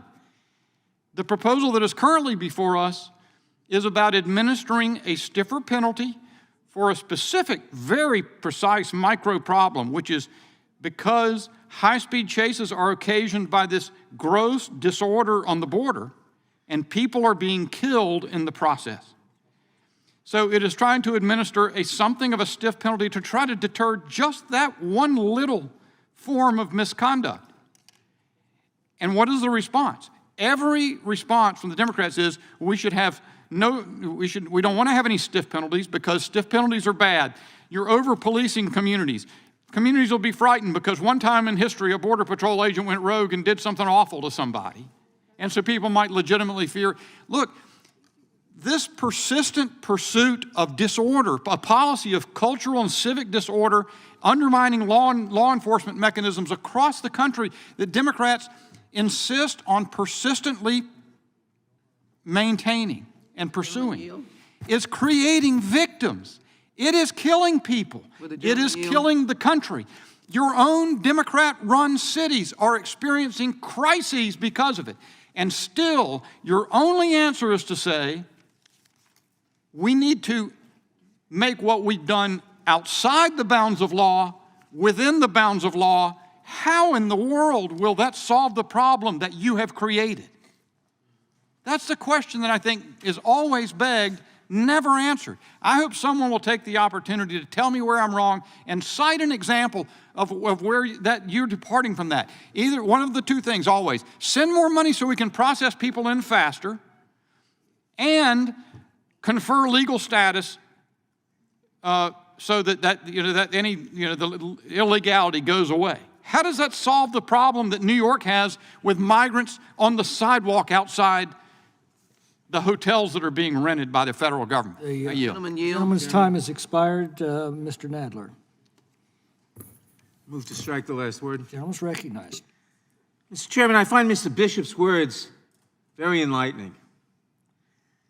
He points out that since President Reagan's time, we have not secured the border. I thought it was only since President Biden's time that we haven't secured the border. Mr. Bishop admits that the first President Bush, second President Bush, President Trump, not to mention Clinton and Obama, haven't secured the border. He said so. It's true. But don't blame the President Biden alone, as that resolution we passed yesterday does, for something that no president has been able to do since 1986. Second, this President, Biden, has proposed doing something about it. Mr. Bishop just derides it as throwing money at it. Well, if you passed the President's requests for funding for more Border Patrol agents, so you could stop more people from coming across, for more asylum judges, the Republicans always decry the catch and release. We catch people and we release them into the country. Why? Because they're entitled to asylum hearings, and the asylum system is so backed up that it takes years before they can be adjudicated. If President Biden's budget requests are granted, it would take weeks, and the people who are not entitled to asylum would be evicted from the country within weeks instead of years. The people who are entitled to asylum would get the asylum. So I'm grateful to Mr. Bishop, for clarifying that the crisis at the border has been a crisis for every presidential administration since President Reagan. And it isn't just President Biden. Would the gentleman yield? No, I won't yield. And it's also the case that if we granted, if Congress voted, if the Republicans were willing to vote the appropriations that the President has requested, you wouldn't have the catch and release. Well, you'd have catch and release, but only for a few weeks, not a few years. So it's exactly the opposite from what the gentleman paints, and I'll yield. I thank the gentleman. I don't differ with what you've said. Persistently, across 30 or 40 years, Republicans have in good faith played Lucy and Linus and Charlie Brown with the football. Democrats have always argued, let's grant some more amnesty, and in exchange, we promise that the border, we're going to pass border security provisions, and then the border security is going to be provided for.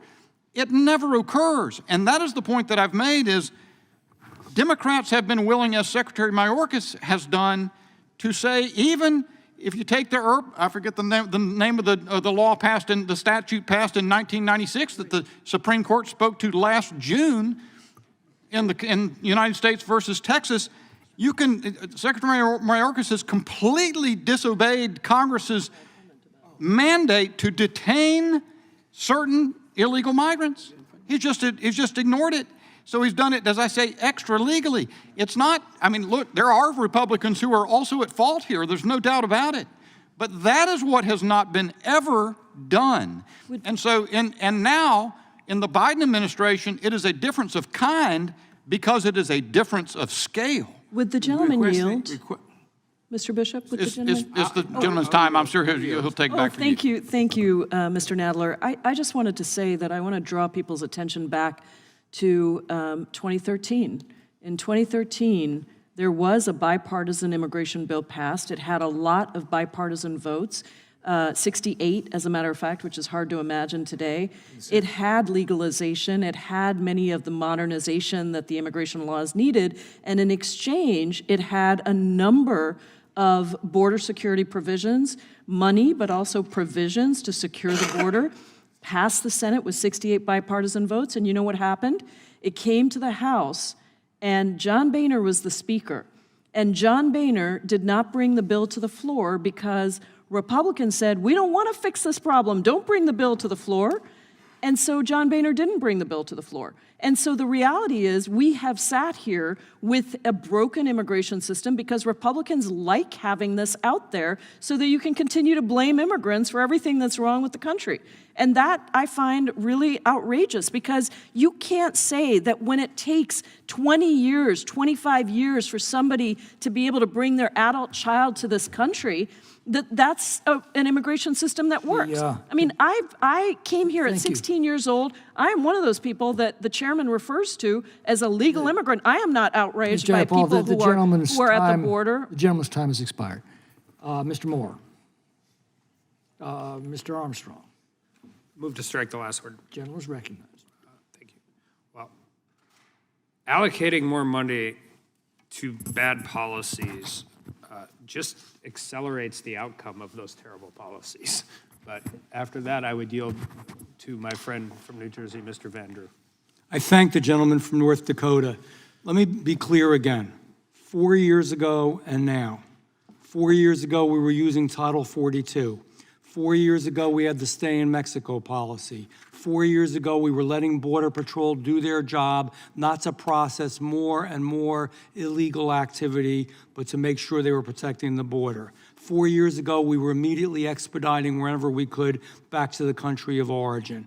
4 years ago, we were instituting more technology at the border to make sure to keep it whole. 4 years ago, we had the wall being built where it does exist, they don't cross. 4 years ago was vastly different than where we are now. So I associate myself with the remarks from the gentleman of North Carolina, but I will say that 4 years ago, under President Trump, we had major improvement. And, you know, my friends on the other side of the aisle, we have American citizens, urban minorities in our cities and in our rural areas, people that are black and brown that are being underserved because of what is happening to the urban areas in which they live. We had to, in New York City, they've reduced the amount of money going for public safety because they have to spend it on illegal activity, illegal aliens. These are illegal activities. That's the point here. We're arguing whether someone who is involved in a high-speed chase trying to get away because they've committed illegal activity should be deported. They should be deported whether they were in a high-speed chase or whether they were not in a high-speed chase.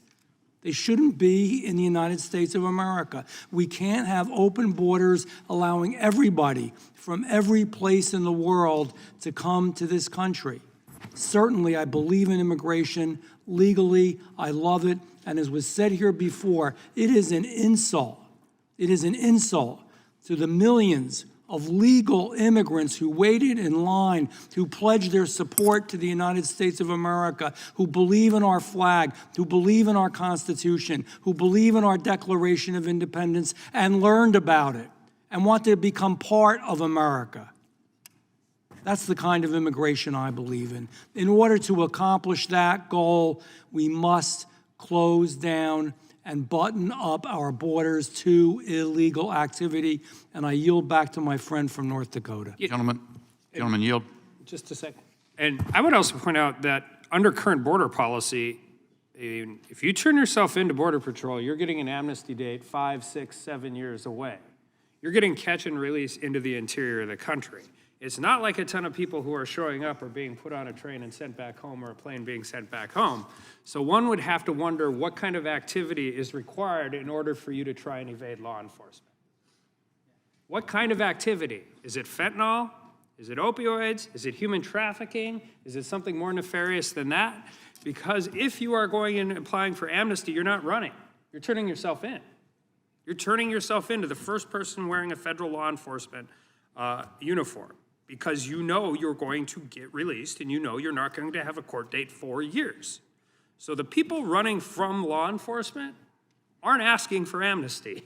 They're doing something else. And with that, I yield to my friend from North Carolina. I thank the gentleman, and to my friend from Washington, the state of Washington, I say that the proposal back in 2013 to which she refers is another example of exactly the same thing, in which Republicans are deluded into buying the idea that in the face of unrelenting illegal migration that is allowed particularly and especially and overwhelmingly by Democrat administrations, that the way to solve the ensuing problems that are inevitably occurring is to agree to grant amnesty and give more money so that more people can be processed into the country. How any rational mind conceives that doing those things will solve the problems that are born of an unrelenting stream of migrants who are not, for whom the country is not prepared for, I do not understand. And I don't think anyone's ever addressed it. As I say, I've got to confess, they have achieved their objective both by extra-legal means and when they're talking about changing law, it's always in the same direction. What I would like them to do is bear the responsibility for the results that they have obtained. The gentleman's time has expired. Mr. Ivey. Thank you, Mr. Chairman. We got a little far-flung from the actual bill that's pending, I think, but since we're bringing it from Homeland Security, I did want to respond to some of what's been said. Because it's just not true that the Democrats have not proposed legislation that did anything beyond additional resources, although I think everybody in the world thinks additional resources would be helpful. As a matter of fact, at the hearings we had, when the Border Patrol agents came up and testified, every last one of them said additional resources would be helpful. So I'm not really sure why that's a criticism piece, but just to list off a couple of things off the top of my head that I can recall us also proposing: the additional judges so we could move through the process more quickly.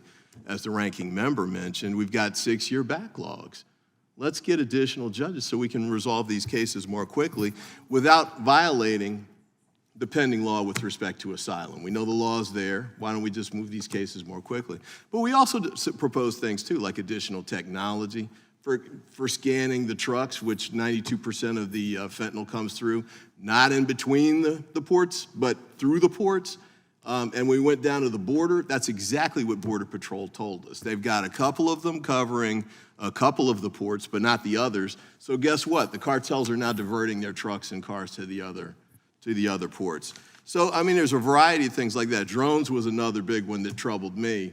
The Border Patrol said, they've got us outnumbered 17-1 on drones. Can we get additional resources for drones so we can counteract it? Matter of fact, one of them said they're hitting a point where they're not even going to bother with the trucks and the backpack stuff anymore because they can take it over by using the drones. And they're buying up land along the wall that you guys swear is so fantastic so that they can do it that way. And the last piece on that, when I was down there looking at this wall, the streets run right in between the wall. Anybody could drive a car right through it. So I'm like, well, what's the big deal with the wall? There's no tower, there's nothing. You can just get in your car and drive through. And the proposal is billions of additional dollars to build, I think it's 900 additional miles to get it done. And Trump didn't even get done what he was proposing to get done. So, thank goodness the Senate is having bipartisan discussions to try and work something out. You might not like what they're proposing. I might not like what they're proposing, but at least they're working on it. And when you sent H.R. 2 over there, they had told you before you sent it that it was going to be DOA. So when you say it's sitting on Schumer's desk, no, it is not on his. It's in the trash can. And guess what? It's in the Republicans' trash can too. That's why they're negotiating a new bill. They told you don't send it. It's got all these, poison pills and stuff. It's off top. Why don't we send a real bill that can work? You didn't, so they're starting from scratch. And now, we want to try and help them. The White House is there. Senate Republicans are there. Senate Democrats are there. House Democrats are there. Everybody's there working on, and Mayorkas is there too, by the way. Everybody's there but the House Republicans trying to get a bill done. So anyway, on this last point about all these violations of the courts, I just want to read the quote from United States v. Texas, which my friend referenced a few minutes ago. This is from Justice Kavanaugh, who wrote the majority opinion.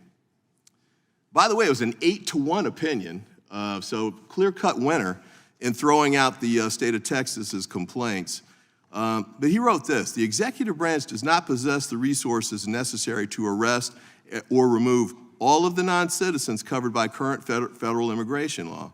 That reality is not an anomaly, it is a constant. For the last 27 years since these laws were enacted in their current form, all 5 presidential administrations have determined that resource constraints necessitated prioritization in making immigration arrests. So, back to the resources, Justice Kavanaugh, Trump's #1 draft pick, when he started building the Trump Supreme Court, he's telling you this. He's telling you they need more resources. No, just visibly. They don't have enough resources to do it all, so they have to make choices. If you don't like the choices they're making, that's one thing, but if he's got to make those choices based on the lack of the resources, which is expressly what he means when he says they cannot arrest or remove all of the non-citizens. I mean, what else does that mean? So, look, on the underlying bill, I'm going to vote against it just because it's already covered by the law. If you're, Gentleman's time has expired. Well, I thank the chairman. I yield back. Mr. Roy. Thank the gentleman from California. This underlying bill shouldn't be necessary. That's the simple truth. The underlying bill should not be necessary because the federal government's responsibility is to maintain, as statute dictates, as the Constitution suggests, explicitly and implicitly, as common sense would dictate in our federal system of government, the federal government has an obligation to maintain operational control of the border. It does not, in any meaningful way, does the federal government maintain operational control of the border. Texas has spent $12.5 billion trying to deal with what the federal government refuses to do. So go back to the underlying bill. The underlying bill is designed to ensure that when you have these high-speed chases, that there's penalties that attaches to that. But it shouldn't be necessary. Because if we actually had operational control of the border, which as the most powerful country in the history of mankind, we certainly have the capability to do. We certainly have the capability to do while maintaining the ability to provide actual refuge to actual asylum seekers, not the current process which the Secretary of Homeland Security acknowledged just last week. He's releasing 85+%, probably more like 90+% of all of the apprehensions.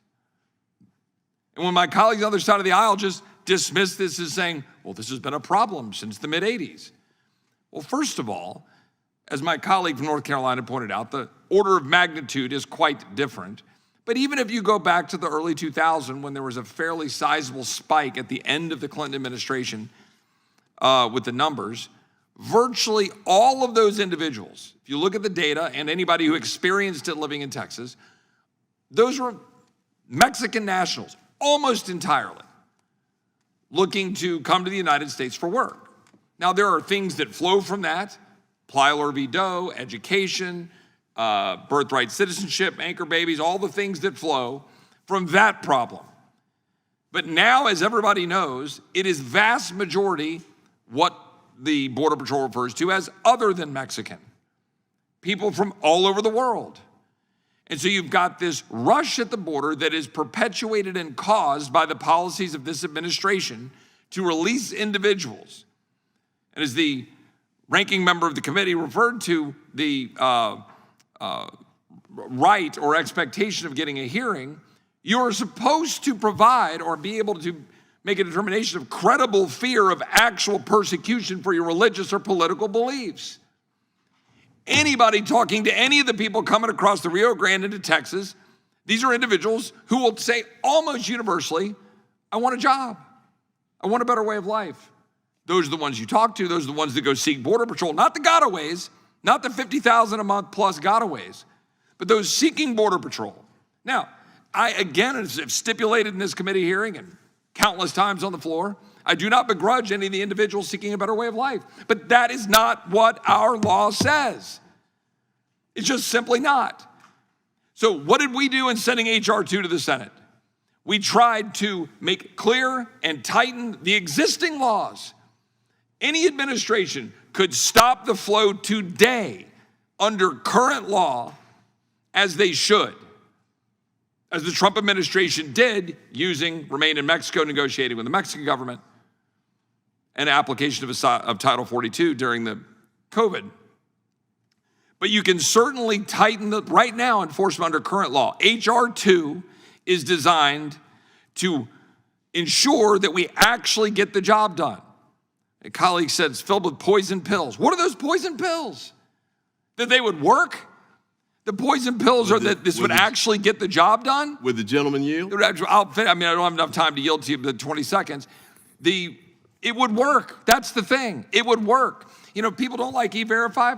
Okay, let's have that debate. We had a debate here. If you don't like something, but to make a blanket statement that H.R. 2 is somehow littered with poison pills and therefore unacceptable to the Senate on dead on arrival, that's because Senate Democrats have no interest in securing the border of the United States, and neither do my Democrat colleagues in the House. And Texas is bearing the brunt of it as a result. The gentleman's time has expired. Is there further discussion on the amendment? Seeing none, the question occurs on the amendment offered by the gentlelady from Texas, Ms. Jackson Lee. Those in favor of the amendment say aye. Those opposed say no. No. The noes have it. And the amendment is not, roll call has been requested. Secretary will call the roll. Mr. Jordan. Mr. Issa. Mr. Buck. Mr. Gates. Mr. Biggs. Mr. McClintock. No. Mr. McClintock votes no. Mr. Tiffany. Mr. Tiffany votes no. Mr. Massey. Mr. Roy. No. Mr. Roy votes no. Mr. Bishop. Mr. Bishop votes no. Ms. Spartz. Mr. Fitzgerald. Mr. Bentz. Mr. Bentz votes no. Mr. Klein. Mr. Klein votes no. Mr. Armstrong. Mr. Armstrong votes no. Mr. Gooden. Mr. Van Drew. Mr. Van Drew votes no. Mr. Nels. Mr. Moore. Mr. Moore votes no. Mr. Kiley. Mr. Kiley votes no. Ms. Hageman. Mr. Moran. Mr. Moran votes no. Ms. Lee. Mr. Hunt. Mr. Fry. Mr. Nadler. Aye. Mr. Nadler votes aye. Ms. Lofgren. Ms. Jackson Lee. Ms. Jackson Lee votes aye. Mr. Cohen. Mr. Johnson. Mr. Schiff. Mr. Swalwell. Mr. Liu. Ms. Jayapal. Mr. Correa. Mr. Correa votes aye. Ms. Scanlon. Mr. Neguse. Ms. McBath. Ms. McBath votes aye. Ms. Dean. Ms. Dean votes aye. Ms. Escobar. Ms. Ross. Ms. Ross votes aye. Ms. Bush. Mr. Ivy. Aye. Mr. Ivy votes aye. Ms. Ballant. Ms. Ballant votes aye. Mr. Jordan. Mr. Jordan votes no. Mr. Fry, you're not recorded. Mr. Fry votes no.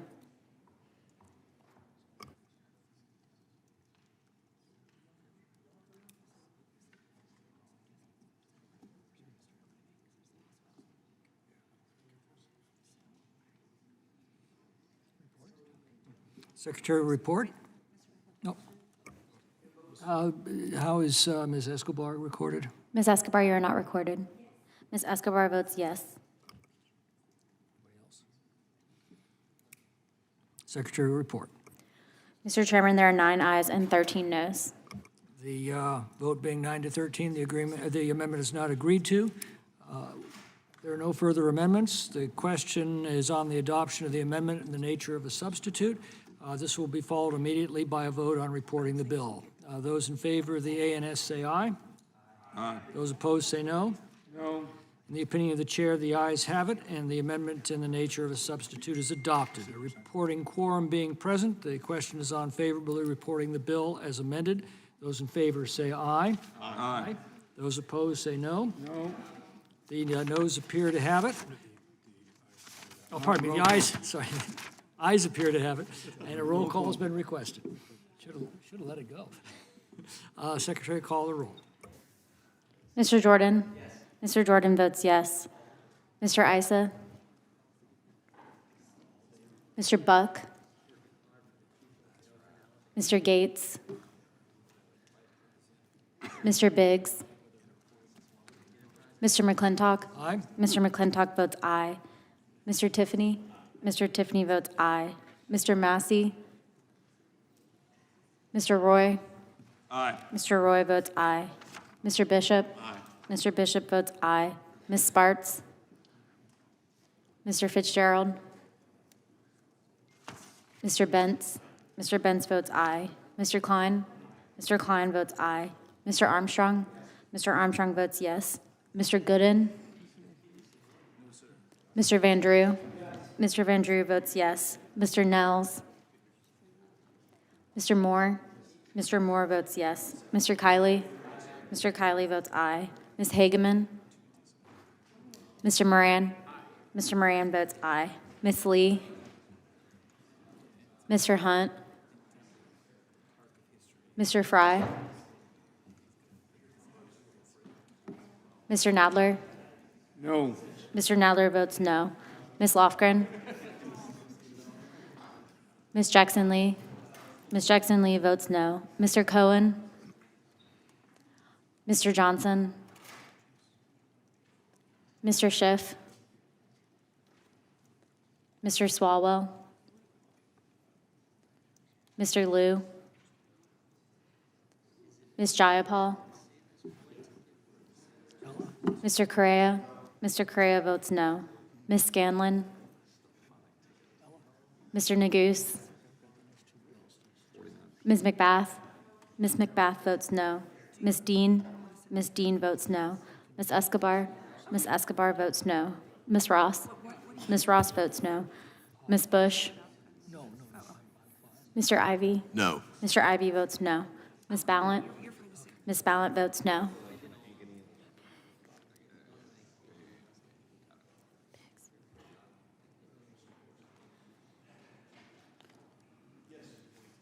Mr. Biggs votes yes. Mr. Fry, you're not recorded. Mr. Fry votes yes.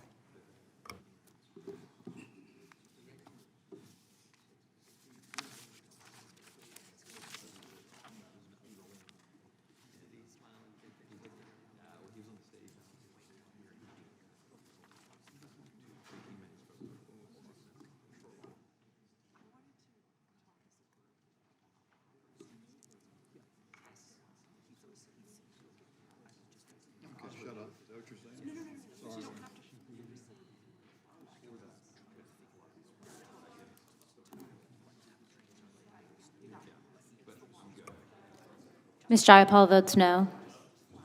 We'll wrap it up. Sorry. I blame Bishop. I was a little equivocal there. No. Just tell him, shut up. That's what you just said. Clerk will report. Mr. Chairman, there are 14 ayes and 10 noes. The vote being 14 in the affirmative and 10 in the negative, the bill is reported favorably to the House. Members will have 2 days to submit views. Without objection, the bill will be reported as a single amendment in the nature of a substitute, incorporating all adopted amendments, and staff's authorized to make technical and conforming changes.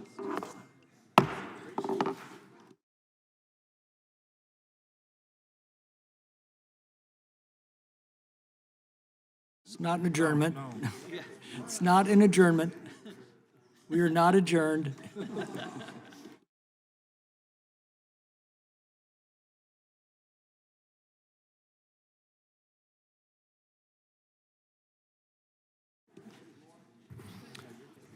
Pursuant to notice, I call up H.R. 6976, the Protect Our Communities from DUIs Act, for purposes of markup, and move that the committee report it favorably to the House.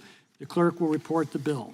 H.R. 6976 to amend the Immigration and Nationality Act to provide that aliens who have been Without convicted. objection, the bill will be considered as read and open for amendment at any point. The chair now recognizes the gentleman from Alabama, Mr. Moore, for an opening statement. Thank you, Mr. Chairman. Every 45 minutes, that is how often someone in the United States dies in a crash involving an alcohol-impaired driver. In 2021 alone, there were 13,384 impaired driving fatalities and 400,000 injuries. Those crashes don't discriminate. The victim could be me, it could be you, it could be one of our family members. This issue hits close to home for me. There was a newlywed couple from my hometown of Enterprise, Alabama, named Angel and Jeremy C. I knew this couple personally. Angel and Jeremy were riding a motorcycle together when out of nowhere an illegal immigrant under the influence of alcohol collided into the newlyweds with his pickup. Their lives were cut dramatically short. However, tragedies like this are not uncommon across our country. Consider another case from Missouri where just 2 months ago, an illegal alien from Honduras was sentenced for driving drunk at 100 miles per hour and killing a man. Now, if you listen to my Democrat colleagues, you may think drunk driving is no big deal. In fact, my Democrat colleagues voted down the 3 Republican amendments that would have made certain aliens ineligible for green cards if they had 1 or 2 or even 10 or more DUI convictions. But that would come to no surprise. In 2020, then candidate Joe Biden said that illegal aliens with DUI convictions should be allowed to stay in the United States. Candidate Biden even called for ICE officers to be fired if they arrested illegal aliens without felony convictions. Today, I fear that instead of hearing the agreement from Democrats, we will hear far-fetched hypotheticals and accusations that this bill is cruel or too broad. But instead of engaging in hypotheticals, let's again revisit the facts. Drunk drivers are involved in 31% of all crash deaths in America. On average, drunk driving has killed nearly 11,000 people in the United States every year from 2012 through 2021. Yet immigration laws do not make aliens inadmissible or removable if they drive drunk and recklessly break our laws. H.R. 6976 changes that and creates safer streets and safer communities for all of us. I urge my colleagues to support the Protect Our Communities from DUIs Act. With that, Mr. Chairman, I'll yield back. Gentleman yields back. Chair recognizes the ranking member, Mr. Nadler, for an opening Thank you, statement. Mr. Chairman. Mr. Chairman, this bill is yet another attempt by Republicans to score cheap political points while doing nothing to actually fix our immigration system. We can all agree that driving under the influence or a DUI is a serious issue. No one here wants to see individuals who are true threats to public safety eligible for immigration benefits. And our current immigration laws are already equipped to prevent that, especially with regard to DUI offenses. Under the Immigration and Nationality Act, a citizen who is convicted of or who admits to committing a crime involving moral turpitude, or a Cmte, is generally inadmissible. Likewise, a non-citizen who is convicted of Cmte where a sentence of 1 year or longer may be imposed is deportable. Serious DUI offenses are already Cmtes under current law. For example, the following DUI offenses are all Cmtes. A DUI where the maximum possible penalty is a year or more, and where there is serious bodily harm. Hit and runs. An aggravated DUI, and a DUI involving driving with knowledge of an invalid, suspended, or revoked license. But this bill goes way beyond that and seeks to expand the ability to remove and deny people entry in a way that I cannot support. It is important to understand that DUI offenses vary all over the country. Some jurisdictions do not even require the individual to be physically driving the vehicle for DUI offense to be committed. For example, in Virginia, an individual who is found asleep in his car with the keys in the ignition in a backwards position to activate the vehicle's auxiliary power was convicted of a DUI, even though his car was parked in his own driveway. Under current law, such an individual would not ultimately be subject to removal based on this conviction. But if this bill were to become law, a conviction would cause even a long-standing lawful permanent resident or green card holder to be deported. Is this really what the majority is trying to legislate here? Do we really want to deport people who are here legally, who have deep and long-standing ties to this country, for making a mistake that did not endanger or harm anyone, as was the case in this Virginia DUI conviction? America is a nation of second chances. Let's not forget the words of former President Trump, who so many of my colleagues have endorsed in this year's primary. Quote, America is a nation that believes in the power of redemption. America is a nation that believes in second chances, close quote. I have no qualms about deporting those who commit serious DUI offenses, but this bill as written is too broad and overreaches in a dangerous way. Categorically deporting individuals who are convicted for any DUI offense without a closer look at the underlying facts will result in serious unintended consequences. I hope the majority is willing to work with us to improve this bill to ensure that it is appropriately targeted at behavior that puts our communities at risk. I yield back the balance of my time. The gentleman yields back without objection. All other opening statements will be included in the record. The chair now recognizes the gentleman from Alabama for the purpose of offering an amendment in the nature of a substitute. Mr. Chairman, I have an amendment at the desk. Clerk will report the amendment. Amendment in the nature of a substitute to H.R. 6976, offered by Mr. Moore of Alabama. Without objection, the amendment in the nature of a substitute will be considered as read and shall be considered base text for the purpose of amendment. The chair recognizes the gentleman from Alabama to explain the amendment. Mr. Chairman, this amendment just makes small technical changes on page 2. It does not change the substance of the bill. Gentleman yields back. Is there any discussion? Ms. Jayapal. Mr. Chairman, I have an amendment at the desk. Clerk will report. Amendment to the amendment in the nature of a substitute to H.R. 6976, offered by Ms. Jayapal of Washington. Page 1, line 11, strike any alien and insert the following. Without objection, the amendment will be considered read. The gentleman from Arizona reserves a point of order. And the gentlelady from Washington is recognized for 5 minutes to explain her amendment. Thank you, Mr. Chairman. My amendment is straightforward and would help avoid the unintended consequences posed by the breadth of this bill. It would allow judges the discretion to consider mitigating factors before summarily ordering a lawful resident to be deported.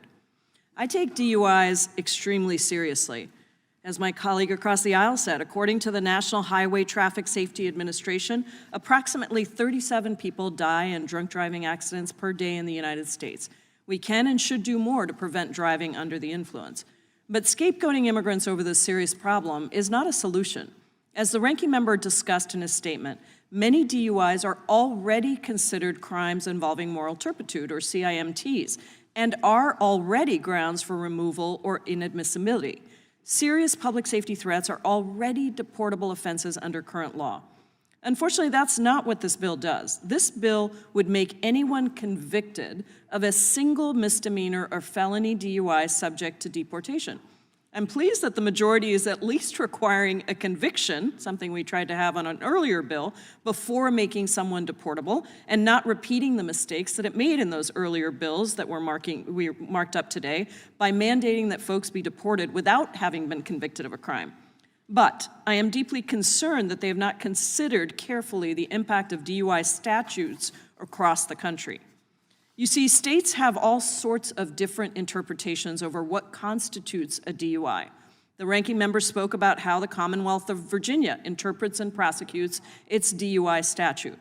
In Arizona, the DUI statute allows people to be charged with a DUI if they are intoxicated and have, quote, physical control of their vehicle.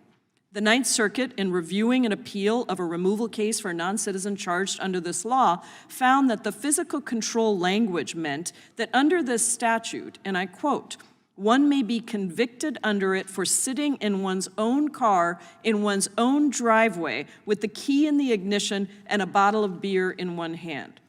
While the non-citizen in this case had been ordered deported on the basis that his conviction under this statute constituted a CIMT, the Ninth Circuit overturned that ruling because the activities covered by the statute could not all reasonably be seen as crimes involving moral turpitude. As the court put it, and I quote, drunken driving is despicable. Having physical control of the car while drinking is not. If this bill had been enacted when this case had been decided, this case would never have made it to the Ninth Circuit because no judge would have the discretion to rule whether the crime merited deportation. This bill would prevent judges from being able to decide if the punishment fits the crime. This case and the case the ranking member discussed are just two examples of overbroad DUI statutes. These cases only made it to court because prosecutors chose to bring these charges, so it'd be implausible to argue that prosecutors would not waste their state's time by bringing minor DUI cases. Under these statutes, individuals are charged with DUIs for merely sleeping in their car. These people have potentially made the conscious choice to not drive impaired, and yet they end up punished. And to be clear, we're talking about green card holders, the immigrants my Republican colleagues always claim to like, the ones that did it the right way. We're putting their fates on the line. And so, if the majority insists on pursuing this bill, I want to ensure that we allow immigration judges the discretion to decide if a DUI conviction from the large constellation of state laws actually merits deportation. My amendment would allow judges to consider mitigating factors, such as if anyone was harmed, if the person sought treatment for substance abuse after their DUI conviction, and the length of time since they were convicted of the DUI. This discretionary authority merely gives judges the option of choosing to look beyond just were they convicted or not. It does not require them to let anyone off the hook. It doesn't give them a get-out-of-jail card free. It would simply be a backstop so that if a green card holder was convicted of a DUI because they decided to sleep in their car rather than drive home drunk, an immigration judge could choose not to deport them. Everyone deserves a second chance, but this amendment actually doesn't even require that. It just allows judges the discretion to consider offering grace to someone who might deserve it. I hope I can count on my colleagues to support this simple, straightforward amendment, and I yield back. Gentlelady yields back. Is there any discussion on the amendment? Mr. Biggs. Thank you, Mr. Chairman. I rise in opposition to the gentlelady's amendment. You know, oddly enough, I tried a bunch of DUI cases in Arizona. I was a prosecutor, and then I defended. And probably did 75 jury trials, at least, and I don't know how many bench trials on DUI cases. APC in Arizona, actual physical control, I love that the Ninth Circuit picked out the what we would call the outlier. How about one of these cases? The accident's over. No one saw this individual driving. He's behind the wheel, drunk, very clearly intoxicated, well above the limit. Keys turned off, the car's inoperable. But that's one of the things APC was designed to cover, because we couldn't have made that case as a driving under the influence. We could under APC. How about this one? In the middle of the intersection, 1:30 in the morning, passed out behind the wheel, car's in idle. They're not considered to be driving under Arizona law. APC, that was actual physical control. So all that goes to say is while you want the discretion to be in the immigration judge, I want it to be in the trier of fact who actually took care of the case for which the individual is charged driving, or in Arizona law, an actual physical control. In Arizona, we have a robust canon of case law helping us understand what actual physical control is.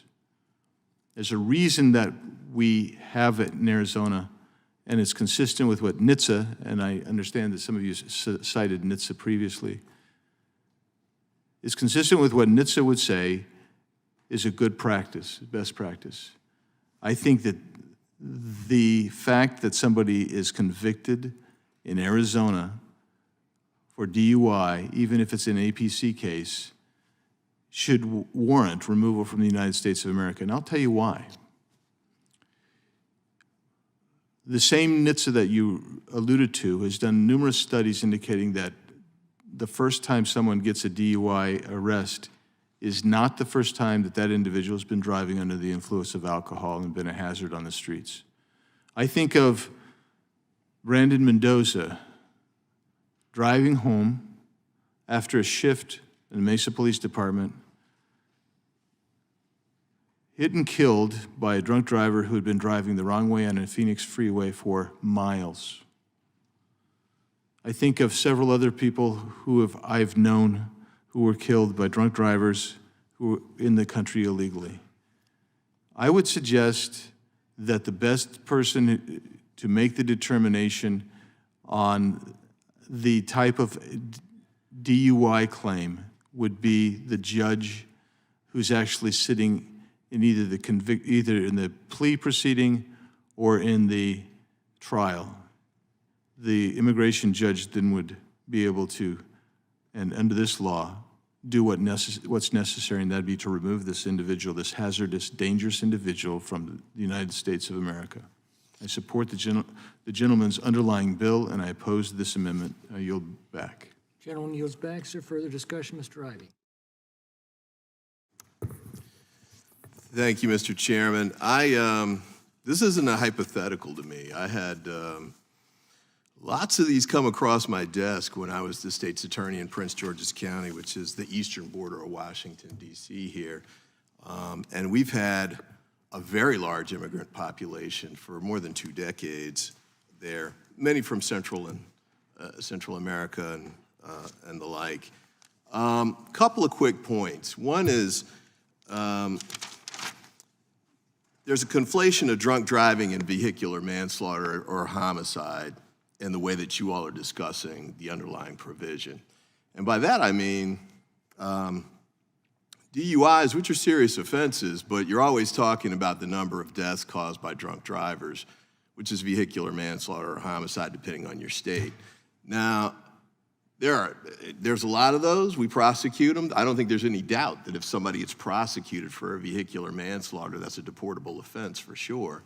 First-time DUI, though, it might not be quite the case. In fact, I know I've been at the Department of Justice. We had people there who had DUIs. I'm here in Congress now. There are people here who've had DUIs.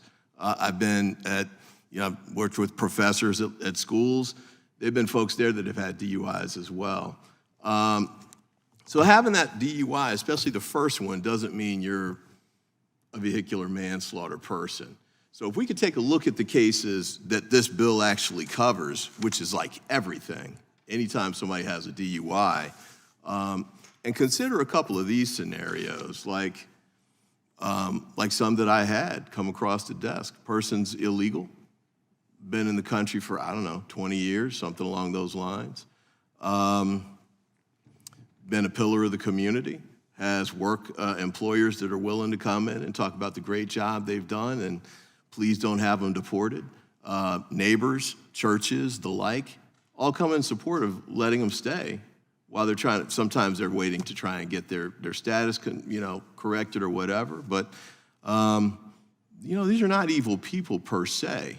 And the other point I wanted to make real quick too, and this is the difference between the local judges or the judges who are trying these cases and the immigration judges, that I found was almost always the case. For a DUI, which is frequently a misdemeanor in many jurisdictions, at least the first one, the last thing those judges are thinking about is whether it's a deportable offense. In fact, many of them presume that it's not because it's a misdemeanor and under those criminal statutes, a minor offense by definition.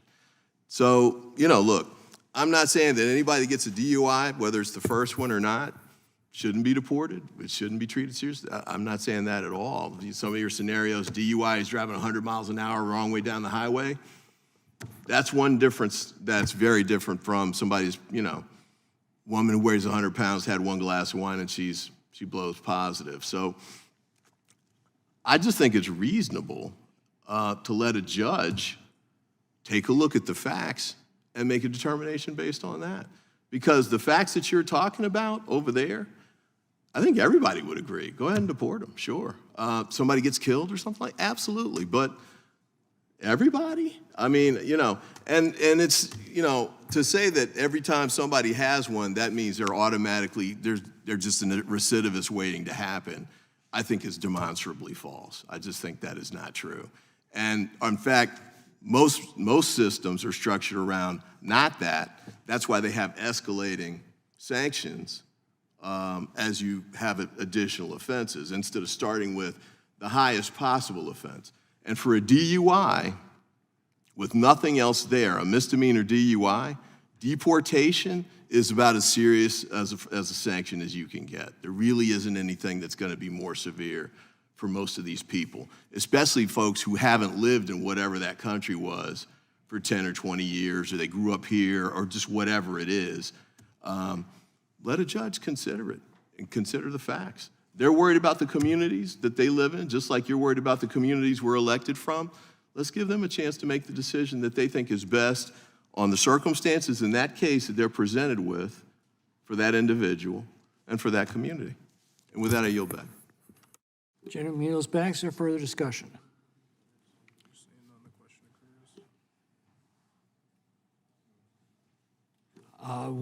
Seeing no further discussion, the question is the adoption of the amendment by the gentlelady from Washington. Those in favor say aye. Those opposed say no. No. The noes appear to have it. Roll call. Roll call is requested. Secretary will call the roll. Mr. Jordan? Mr. Issa? Mr. Issa votes no. Mr. Buck? Mr. Gates? Mr. Biggs? Mr. Biggs votes no. Mr. McClintock? Mr. McClintock votes no. Mr. Tiffany? Mr. Tiffany votes no. Mr. Massey? Mr. Roy? Mr. Bishop? Mr. Bishop votes no. Ms. Sparts? Mr. Fitzgerald? Mr. Bentz? Mr. Bentz votes no. Mr. Klein? Mr. Armstrong? Mr. Gooden? Mr. Van Drew? No. Mr. Van Drew votes no. Mr. Nels? Mr. Nels votes no. Mr. Moore? Mr. Moore votes no. Mr. Kiley? Ms. Hageman? Mr. Moran? Mr. Moran votes no. Ms. Lee? Mr. Hunt? Mr. Fry? Mr. Nadler? Mr. Nadler votes aye. Ms. Lofgren? Ms. Jackson Lee? Mr. Cohen? Mr. Johnson? Mr. Johnson votes aye. Mr. Schiff? Mr. Swalwell? Mr. Liu? Ms. Jayapal? Ms. Jayapal votes aye. Mr. Correa? Mr. Correa votes aye. Ms. Scanlon?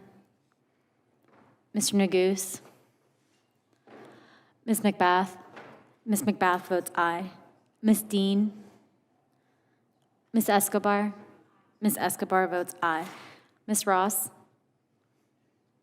Ms. Bush? Mr. Ivy? Aye. Mr. Ivy votes aye. Ms. Ballant? Ms. Ballant votes aye. Mr. Jordan? Mr. Jordan votes no. Mr. Fry, you're not recorded. Mr. Fry votes no. Mr. Kiley, you're not recorded. Mr. Kiley votes no.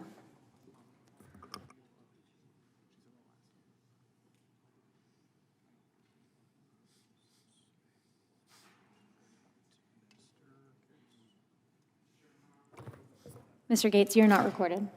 Mr. Gates votes no.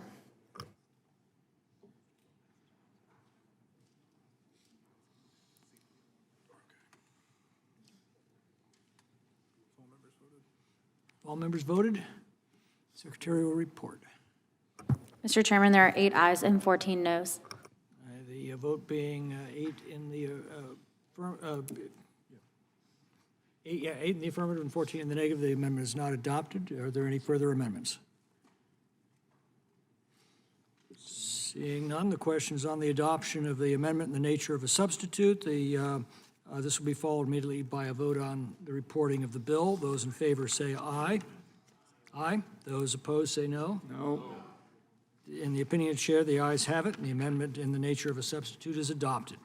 A reporting quorum being present, the question is on favorably reporting the bill as amended. Those in favor of adopting the bill say aye. Aye. Those opposed say no. No. The ayes appear to have it. Roll call. Roll call is requested. No, never mind. What did I say? Roll call is requested. Secretary, call the roll.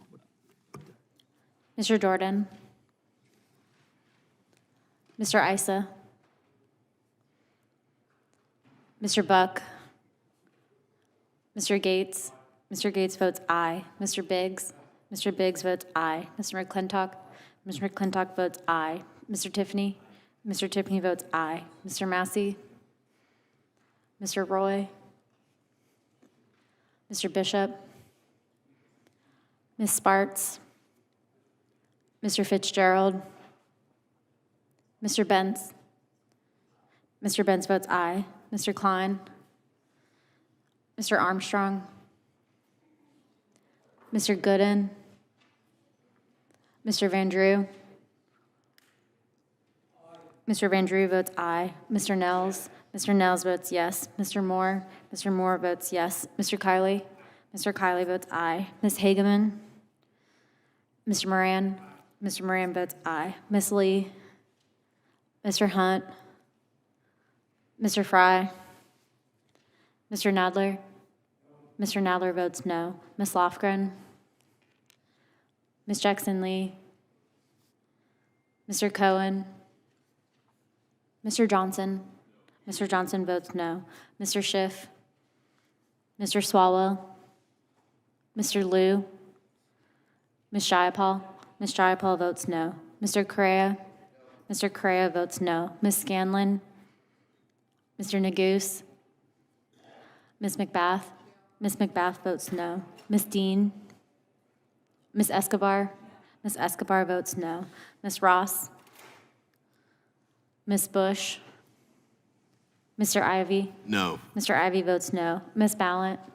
Ms. Ballant votes no. Mr. Fry, you're not recorded. Mr. Fry votes yes. Mr. Issa votes yes.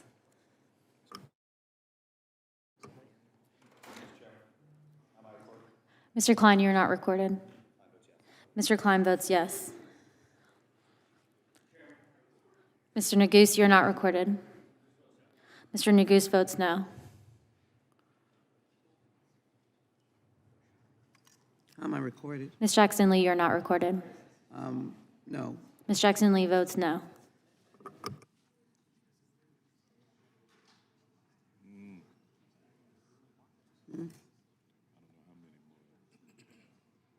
Two more, I think.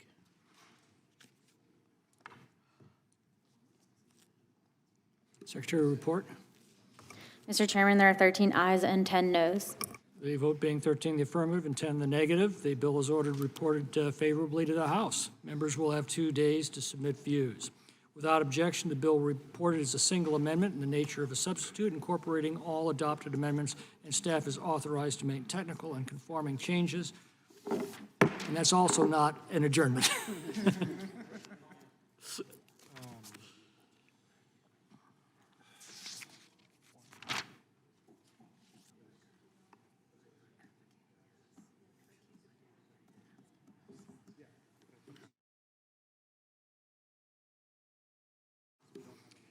Pursuant to notice, I call up H.R. 6678, the Consequences for Social Security Fraud Act, for purposes of markup, and move the committee report it favorably to the House.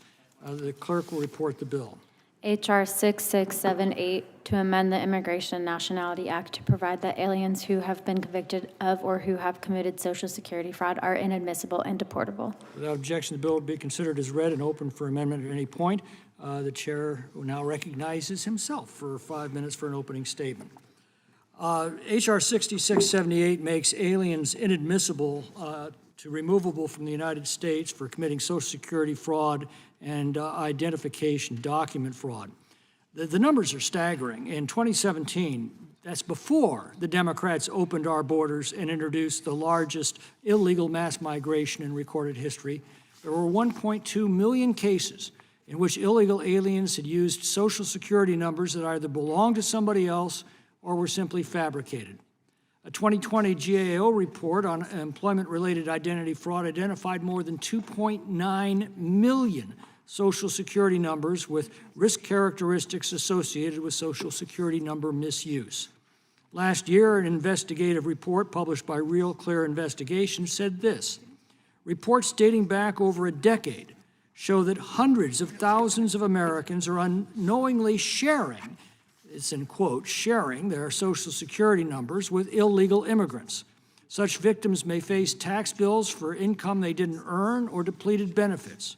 Worse, some may experience the burden of bad credit histories and criminal records inaccurately attributed to them after being issued Social Security numbers that illegal aliens had previously invented and used.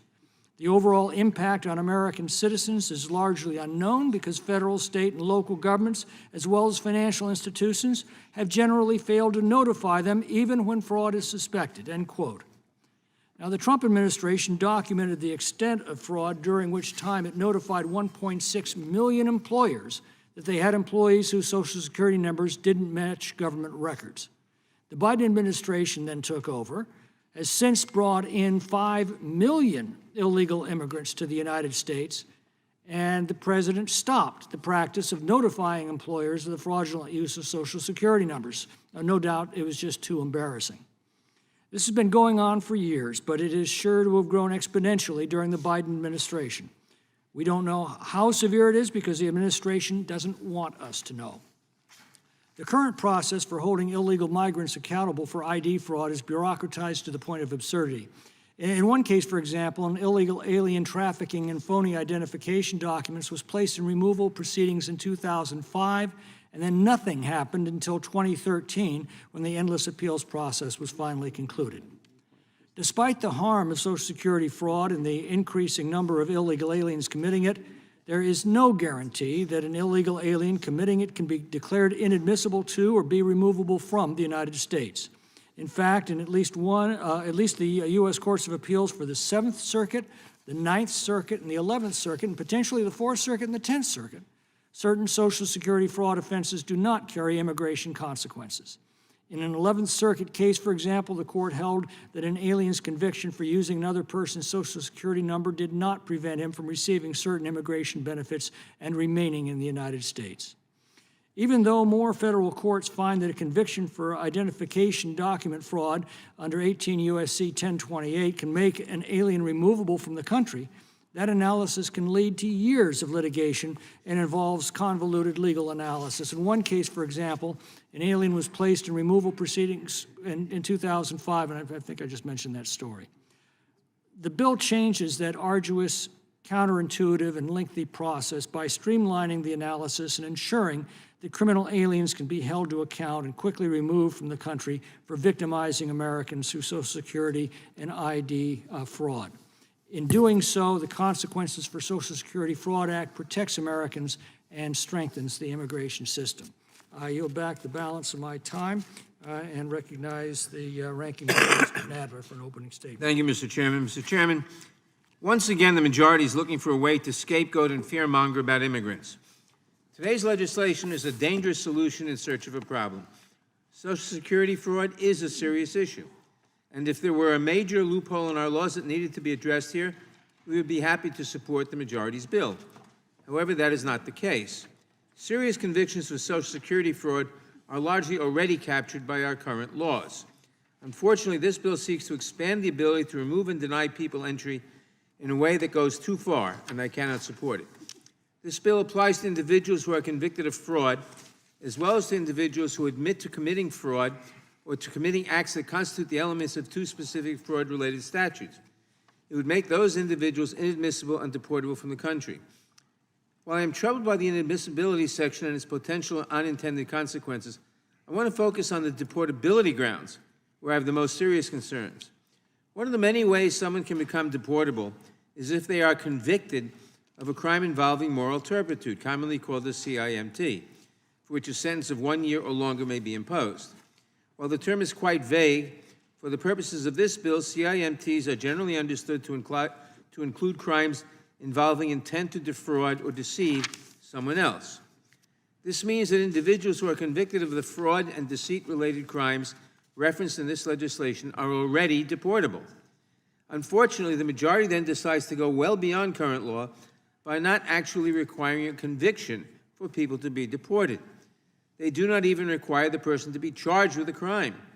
That offends all basic notions of due process and fundamental fairness. Let's remember who this section of the bill is targeting. This is not about undocumented immigrants who are, of course, already removable. And this section is not about people who are seeking to enter the United States. This section concerns people who have come here the so-called right way. We're talking about lawful permanent residents, people who have put down roots in our communities, many of whom have U.S. citizens, spouses, and children, and who have truly established themselves here in the United States. Many of these individuals are eligible to become U.S. citizens today. If they are convicted of Social Security fraud, they are generally already removable. While there are exceptions, the majority of the deportability grounds require a conviction for good reason. In addition, if Mr. McClintock's legislation were to become law, it would lead to absurd consequences. It would actually be easier to deport someone for offenses related to Social Security fraud than it is to deport someone for murder, rape, or sexual abuse of a minor, because for those crimes, a conviction is required. Is this really what supporters of this legislation are looking to accomplish? Does this make our country stronger or more secure? I hope the majority is willing to put aside their desire to score cheap political points and work with us to improve this legislation. Otherwise, I must urge all members to oppose it. I yield back the balance of my time. Without objection, all of their opening statements will be included in the record. I now recognize myself for the purpose of offering an amendment in the nature of a substitute. Clerk will report the amendment. Amendment in the nature of a substitute to H.R. 6678, offered by Mr. McClintock of California. Without objection, the amendment in the nature of a substitute be considered as read and shall be considered base text for the purposes of amendment. This amendment simply makes small technical changes on pages 1 and 2. It doesn't change the substance of the bill, and I yield back. Who seeks recognition? Mr. Correa. Thank you, Mr. Chairman. I wanted to ask a question of clarification, sir. We have a situation, many situations back home where we have individuals that have worked in this country 20, 30, sometimes even 40 years with essentially a Social Security number that's questionable. A lot of these individuals are now retiring and will not be able to draw from the Social Security system because they've worked with a questionable Social Security number.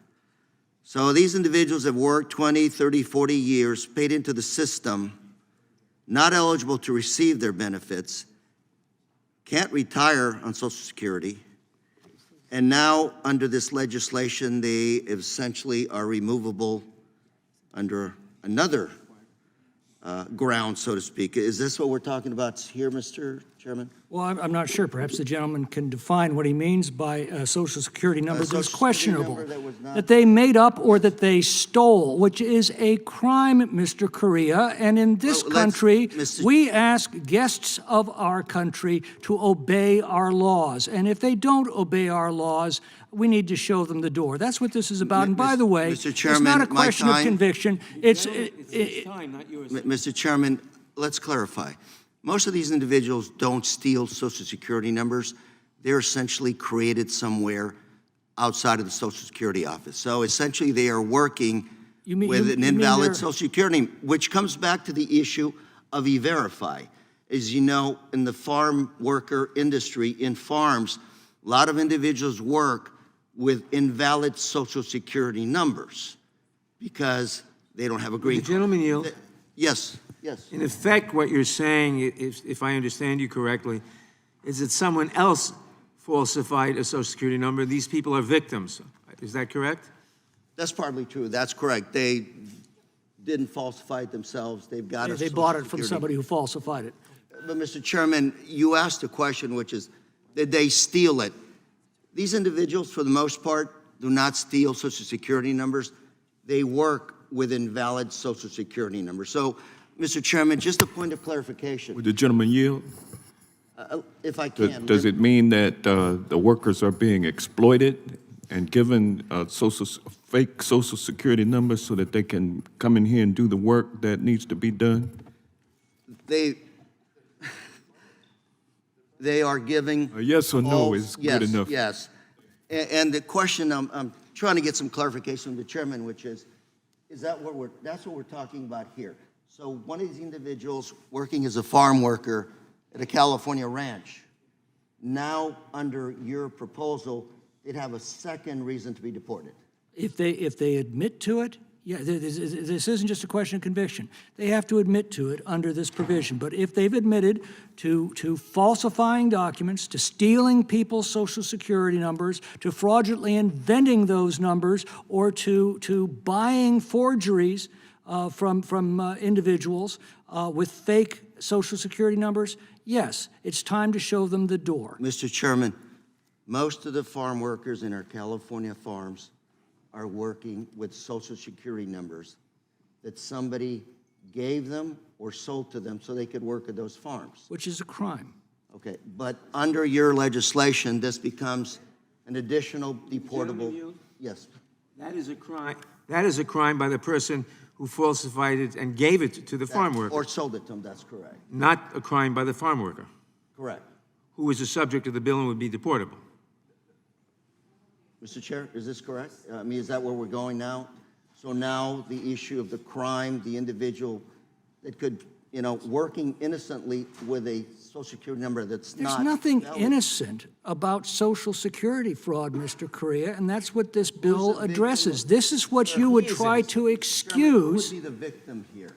The victim is the individual whose Social Security number who has been stolen. They're not stolen. If they're invented, they're made up, often corresponding with somebody else's number. Who would be the victim here? The person whose Social Security number has been stolen or fabricated. Chairman, they're not stolen. And if the individual is buying forged,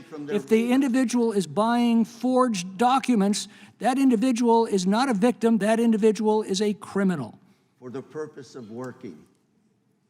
For the purpose of working. For the purpose of breaking the law, because if they're here illegally, it is illegal for them to be working. So, Mr. Chairman, just to clarify my last second, we're creating a situation for now that individual that's working is subject to another criminal. The individual who committed the crime and admits to committing the crime is deportable under this legislation. You are correct, Mr. Correa. Congratulations. The gentleman's time has expired. Further discussion, Mr. Biggs. Thank you, Mr. Chairman. So I was intrigued by that last colloquy. So if I understand correctly, the argument from some of my colleagues across the aisle is if you buy a packet, and that's what we call them back home, a packet. You can get them in downtown Phoenix and Tucson, all over the state. You go in and it's a beautiful packet because you're getting a Social Security card.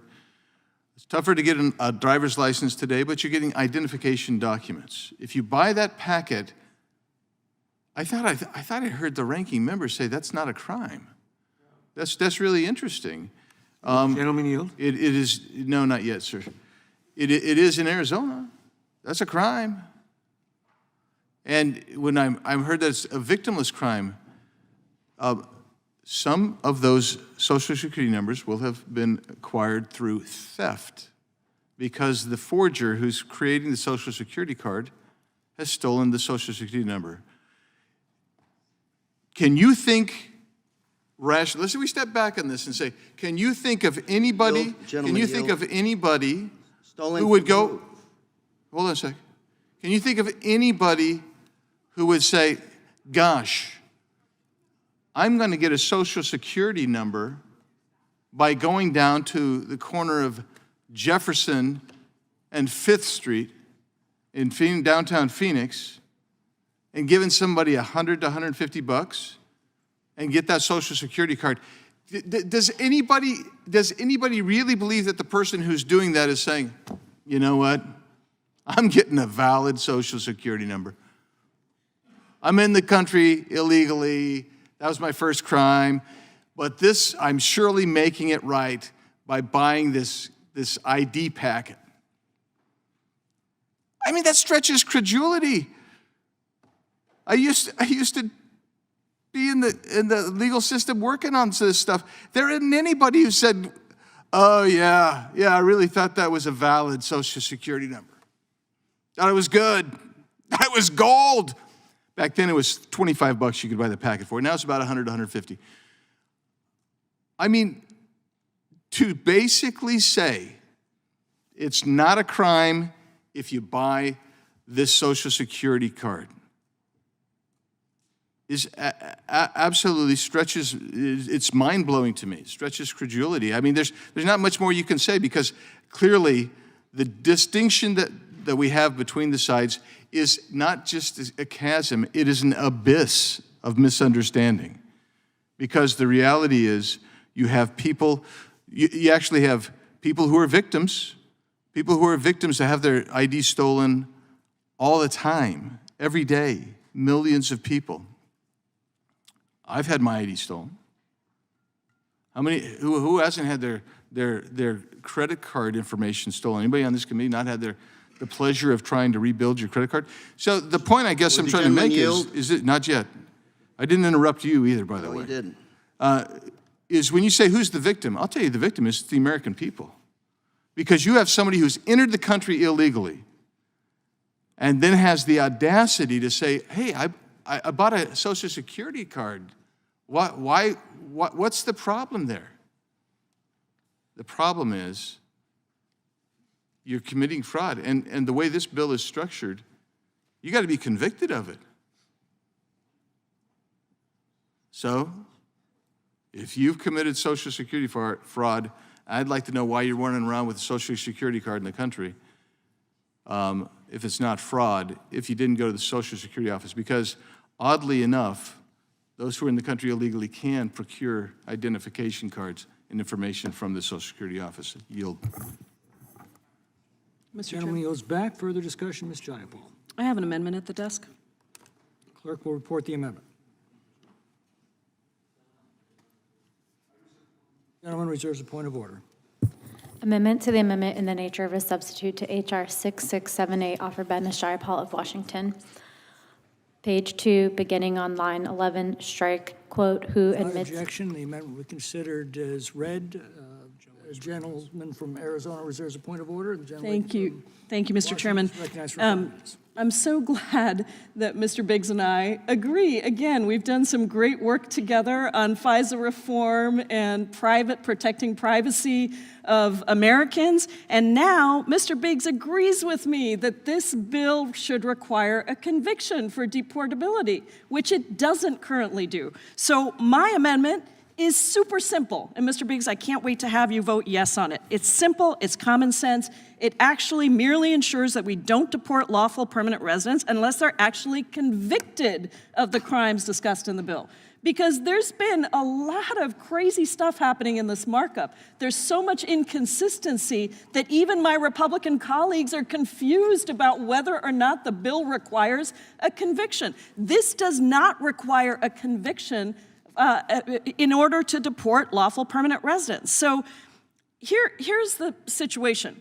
We are doing all these bills because we're still trying to distract from the fact that the Republican majority has been unable to govern and pass basic bills on the floor. So instead, how are we spending our time? Earlier this week, we voted on a pointless resolution related to the border, which will do absolutely nothing to address the situation at the border or fix our broken immigration system. And today, we're debating bills like these, which have no chance of going anywhere in a democratically controlled Senate, that are merely intended to try and score cheap political points as we head into a presidential election year. I really don't understand why my colleagues are offering this bill now, given that last week we discussed how undocumented immigrants pay billions of dollars into Social Security, even though they're not eligible for these benefits. We discussed how in 2019 alone, undocumented Mexican workers contributed $14.5 billion to Social Security and Medicare through taxes taken out of their paychecks. We need to remember that immigrants are engines of growth for the economy and the country. Now, turning to today's legislation and my amendment. Now, overall, I've got deep concerns about the bill. Not only is the legislation not needed, we've had no hearing, no testimony where Social Security fraud among immigrants has been identified as a problem that needs to be addressed. H.R. 6678 would amend the Immigration and Nationality Act to create a new ground of deportability for any non-citizen who admits to acts involving the essential elements of Social Security fraud. There is no requirement to my colleague, Mr. Biggs, and I hope we can work together on this like we've done on so many other non-immigration related things, but there is no requirement in this bill that the non-citizen actually be charged by law enforcement, have their day in court, and be convicted of a crime. And I'm so happy to hear you say that you too think that this bill should convict people of a crime before they're deported. Under current law, The gentlelady yields, since she is putting words in my mouth. I will, just in a minute. Under current law, a person does not need to be convicted of a crime to be inadmissible. But under most circumstances, you do need a conviction to be deportable. Current law allows people to be deported for Social Security fraud. Under the INA, the offense of falsely making, forging, counterfeiting, or altering a document that can be used as evidence of authorized stay or employment in the United States is specifically defined as an aggravated felony. If the crime carries a sentence of 365 days or a year or more, conviction for an aggravated felony makes a person deportable. Likewise, numerous jurisdictions have ruled that this type of fraud is a crime involving moral turpitude. Conviction of such a crime can also make a person deportable, but the key word there is conviction. As the ranking member mentioned, this bill would result in non-citizens being deported for offenses related to Social Security fraud without actually being convicted, let alone charged with committing such crimes. That is not consistent with current immigration law, and more importantly, it violates the bedrock principles of fairness, due process, and the rule of law. That sets a very dangerous precedent for several reasons. First, the people who would be most impacted by this new law would be green card holders. This is not about undocumented immigrants who are already removable. These are immigrants who my Republican colleagues, again, like to say have done things, quote, the right way. Do we really want to be deporting these individuals, many of whom are eligible to apply for citizenship without due process, without a day in court? Secondly, as I mentioned, with a few exceptions, the grounds for deportation under Section 237 of the Immigration and Nationality Act require a criminal conviction to make a non-citizen deportable. These include aggravated felonies like murder and child pornography and sexual abuse of a minor, as well as firearms offenses and crimes of domestic violence. Are we really saying that a Social Security fraud offense is so much more serious than these crimes to the point that it warrants the deportation of a green card holder without an actual conviction? By not requiring a conviction or even a charge, this bill would vastly expand the ways in which a green card holder could become deportable with the potential for massive unintended consequences. Hope my colleagues are willing to vote aye on this amendment. Thank you. I'm going to recognize myself for 5 minutes. I do want to put the gentlelady's concerns to rest. What she doesn't seem to recognize is that this bill does require a clear admission by the perpetrator that they have committed Social Security fraud. And contrary to their talking points, not every grounds for inadmissibility and removability in the Immigration and Naturalization Act requires a conviction. This requires, however, a clear admission. In fact, the language is identical to the grounds of admissibility for crimes involving moral turpitude that you've mentioned and controlled substance offenses under INA 212A2. We've been through this discussion now 3 or 4 times today, and it doesn't seem to register with the Democrats. This requires an admission of guilt.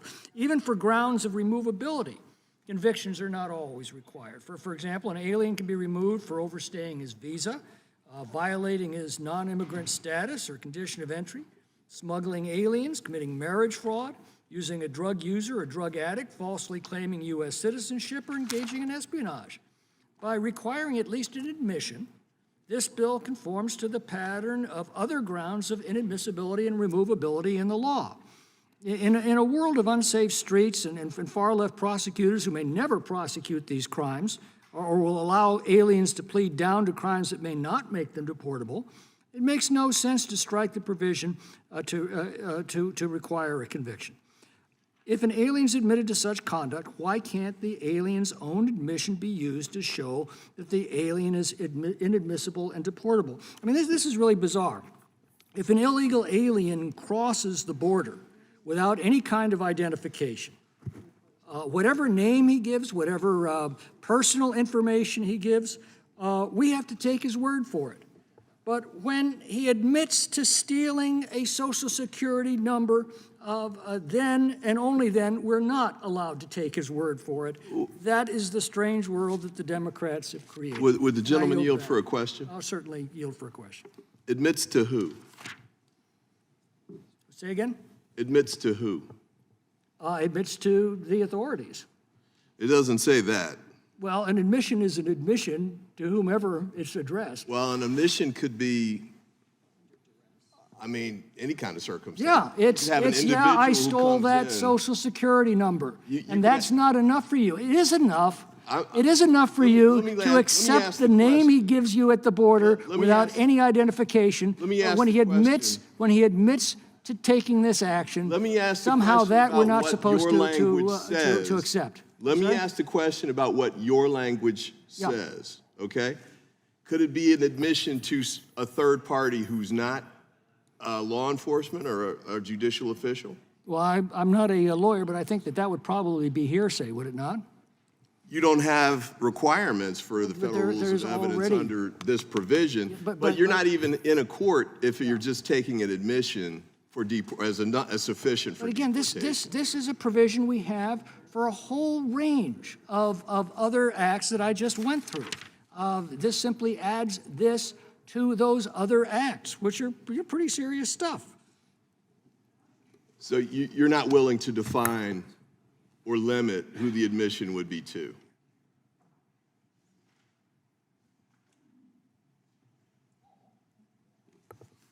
As a matter of fact, I do have the answer for you here. For 80 years, the Board of Immigration Appeals has provided additional protections for aliens whose removability or inadmissibility is based on an admission. Under the BIA precedent, to be considered an admission, an alien's admission must be explicit, unequivocal, and unqualified. The Department of Homeland Security then bears the burden to show by clear and convincing evidence that the statement meets the requirement for removability purposes. Even then, the immigration judge would have to find that the admission fits within the relevant statutes and that the admission is based on reasonable, sustainable, and probative evidence. The statutes cited in the bill have clear elements that shouldn't be a surprise to you or to anyone else. All right. Does that answer the question? Yeah, so the admission could be to anyone, but the judge will determine whether it is reliable? That's my understanding of the bill, yes. Yeah, I'll yield to Mr. Biggs, who is a lawyer. Well, that's because you're in removal proceedings, and that's where the statutory cross-references take hold there.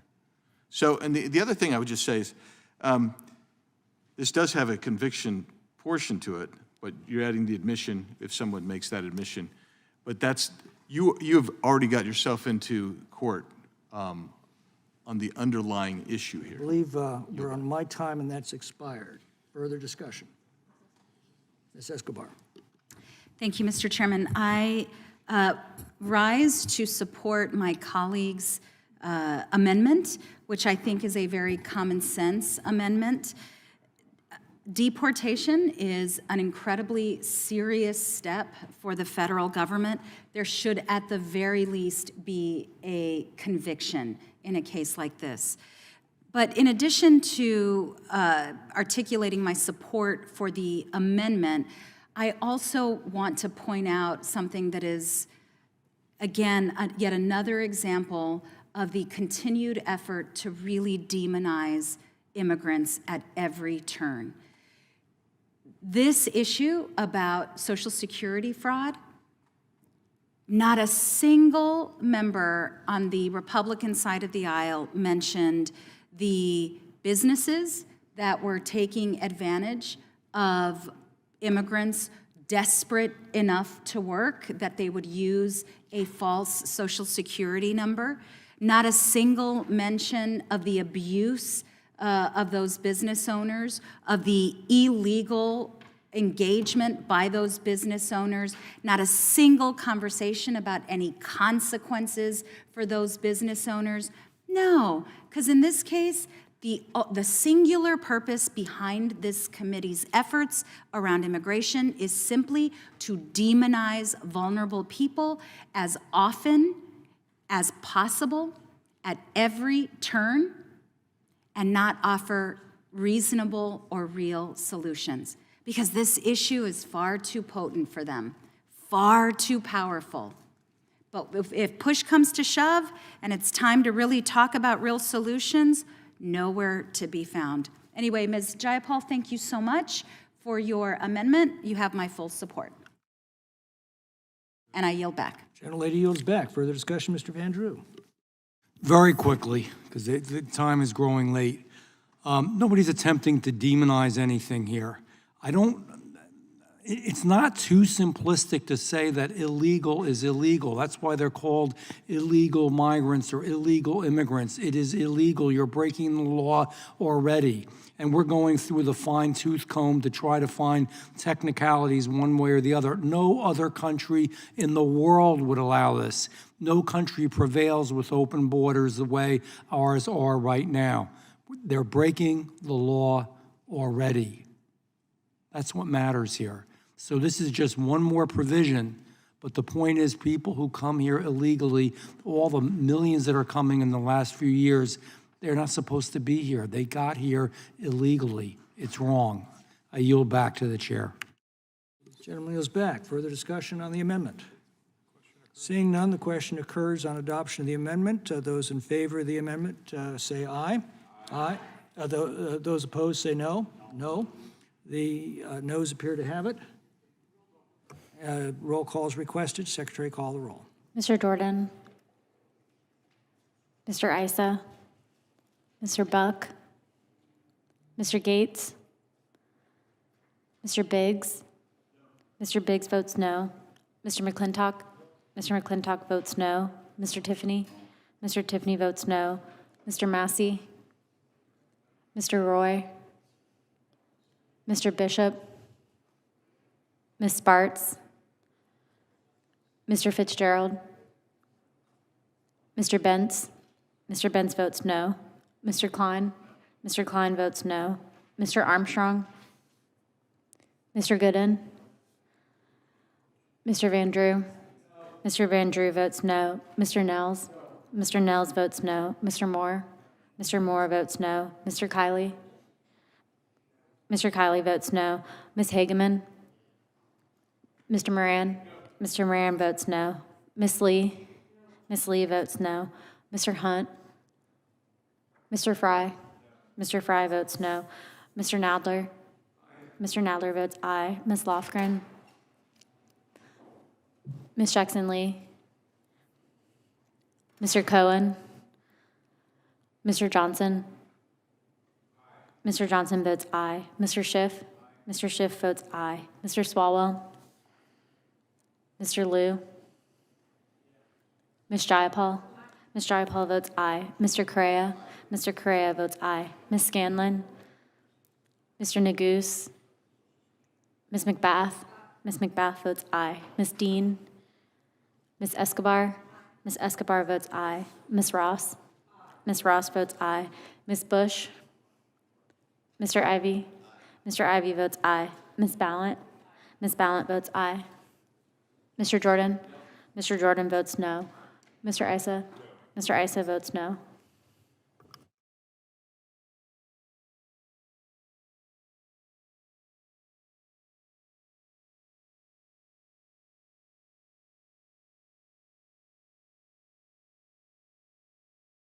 Mr. Chairman, there are 10 ayes and 14 noes. The vote being 10 to 14, the amendment's not agreed to. Are there any further amendments? Seeing none,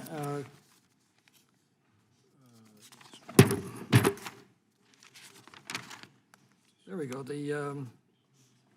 We don't have any. Oh, yeah, we do. Questions on the adoption of the amendment in the nature of a substitute. This will be followed immediately by a vote on reporting the bill. Those in favor of the ANS say aye. Aye. Those opposed say no. No. The ayes appear to have it, and the amendment in the nature of substitute is adopted. A reporting quorum being present, the question is on favorably reporting the bill as amended. Those in favor say aye. Aye. Those opposed say no. No. The ayes appear to have it. Roll call, please. Roll call is requested. Secretary, call the roll. Mr. Jordan votes yes. Mr. Issa votes yes. Mr. Buck, Mr. Gates, Mr. Gates votes yes. Mr. Biggs? Mr. Biggs votes yes. Mr. McClintock? Aye. Mr. McClintock votes aye. Mr. Tiffany? Mr. Tiffany votes aye. Mr. Massey? Mr. Roy? Mr. Bishop? Ms. Sparks? Mr. Fitzgerald? Mr. Bentz? Mr. Bentz votes aye. Mr. Klein? Mr. Klein votes aye. Mr. Armstrong? Mr. Gooden? Mr. Van Drew? Mr. Van Drew votes yes. Mr. Nels? Mr. Nels votes yes. Mr. Moore? Mr. Moore votes yes. Mr. Kiley? Mr. Kiley votes aye. Ms. Hageman? Mr. Moran? Mr. Moran votes aye. Ms. Lee? Ms. Lee votes aye. Mr. Hunt? Mr. Fry? Mr. Fry votes aye. Mr. Nadler? No. Mr. Nadler votes no. Ms. Lofgren? Ms. Jackson Lee? Ms. Jackson Lee votes no. Mr. Cohen? Mr. Johnson? Mr. Johnson votes no. Mr. Schiff? Mr. Schiff votes no. Mr. Swalwell? Mr. Liu? Ms. Jayapal? Ms. Jayapal votes no. Mr. Correa? Mr. Correa votes no. Ms. Scanlon? Mr. Neguse? Ms. McBath? Ms. McBath votes no. Ms. Dean?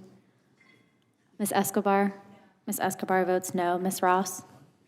Ms. Ross votes no. Ms. Bush? Mr. Ivy? Mr. Ivy votes no. Ms. Ballant? Ms. Ballant votes no.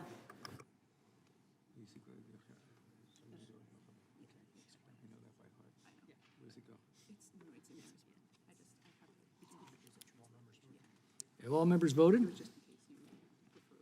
Secretary, report. Mr. Chairman, there are 15 ayes and 11 noes. Vote being 15 in the affirmative, and you said 12 in the negative? No. 11 in the negative. The bill is ordered reported favorably to the House. Members will have 2 days to submit views.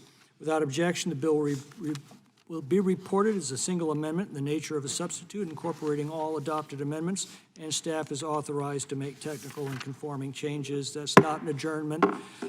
Pursuant to notice, I call up H.R. 6679, the No Immigration Benefits for Hamas Terrorists Act, for purposes of markup, and move that the committee report it favorably to the House. The clerk will report the bill.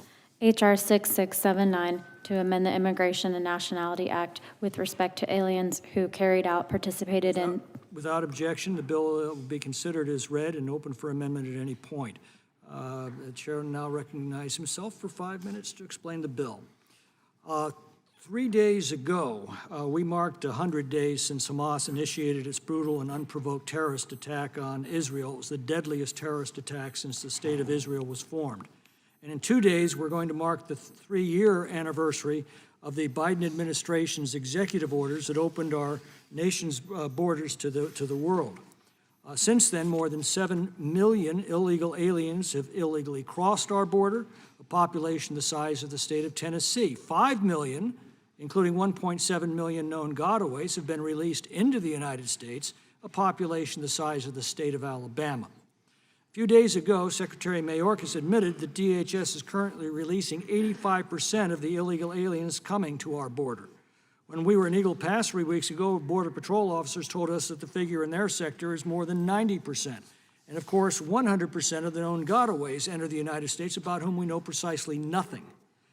That's a 2,700% increase since Biden took office and deliberately opened our border. Our law enforcement agencies are now urgently warning us of the national security risk that this has created.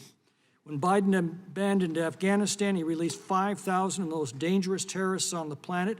How many of them are among the 1.7 million gotaways? We know that suspected terrorists that have been apprehended have exploded exponentially since that time. FBI Director Chris Wray warned this committee that this constitutes a, quote, massive security threat. His words, a massive security threat.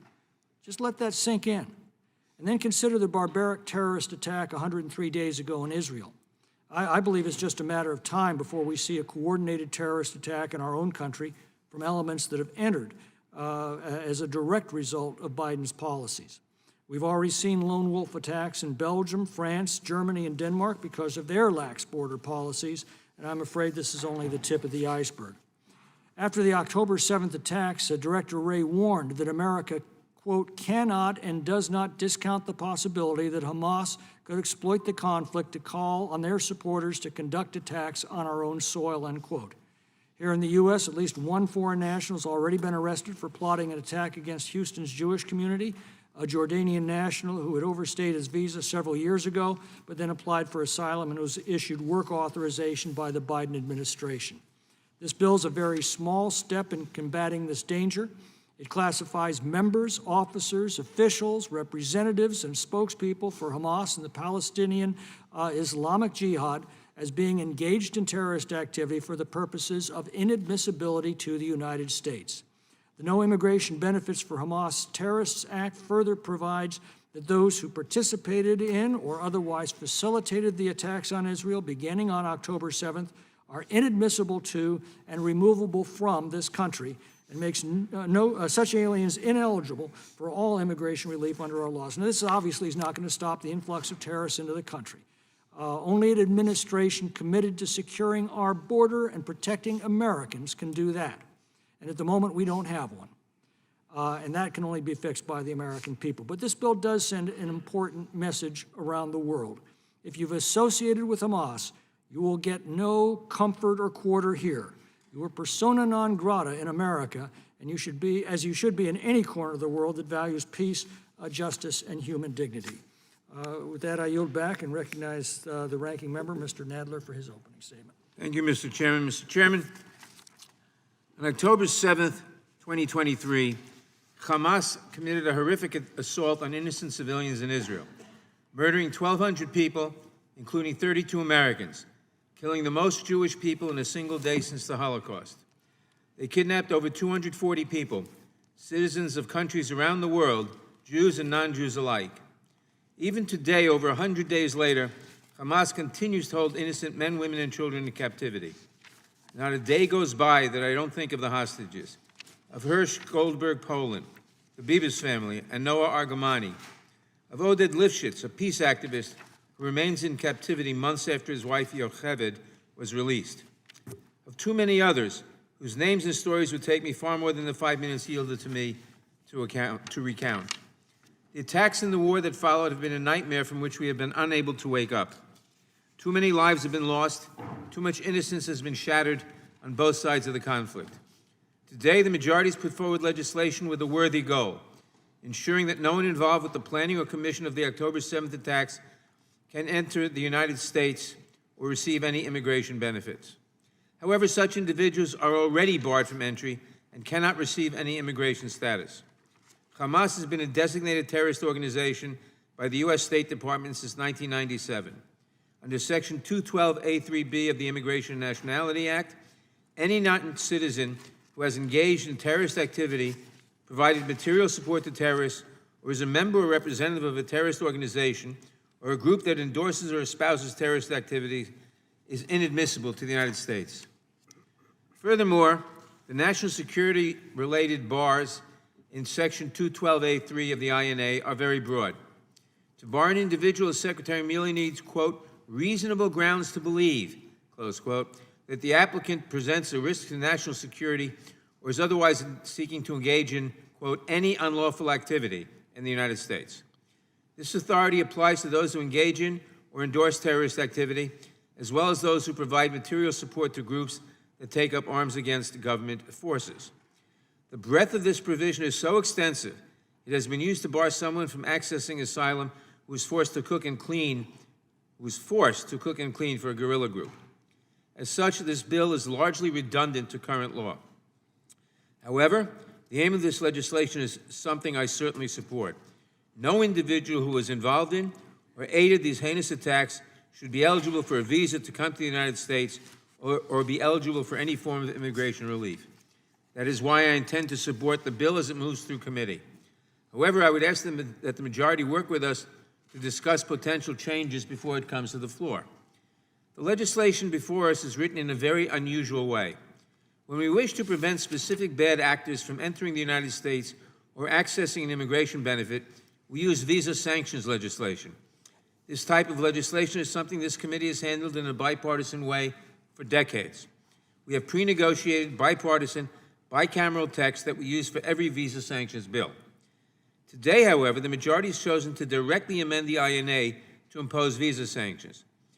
To give some perspective as to how unusual this is, after the September 11th attacks, we overhauled whole swaths of our immigration system, including creating the Department of Homeland Security, but we did not amend the INA to specifically bar the people involved in the planning and commission of those attacks from entry into the United States. Visa sanctions would have the same effect that Chair McClintock is looking to impose with this legislation. Individuals who were involved in or supported the October 7th attacks would be ineligible for a visa or for any immigration benefit, including asylum. I am concerned that amending the Immigration and Nationality Act to effectively impose visa sanctions sets a dangerous new precedent and could have unintended consequences. The legislation makes individuals ineligible for immigration relief or any visa, quote, for attacks against Israel initiated by Hamas beginning on October 7th, 2023, close quote. By departing from carefully negotiated sanctions language, the majority's legislation is open to misinterpretation and confusion. Putting this specific date into the INA could imply that those who participated in the terror attacks prior to October 7th might be eligible for visas, despite the clear bars elsewhere in the Act. I share the majority's desire to ensure that no one involved in the October 7th attacks obtains any immigration benefits from the United States. I hope we can work together to improve this bill and ensure its effectiveness. But most of all, I hope for a time when bills such as these are no longer needed, when Israelis and Palestinians can live side by side in peace. These days, I have found myself thinking often of a line from the book of Yeshayahu, or Isaiah, Lo yisagayel gai charev, lo yimadu od milchama, which translates to, nation shall not lift up sword against nation, neither shall they learn war anymore. May we soon live in a time when these words come to pass. I yield back. The gentleman yields back. I have an amendment at the desk. The clerk will report. Amendment in the nature of a substitute to H.R. 6679. Without objection, the amendment in the nature of a substitute will be considered as read and shall be considered base text for the purpose of amendment. The amendment makes a technical change and a grammatical change on page 3. It adds conforming amendment and does not alter the substance of the bill.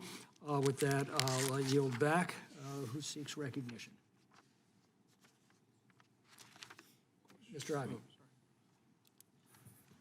Thank you, Mr. Chairman. I promise not to go long, Ms. Ross.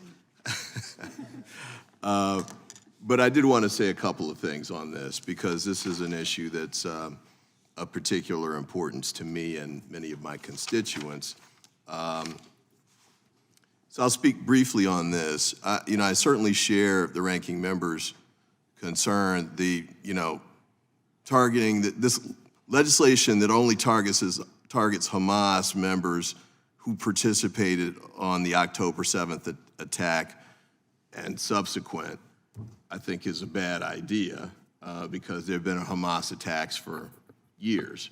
And so why we would want to, I just assume this is a drafting error of some kind. And well, with the gentleman yield, it also affects anyone who is a member of Hamas or an official with Hamas at any time. I appreciate that, and as the ranking member pointed out, that's already covered by the definition for Hamas as a terrorist organization, but I do think the October 7 language should be dropped. But the bigger point I want to make is this. This is a largely symbolic piece of legislation, and that's fine. We do a fair amount of that here. But we've got two really big pieces of legislation pending before the House that are not symbolic. One is military aid to Israel, and the other is humanitarian aid to Gaza. They've been sitting around here in the House for weeks now, and I think we should stop sitting on them. The Republican leadership decided to combine the Israeli bill with the IRS bill, and that there's some strategic reason they did that, I suppose. I don't think that's the right piece of legislation to be playing these kinds of strategic games in the middle of a hot war. And then with respect to aid to Hamas, the Palestinians in Gaza, Israel's fighting Hamas, they're not fighting the Palestinians. Gaza is a mess by any measure. The devastation that's taken place there due to the military offensive And I'm not trying to, point fingers about anything there, but everybody I hear from says that starvation, disease, just total, the negative impact on the people who are there calls out for immediate humanitarian aid from the United States and from other countries. So bring up the vote, I'll support it, but my hope, I'm asking my colleagues on the other side, but all of us here in the House, to move forward on these two pieces of major legislation as fast as possible. It's an immediate need, and with respect to the humanitarian aid aspect, lives are hanging in the balance. With that, I yield back. Gentleman yields back. Is there further discussion? Mr. Chairman. Ms. Jackson-Lee. No one can defend or, if you will, diminish October 7th. And so I joined with my colleague, the ranking member, Mr. Nadler from New York, in his eloquent expression of both the words of the scriptures, but also the words of what occurred on that day. And to recognize that I, for one, and others of my constituency cannot counter such violence, such abuse, such rape, such mutilation of children. And I believe that though present law covers much of what is in this legislation, what is worthy is that we reinforce and reaffirm the heinousness of what happened on October 7th and the fact that we have an affection for human life and an affection for the people who were innocently either in their homes or enjoying a concert. Likewise, I know that my constituents represent those who have an affection for people who are desperately in need in Gaza and need the humanitarian aid desperately, the medical aid desperately, the aid to help their babies, the aid to help the elderly. And so as we cast our votes for this legislation, which just, from my perspective, says the obvious, that terrorists have no place in the United States.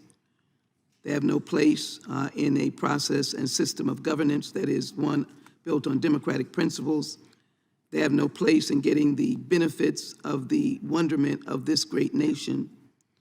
Then I know that we will also, as great humanitarians at this table, have great love for the innocent people in Gaza that I've heard comes from all around our communities.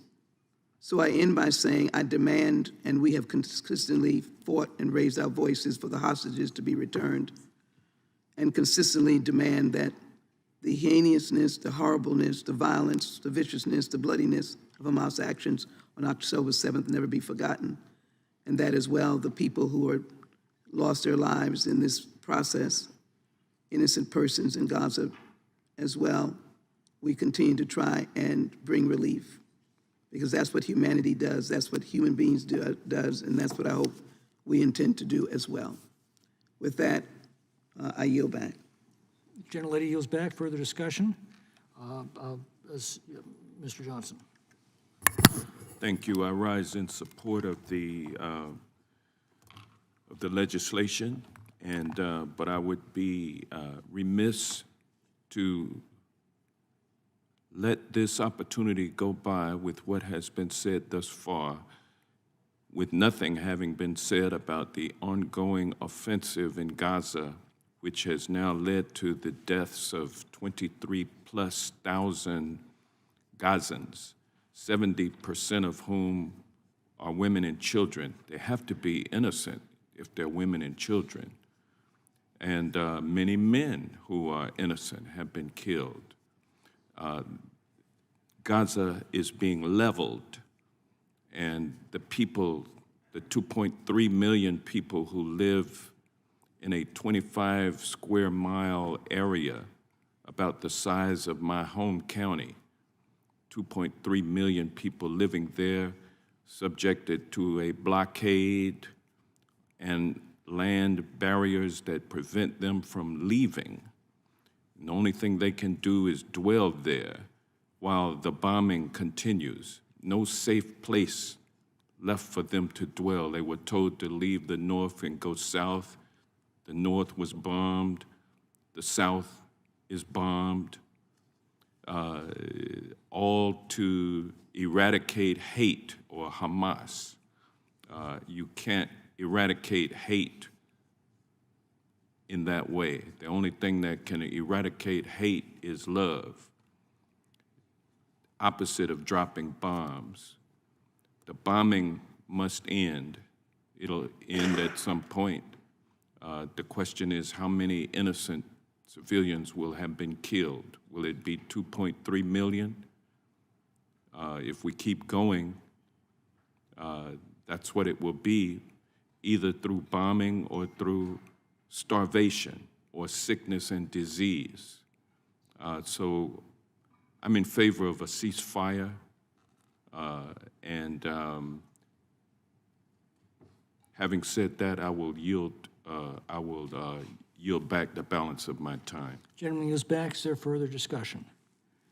Seeing none, I just simply want to thank the ranking member for his constructive comments and look forward to working with him. If we can reach a bipartisan consensus on this, that would be a very good thing. With that, questions on the adoption of the amendment and the nature of a substitute. This will be followed immediately by a vote on the reporting of the bill. Those in favor of the ANS say aye. Aye. Those opposed say no. The ayes have it, and the amendment and nature of a substitute is adopted. Reporting quorum being present, the question is on favorably reporting the bill as amended. Those in favor say aye. Aye. Aye. Those opposed say no. The ayes have it. A roll call has been requested. The secretary call the roll. Mr. Jordan? Mr. Jordan votes yes. Mr. Issa? Mr. Buck? Mr. Gates? Mr. Biggs? Mr. Biggs votes yes. Mr. McClintock? Aye. Mr. McClintock votes aye. Mr. Tiffany? Mr. Tiffany votes aye. Mr. Massey? Mr. Roy? Mr. Bishop? Ms. Sparts? Mr. Fitzgerald? Mr. Fitzgerald votes aye. Mr. Benz? Mr. Benz votes yes. Mr. Klein? Mr. Klein votes aye. Mr. Armstrong? Mr. Gooden? Mr. Van Drew? Mr. Van Drew votes yes. Mr. Nels? Mr. Nels votes yes. Mr. Moore? Mr. Moore votes yes. Mr. Kiley? Mr. Kiley votes aye. Ms. Hageman? Mr. Moran? Mr. Moran votes yes. Ms. Lee? Ms. Lee votes aye. Mr. Hunt? Mr. Fry? Mr. Fry votes aye. Mr. Nadler? Mr. Nadler votes aye. Ms. Lofgren? Ms. Jackson Lee? Ms. Jackson Lee votes aye. Mr. Cohen? Mr. Johnson? Mr. Johnson votes aye. Mr. Schiff? Mr. Schiff votes aye. Mr. Swalwell? Mr. Liu? Mr. Liu votes aye. Ms. Jayapal? Mr. Correa? Mr. Correa votes aye. Ms. Scanlon? Mr. Nagoose? Ms. McBath? Ms. McBath votes aye. Ms. Dean? Ms. Escobar? Ms. Ross? Ms. Ross votes aye. Ms. Bush? I'm gonna do it. Mr. Ivy? Mr. Ivy votes aye. Ms. Ballant? Ms. Ballant votes aye.